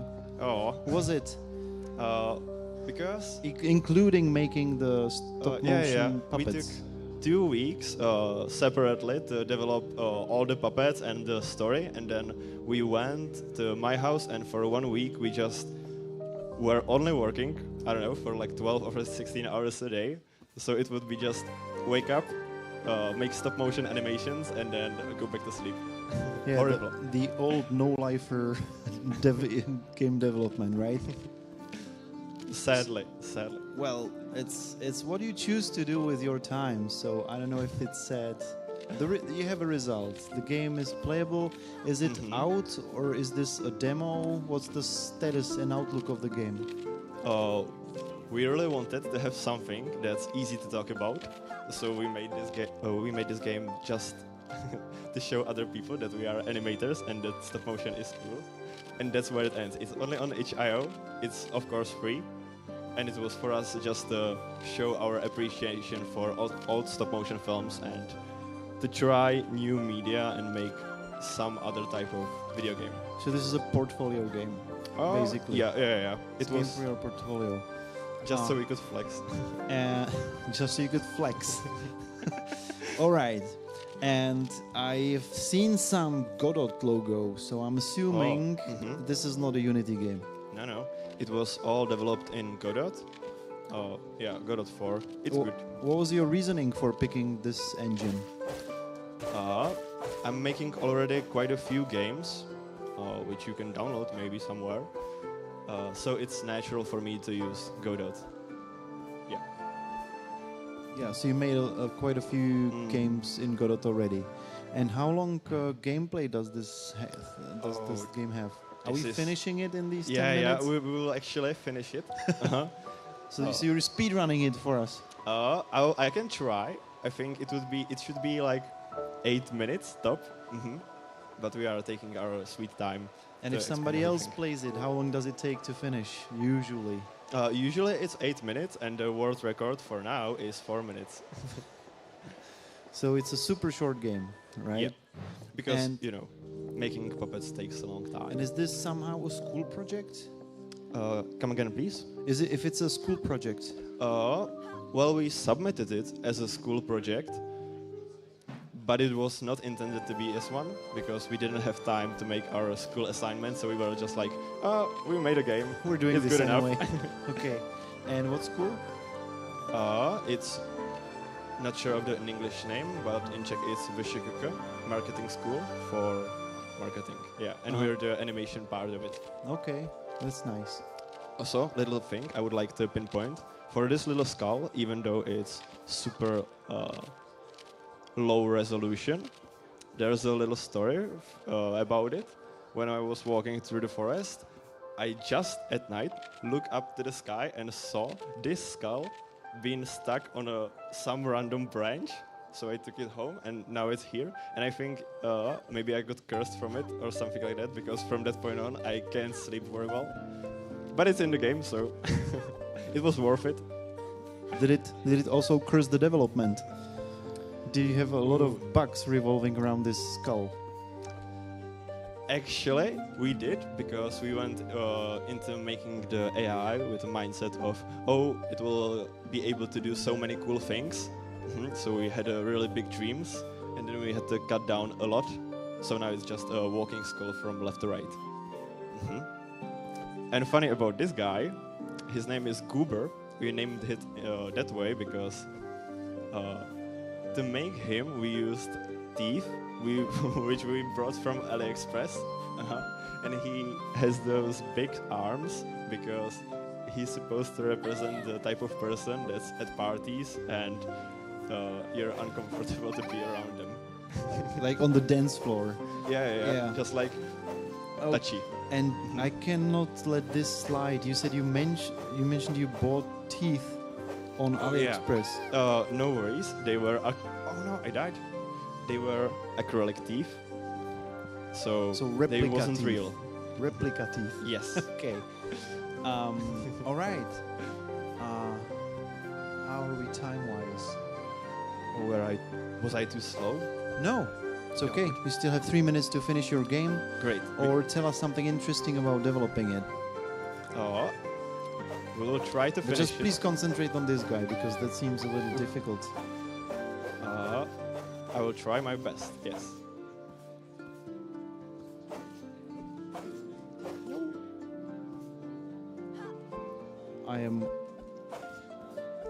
I'm consumed by your struggle against him. We He's really back. tried. Okay. Nice. How did you design the levels? Did you have like prototype that layout and then play tested it and then changed it? We started with free asset pack, which we used to make all the levels, and then we just replaced the textures for the ones we hand painted. So it was actually very efficient. I basically made the game in the first 2 weeks, and then we got together for the last week where we made all the assets and photographed them and composited them into the game. So we tried to have a really efficient workflow. And did you get a chance to have someone play test it, like run through it, jump through it? Because with platformers, it's more often than not you design a level. It's easy for you as a developer, but then when somebody else plays it, it's super hard. Did you run into this? We did have few playtesters, and they all got stuck at one point, which is just bad game design on my part, and we know about it. So you changed it? A little bit. A little bit. You know, it's the type of project you make, you really dread it, and then it's done, and you put your hands away from it, and you're like happy you did it, and that's where it ends for you. Fair enough.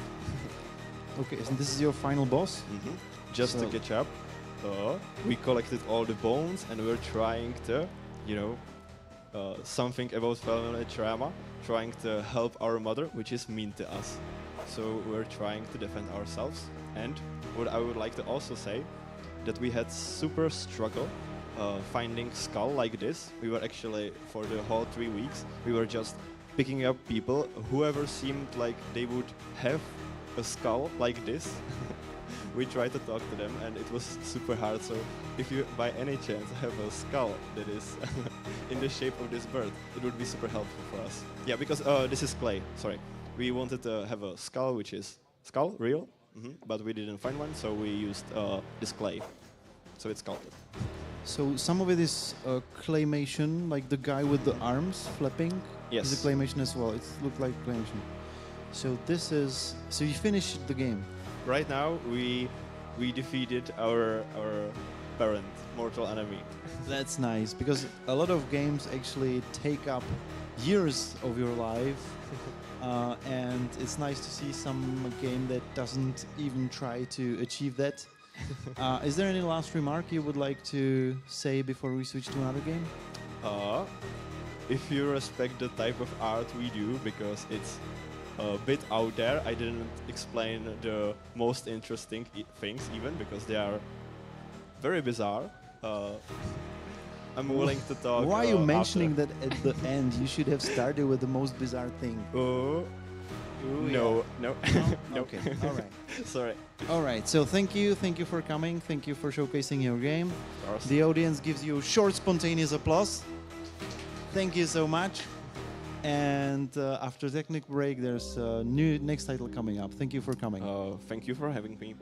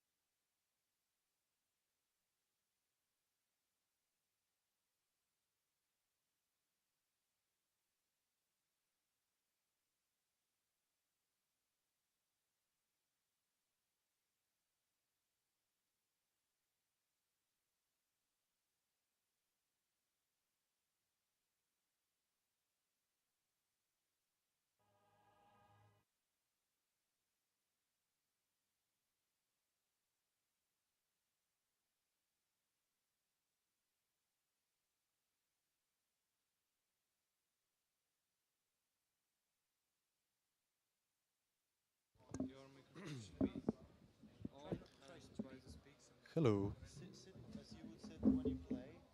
Can you make it? Okay. 1, 2, 3 testing. Lucky Studios. Hello, everyone, lovers of flying ships. Here's Lucky Studio with Cloud Sphere. I am super excited about it because I'm a huge fan of flying ships and strategy, so let's dive right into it. Hello, everyone. I'm Andrzej Wysocki, and I'm the CEO of Lucky Studios. Also, I'm a concept artist by trade, mostly an artist, and my team consists of many artists as well. But yeah, we decided at some point to create our own studio and this highly tactical, challenging, roguelite fast games. Inspired by various, for Cloudsphere, it's inspired by Mobius and French comic book retro artists. Also romantic seafaring in the clouds from like Treasure Planet vibes. Maybe 16th century era generally, as flying ships, as you can see, are not like very advanced in technology. They're pretty rough, this rigid. And yeah, that's mostly it. It's who cares about the technology if the game looks like this? It's the I love the art style. So you're behind the art style?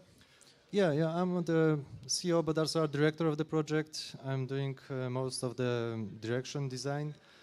But I have a team of 6 people. Right now it's around 6 people, but it has been more in the past for our previous game, Oaken. And Oaken was mostly illustrated by my friends like Magda Krasiejko, Ania Kowalczyk. And I was just art directing the project. Here I have done also some concept art and illustration for the backgrounds and stuff like this, designs. And is it 2D or 3D? It's a mixture of both, actually. It's partially 3D, where the ships and everything. Maybe I'll switch to the demo, actually. Very quickly. Yeah, so as you can see, for example, this base is 2D, but it's slightly animated to give the illusion of 3D. But the ship itself is fully in 3D, as well as characters. And some map elements are 3D, but they are projected with 2D textures. So it's a mixture of both, actually. Okay, and can you tell me something more about the gameplay? Obviously, there's like pirate style, Sid Meier's Pirates kind of style map with kinda. like encounters. Maybe I'll show a short intro. So this game is about this giant Leviathan who breaks the city of trade of this robotic kind of population.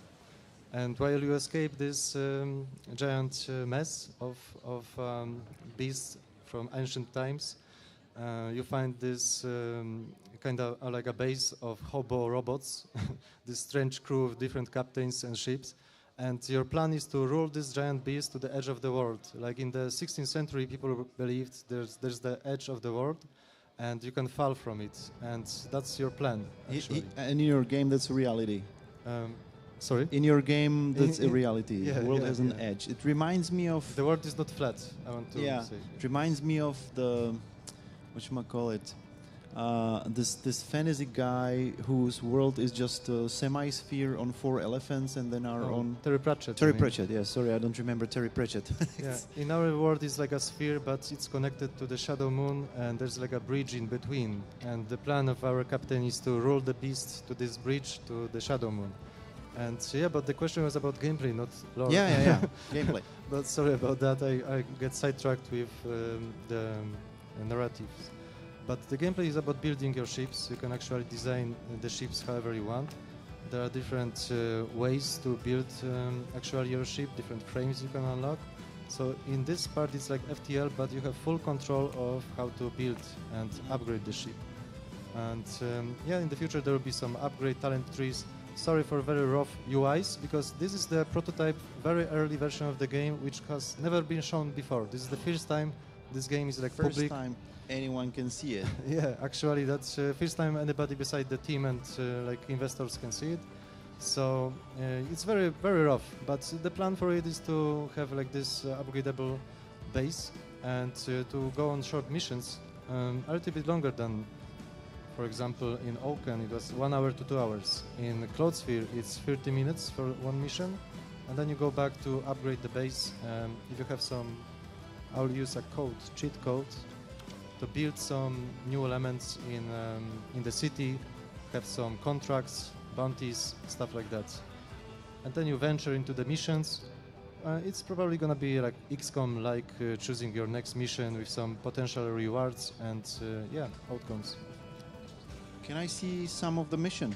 Of Can course. I see the mission map? Yeah, the mission map is real time, so this is like not very common. But every time you are in trouble, you can just pause the game, and you have some stuff like the loot you can carry with you. And you want to scavenge, you want to search for treasure also on this map. Some guys will run away from you because they are weaker than you and they are not threat for you. But some will probably chase after you. Oh, this guy has some cool treasure, and I want to actually chase him. I'll just jump and try to catch this guy. Okay. And if we engage into battle, then this turns into turn-based combat. The turn-based combat is me versus the enemy, where I can use some commands of my captain and some smart maneuvering. For example, if I choose the aimed shot, usually I have like a target area for my shots, and only one of those fields will be affected by my shot. So I have like right here is 1 in 3 chance I will miss. This is 100% chance to hit, but I don't know which one. But I can change that, for example, with aimed shot. I can aim directly for this one, because there's a guider, an enemy crew member, and also it's a weapon. Yeah, I want to aim exactly there. But they got armor, so I have to first get rid of that. Yeah, so I will use some heavier cannons, which consume some resources, and I have to avoid this enemy projectile. And I can outmaneuver this projectile, for example, like this. And I still have one action of my crewmate, so I can, for example, use the reduce hit. And I have to watch out for the hit not to get over some certain level, because that way it's gonna be like overheated and it's gonna bring some trouble to me. Yeah, so that's how the battle. Oh, I missed. That's unfortunately. I was too quick. I can also turn my ship around to use other cannons. Yeah. Outmaneuver. It is very similar to Faster Than Light, but I think more tactical, because in Faster Than Light you have to think more about the global energy usage and shields and stuff like that. And aiming is less important, and for us it's very grid-based, so the avoiding can be calculated, and it's more tactical this way. And how do you destroy enemy ship? Obviously, because do you have to destroy a certain amount of tiles, or do you have to kill off the crew? How do you destroy enemy ships? So each frame has predefined health, and the modules define additional health. Also, the armor also is generated based on the armor tiles. So it's all very modular, and it can depend on different frames and actual build-ups of the enemy ships. But I can also target the weak points. For example, if I target this field exactly, then this one is gonna get disconnected. So right now this is a weak point, and I should target that. But depending on my weapons, sometimes it's gonna be hard to aim exactly for the chosen tile. Yeah, we almost got him, so yeah, one more, I think. And if it's below health, then it's gonna be destroyed. This is one of our captains, Cyrus, and yeah, after the combat, other guys are gonna be scared of what we did, and they're gonna fly away, but then they start chasing me again. But I have some uses. For example, I can hide in the clouds and use this stream of wind to escape. Oh, there's a strong pirate going after me. This is troublesome, but I can, as you can see, try to outmaneuver them, and not. Still, I have to follow the main objective and find the copper birds on this generated map, which is very straightforward right now, but in the future it's gonna be like much more dynamic and probably change with depending on the map creation tools. We want to have a lot of variety, a lot of generative content, and it's gonna be all populated with random factors. With random factors? Yeah, yeah. So sorry, but will the topology of the map change or just the population of NPCs? Topology as well. We have this idea to generate smart areas of the map which gonna be connected together to create larger chunks, and we believe in generative content for games. In Oaken, like our previous game, players, the record for the player is 1,400 hours, so that's pretty long to play one game like this. But this guy is pretty crazy. He's also our best tester and best best QA. But we want to create a lot of content for people and also for modders to create in this game. So yeah. And so we've already 1 minute over our time, Alright. but I love your game. I'm really excited to see it, to play it. So when can I expect to be your open beta tester? It's hard to say at this moment. I'll just maybe switch to this movie. It's hard for me to focus. So I think 26, we don't have a release date yet. We don't even have a Steam page yet. It's not announced. Like I told you, it's the first time I'm showing this game because I just want to see the reactions of developers. I want to see if we're going in a good direction. And also I'm trying to establish a publishing deal for the full production of the game. But I'm aiming right now for 26, maybe Q2 or Q3. Depending of the final scope of the game, and if we feel it's all right. Yeah, you have a huge fan right here. I'm excited about this game. It looks amazing. The gameplay is just ticking all my boxes. So I wish you good luck. Thank you for coming. Thanks. Thank you. And thank you all for being here. After technical break, we will have another game coming up. Thank you. No applause? It's very spontaneous. Thank you.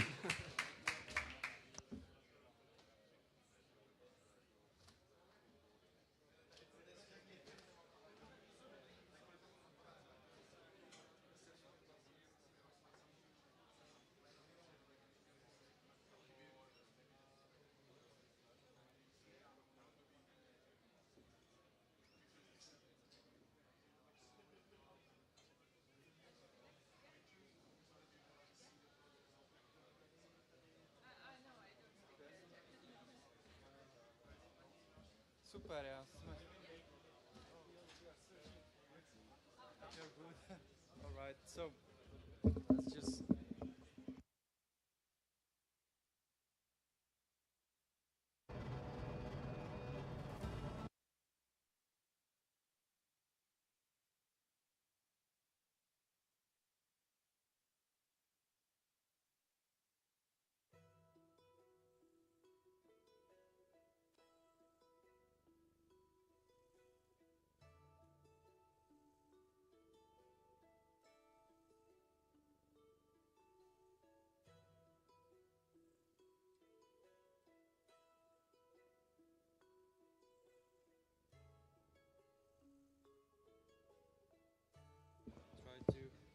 Hello. Yep. Alright. Tak jo, můžeme začít.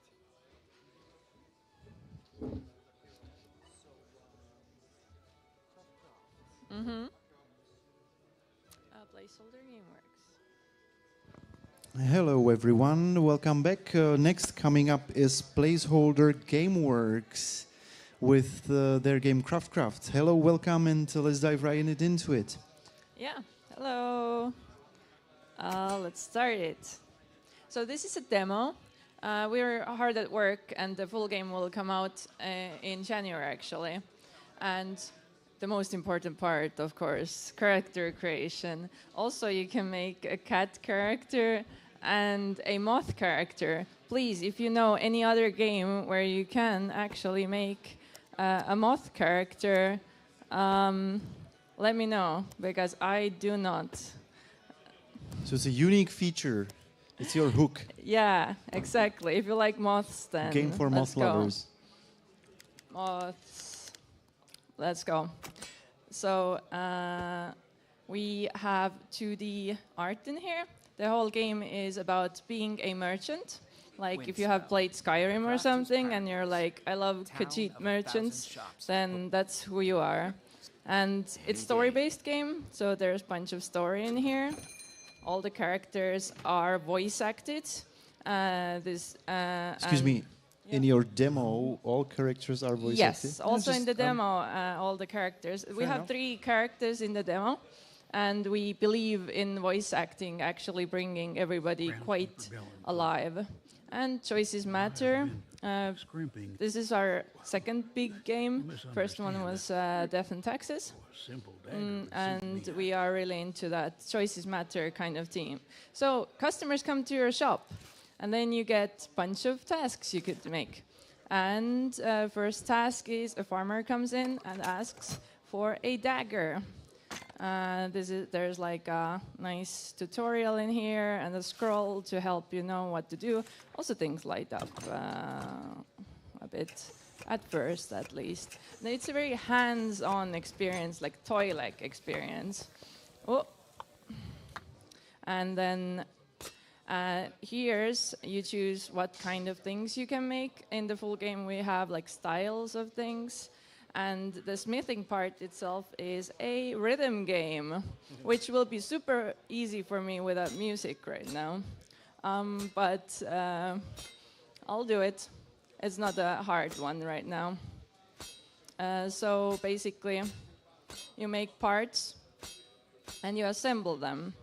And there are other parts to this game as well. But this one is just a lovely smithing game. You can also grind your thingy to be sharp.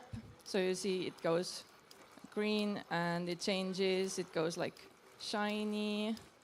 And I can show if you overdo it, in some places it goes red, and it also will break it. It will go a bit ugly. Anyways, I'll not spend too much time on it. We need a hilt also to make. So that is gonna happen in the same way. Yes. It's just satisfying.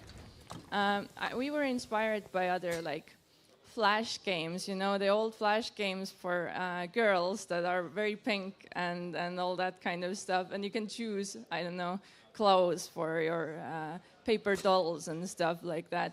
So it is inspired by that, but in such a more adult kind of coat. I suck at this now. I suppose you know potion craft. Yes, potion craft. How big of an inspiration was that for this? We saw the very early kind of demo that they made, actually. And, oh, look, it's a cute cat owl, meow. Anyways, I get distracted. Potion craft, the early demo, I got very excited when they made like a super early demo of it. Wow, and then years of radio silence. Nothing was said about it, so I was like, I really want that kind of a game. And Potion Craft, best part of it is the hands-on part, but it doesn't have much of that. So I decided that, hey, I want to make a game like that. Then we started on another game, and then Potion Craft came out and did super well, and I was still like, I want a game where it's even more hands-on. So we were like, yeah, let's do this. Let's make a game where it's like even more hands-on. And so it was one of the inspirations as well. Then we have another customer, and I can show you this one as well because it's completely different gameplay for this one. It's a trash panda coming in. Not all of the customers are animals, but some are. It's a trash panda who wants a trash crown.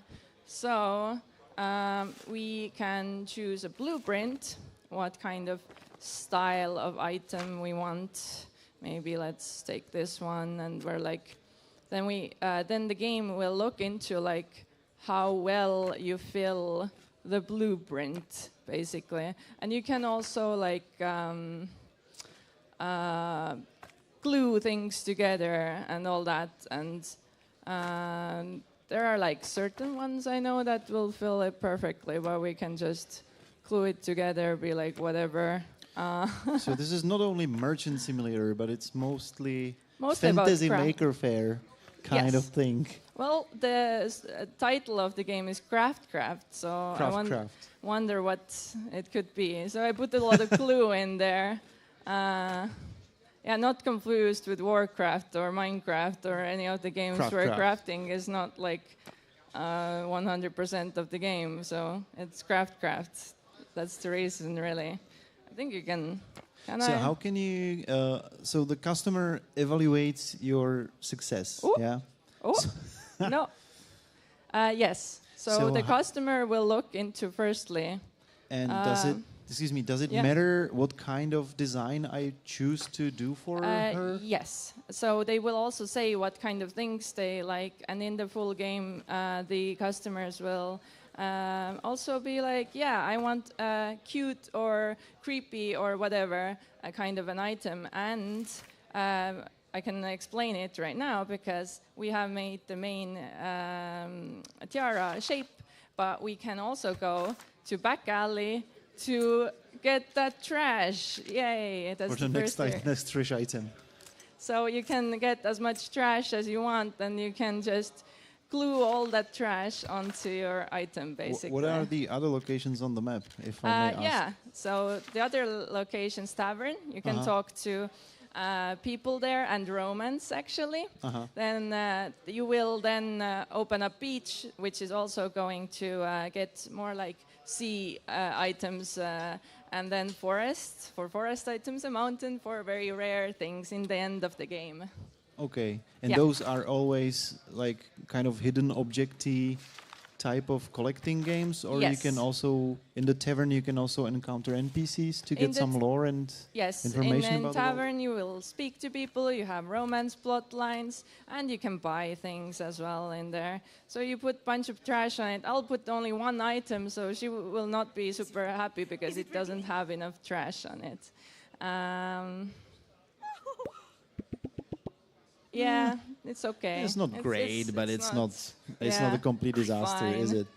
So tell me, what's your is this how many people work in this? What engine do you use, and what are your plans for release or finishing it up? We use Godot. First game that we're making on Godot, but we got some people on it to know how to do it, so that's great. And then we have 9 people, 8, 9 people working on the game, and we will actually be done with it. This is like a demo that hasn't been updated, but we will be done with the game in like a week, hopefully, and then it will come out in January. So 8th January. It's almost polished now. Yes, we have all the voice acting of 28 characters that come in. And we're content complete, just a tiny bit of polish. And what is your role in the team? I'm the I'm the overall director of it. I run the studio. I also do all the marketing and some management. You know, the multi-indie stuff. But I'm the creative director mostly of this game and art director. That's okay. So you also draw the art? These ones are not drawn by me. I make all the art palettes. The style is made by me, but we have a lovely illustrator for books who makes all these background items, and a fan of our last game that made a lot of fan art for our characters, who we just hired to make amazing characters because they were better than we were. Well, it's very high production quality, I have to admit.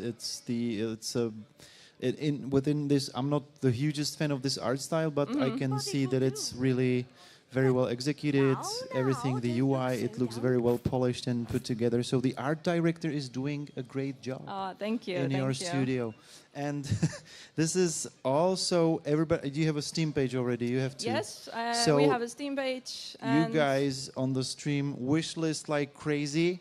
Like there's no tomorrow. Yes, it will come out soon. It will come out soon. Thank you for coming. Thank you. And thank you all for being here. Please, short, spontaneous applause. Thank you. And next game is after short technical breaks.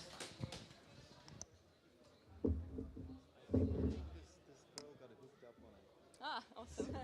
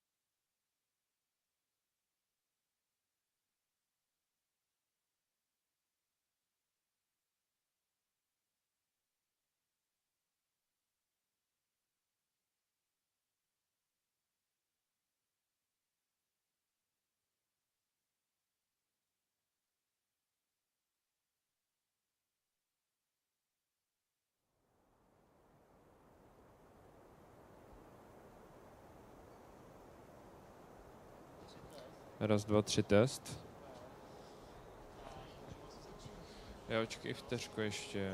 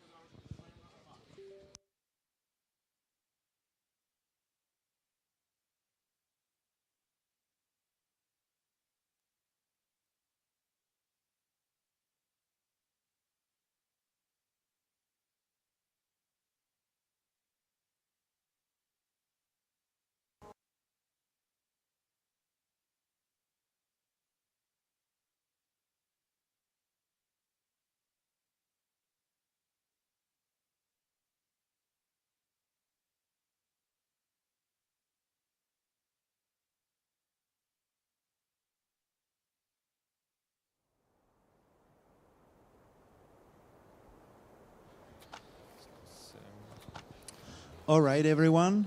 Why is so many people here? It's good. It's good. I'm not complaining. Our next game is by Martin Hromadka. It's the game. Is a huge fan base over there. People waving flags and undressing. And Martin Hromadka will tell us something about Arctis. So let's dive right into it. Okay. Hey everyone. Arctis is a turn-based survival strategy, quite short. It is situated in Arctic environment, as you can probably guess. You control a group of local people, and you try to survive, basically. So this is my group, and this is the map in some kind of already progressed state. Basically, I have my inventory here, I have my people here, they have their stats, etc. Yeah, so I'm just gonna play. What do you do to survive? For example, usually you hunt to acquire some stuff. So here are fish, for example. There is this kind of hunting mini game, let's say, where you have people. They have each person has a tool, if you have the tools, and they have these like impact points, which you kind of overlap over the animals, and it gives them the damage. You can see it will give them, or it will almost certainly kill them, or there is a big chance of killing them. And yeah, so you kind of place them based on how many people and the tools you have. So and then just hunt. So it's kind of quite short, but can be a little puzzle to solve during the game. Yeah, so I just got 5 food. Yeah. Okay, so I have some food. I can, if I want to craft, I need a shelter, so I can build a shelter. I'm gonna turn to the next turn because it takes 2 turns to build a shelter. Yeah. Okay. And then the map keeps dynamically switching between the rounds? Yeah, each turn means that the map is going to rotate. There are like small signs animated in the direction where it's going to rotate, so you can see. Yeah, this is the shelter. I can craft some tools, so I have 2 people. I'm gonna get 2 more spears. Yeah, and there is a man of religion. There are NPCs kind of incoming into the map. They're trying to take control of it in some way. I'm gonna talk to this man of religion what he wants. So when there is a, the hunt has the minigame, but every other thing on the map has this kind of choice appearance with the illustration. So this is a missionary or a man of religion, and he wants me to build a church for them, for some herbs which I can use to heal myself. So I'm just gonna accept the quest or contract, let's say, and I have a list of contracts here, and yeah. So I'm just gonna go to some other fight to. Okay, so I have now all the people have the tool. Just gonna place it somehow like this. I can see this one gets killed for sure. Yeah. And I could possibly kill all of the animals, so I'm gonna try it. Yeah. Okay, so I got 15 food, that's pretty good. Yeah, I'm gonna go to this event. So during the turns, there appear various events. So I have these visible tracks. So those mean that I can seek for animals, and they might appear. I can choose which animal I might want to look for. So I can choose moose because they're kind of cool.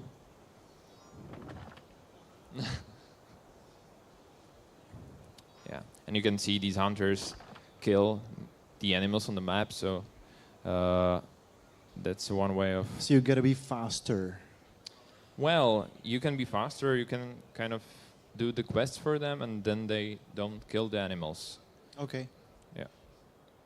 So yeah, I haven't finished the contract. Yeah. Okay. Moose is here. Moose, yes. Okay, so we have the moose here. I'm just gonna place it somewhat like this. Yeah. Okay. Yeah. And we get some other stuff as well. Fur and bones. Yeah, I can use the bones to get more access first for the clothes. Yeah. And okay. Yeah. Okay, here we have some local native. I might. Okay, and now we kind of.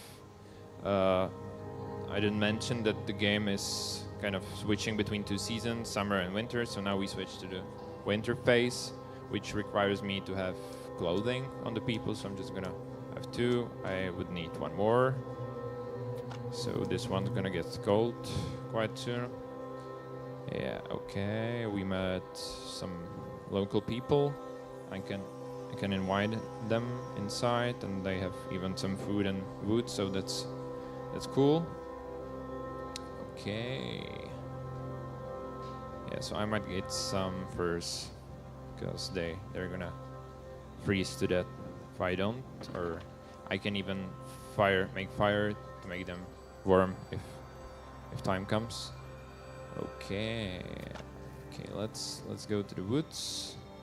Okay, I can chop some trees. If it's gonna regrow, I can take all of it. It's gonna give me more, but you know, it's not gonna regrow again. So I'm gonna leave it there. Okie dokie.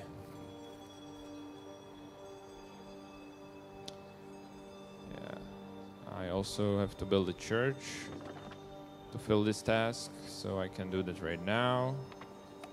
And it takes 3 turns, so it might actually screw me up a little. So your characters basically need food and warmth. Can they be killed in any other way? Sorry, if they can be. How your characters die? They can freeze to death. They can starve. And is there anything else? Yeah, there are events where they get attacked by an animal or people that get angry. So in those ways, or usually you die by, or even there is an illness event which kind of makes one of them ill. So you would have to find a cure for him. All right. In a way. Okay, our time is running short, but let me ask you about. This is a solo dev project, I suppose. No, it's not a solo dev project. It's not? No. Actually, it's 4 people job. There's Eliška, animator, who created all the visuals. There's Bart, who made the sound, and Lukáš, who's responsible for the music, and I did the mechanics and the design. But it started as a school project, I know. Yeah, it's my graduation project, which I'm basically finishing right now to publish it on Steam. Okay. Do you already have a Steam page?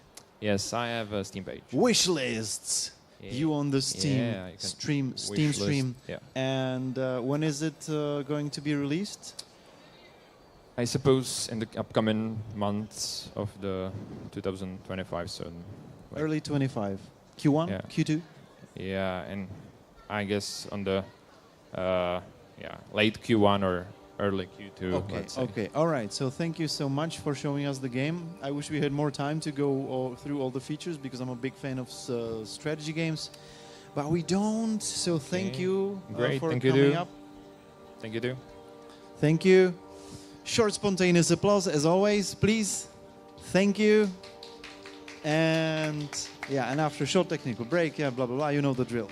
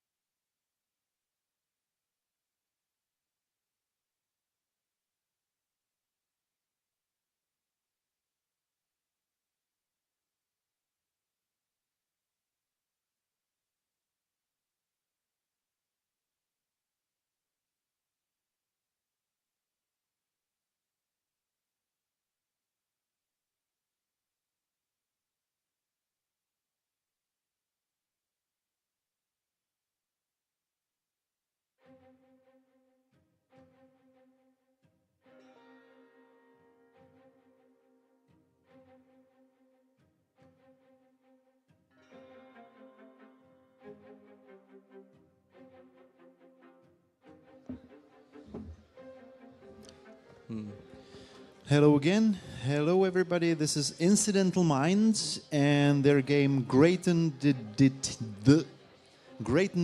Detective. Yeah. Let's dive right into it. So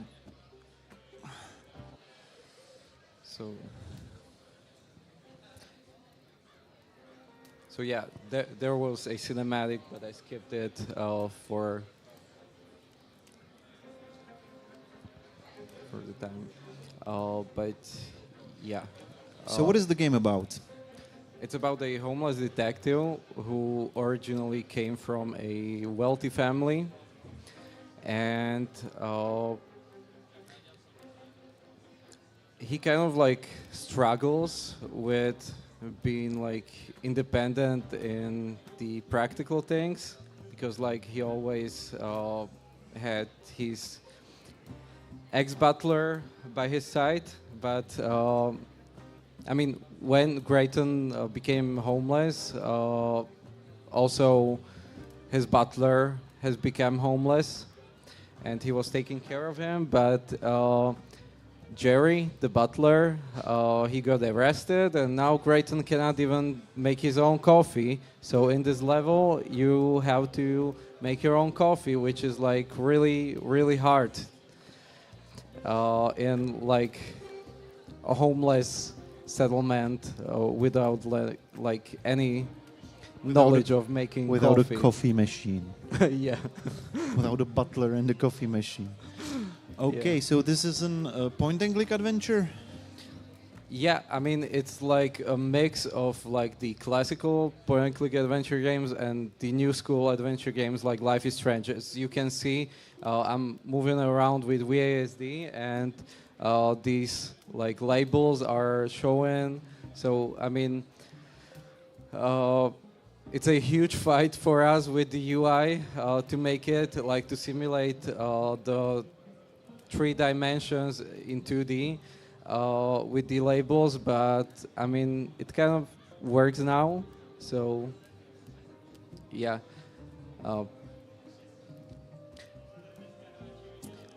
So now I have to go to Harriet, which is our neighbor, who offered us a coffee, but we didn't see it because it was in the cinematic that I skipped.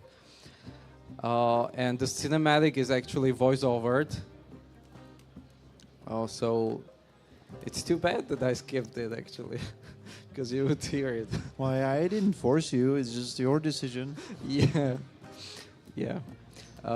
Anyways, so yeah, it will be fully voice-overed, but it's still in production. And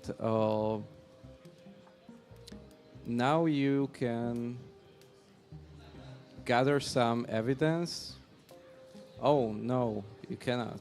Okay, so. Oh, I didn't. Yeah.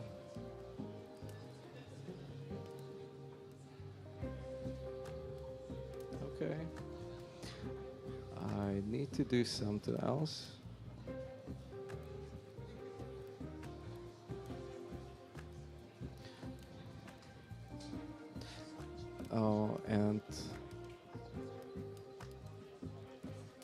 And you can ask me questions. Meanwhile. Can I? Yeah, so, of course.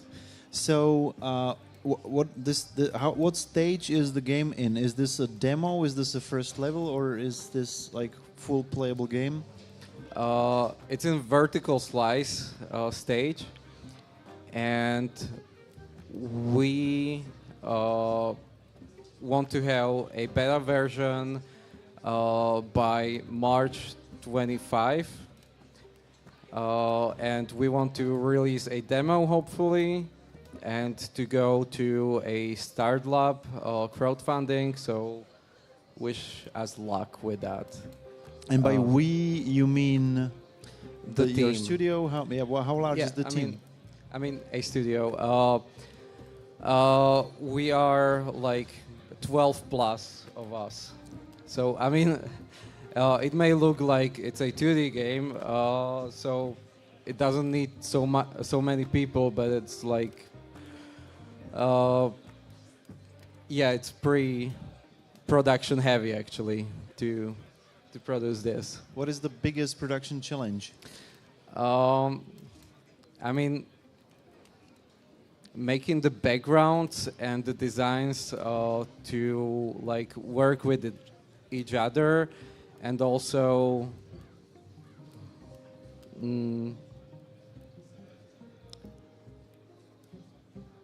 that's a good question, actually. I only have good questions. But like,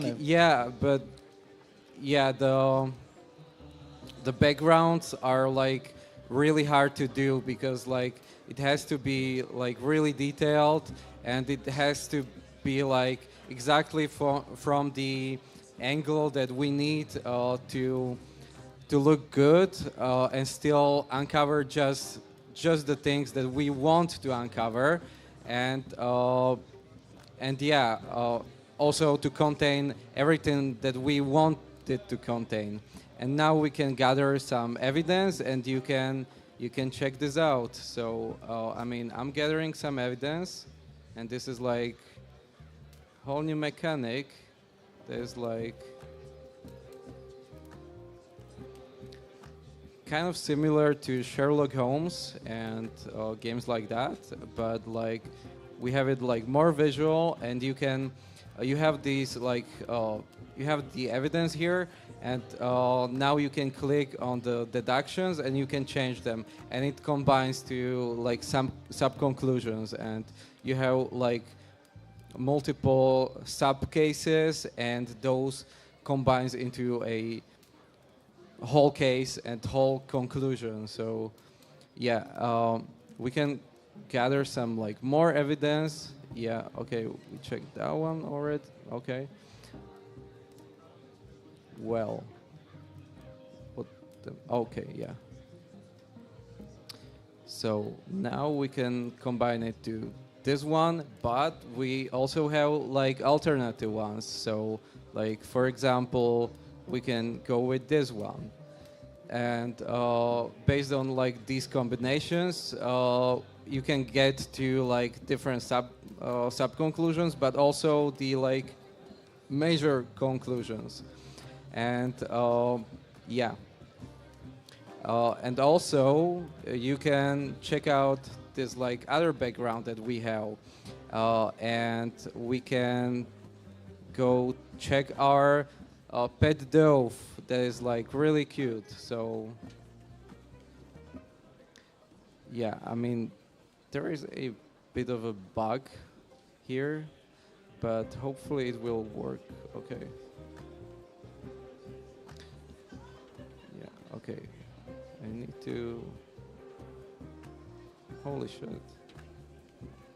Yeah. Okay, yeah, now it worked. Yeah, wow. Yeah, we were just putting the labels there, so yeah.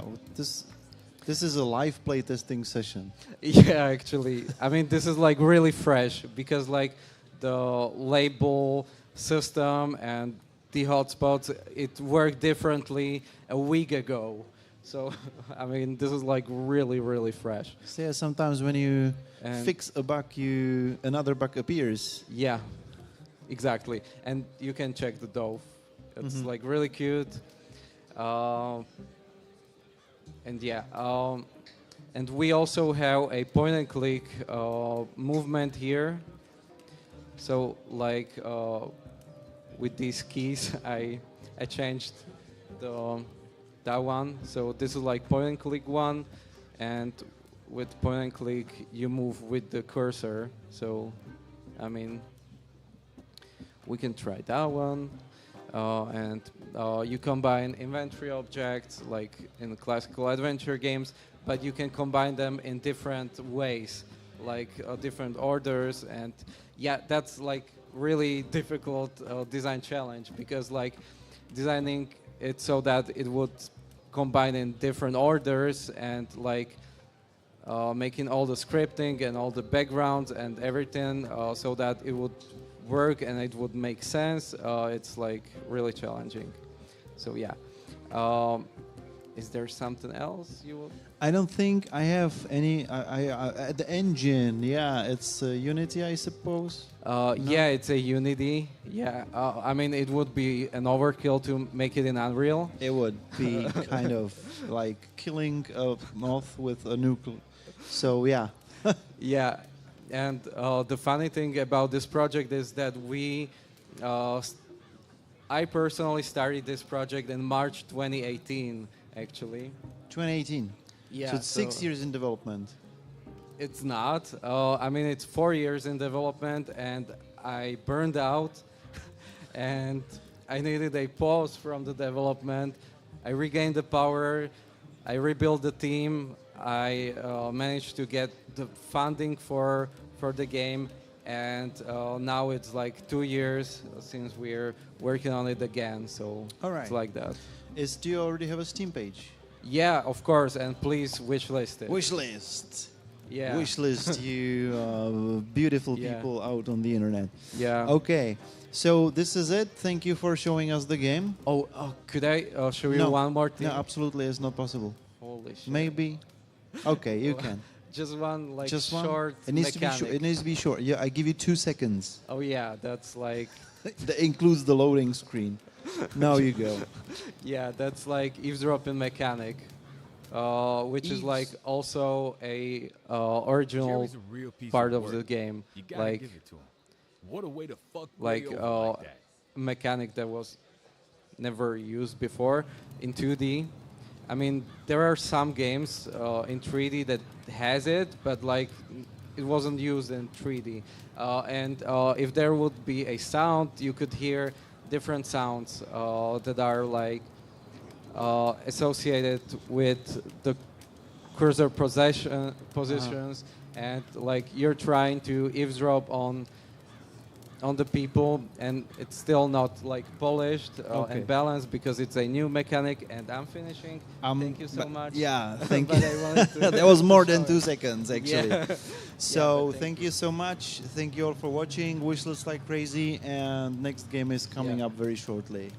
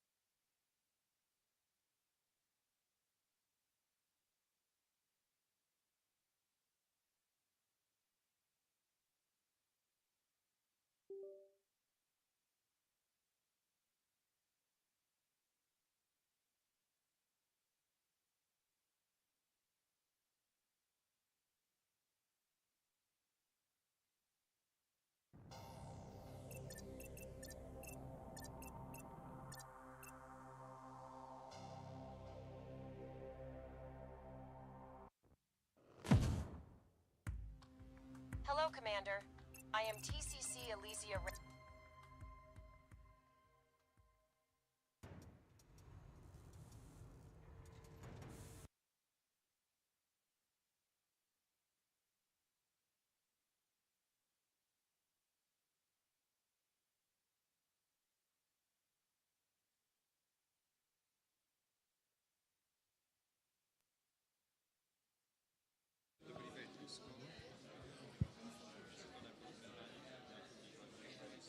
Space Rain, Propulsion Games. A tvoje jméno? Adam Beňko. Adam? A víš, jak to probíhá? Dáš mi 1 minutu, abys nám hodil ten save? No jasně, prepač. Nice.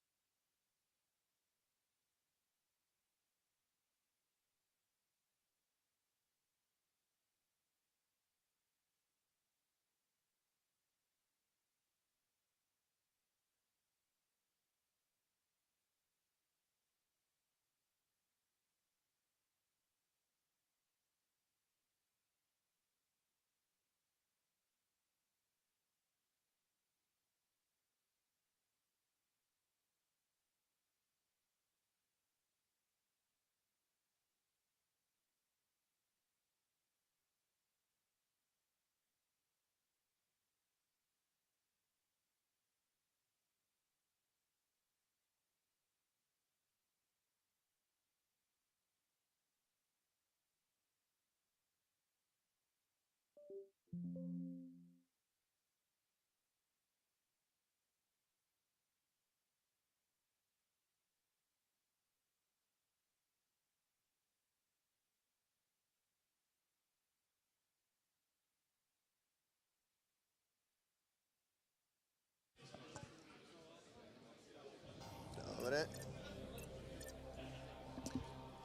everybody!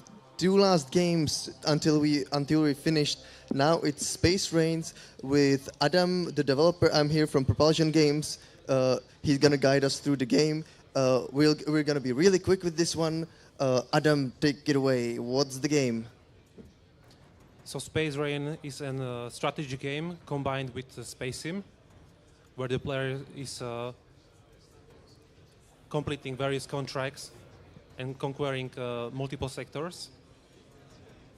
He's allied with different factions in a conflict where in the star system there are not enough resources for those corporations. So there's conflict for the resources and everything. I will right now show you how to unlock some ships, since I don't have a save file. So, if I understand correctly, we are a space fleet or a spaceship flowing in space, and it's a management game. Yes, you are controlling all of them. So we and have you can we have a control whole them- fleet, right? Yes, you can control them directly, or you can control the game as an RTS. Ah, I'm curious about the RTS part. So now you're building your fleet correctly? Yes, I'm buying some new ships. And where does this take place? Are we on some planet right now, or are we in space? This is the management part where you are in a hangar, where you have to exit every time you leave the game. And you can buy ships, research new weapons, equip those weapons onto your ships. So, for example, this is Destroyer class ship. It's the largest that the player can have. And first I have to unlock some weapons for it. So this is the weapon tech tree. It looks very deep and lots of information. Like, is this like who is this game for? This game is heavily inspired by the Homeworld series and, for example, Elite Dangerous, since we are combining multiple things like the first-person view of the fighters, third-person view of the ships. It's inspired by multiple games. And the learning curve is a bit higher. It is not for the casual players, you could say. Yeah, it definitely seems like there is a lot of depth inside the system and a lot of buttons. Yeah, there's a lot of buttons. So And these are the separated tech trees containing different weapons. Each weapon has a different purpose. So there are kinetic weapons with bullets, and there are missile-based weapons. So right now I'm going to equip some cannons here on the ship. And can you talk us through the core loop of the game, or maybe like what's the goal of the player? The goal of the player is to conquer all the sectors and complete all the contracts that are available to him. And how? So it's like a space conquest. And how big is the game in terms of scale? Well, the map has like 500 by 500 kilometers. Ooh, and that's pretty big. But when it comes to space, it's not that big really. So it's all about the perspective. Yeah, sorry, I was comparing it to Kingdom Come, which is like only like 3 kilometers or something. Yeah, that's quite different. But when you're flying like 2,000 meters per second, the map can feel really small. We are already like, we have a pretty big fleet. Are we ready to go and fight? Yeah, we could already go. So I'm gonna pick some ships, this one, and we are good to go. All right. we have to skip the initial dialogue since I don't have the save system. I am sorry to your all audience that we're skipping through dialogue, but we're short on time here. And we can pick up this mission.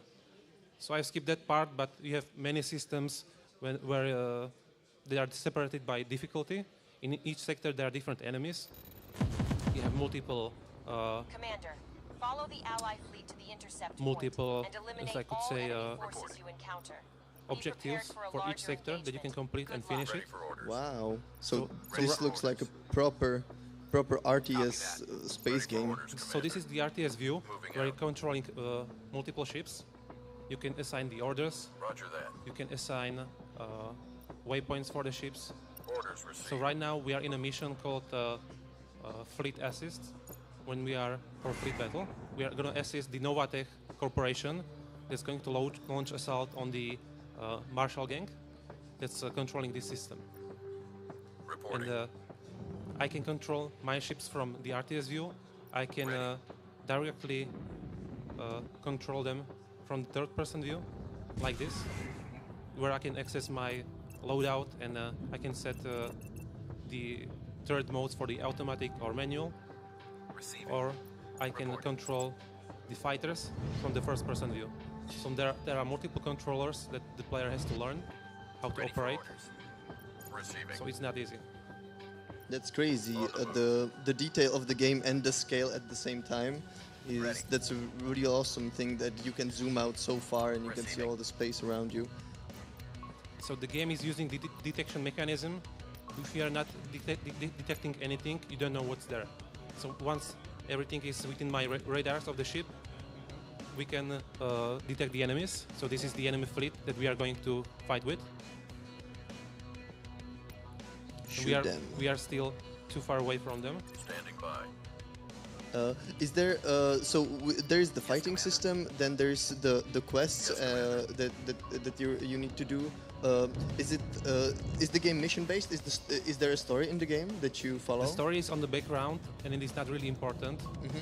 So this is like more of a combat based game where you are taking different contracts every time you play.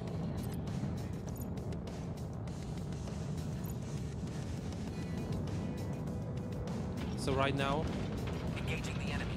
The fighters are attacking us, but we are not going to pay attention to them because my fighters are already fighting and defending my ship. We are going to focus on bigger ships like this frigate right here. My cannons are already within the range. And I can control them manually. I can show you, or I can just let the AI control them. I can focus more on the ship. Yeah, I think you just got that one. Our souls is flying through the space. I got it. Before we wrap this up, because we are closing in on the ending ceremony, is there anything else you would like to tell the audience? Where can we find the game? The game is on the Steam. You can play it right now. It's in the early access, but it already contains most of the stuff that Target acquired. we would like to present for the game. So I recommend you to play it. You need a lot of patience before you learn everything, but it is quite rewarding, and our reviews showed it. So go ahead and try it if you are interested in this kind of genre, either RTS or a space sim. If you are new to this kind of game genres, it will be quite challenging, but you never know. You might gonna like it anyway. So if you love space RTS management games, Space Rain is the game for you. You can find it on Steam. Thank you so much, Adam, for showing us the game. It looks awesome. Please, a small applause for Adam and Space Rain.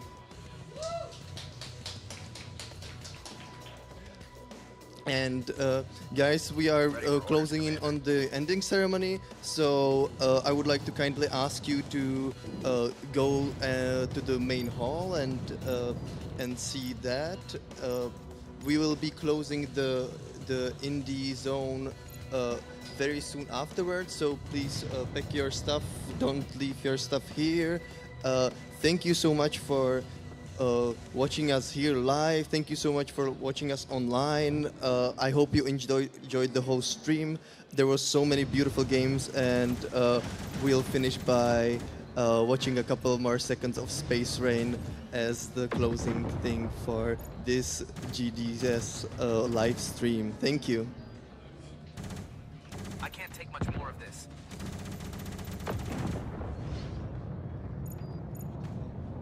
That's how it's done.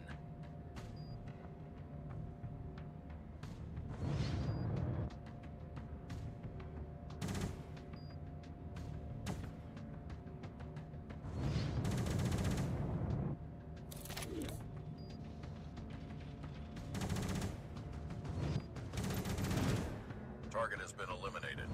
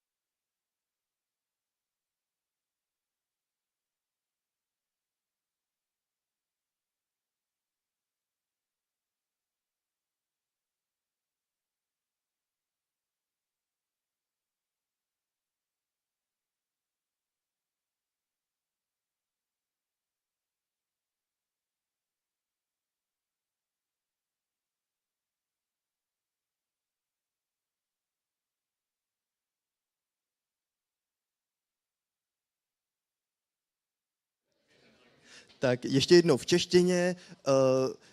Indie zóna se nám postupně chýlí ke konci a jenom vás poprosím, jestli byste se nepřesunuli do hlavní haly na závěrečný ceremoniál.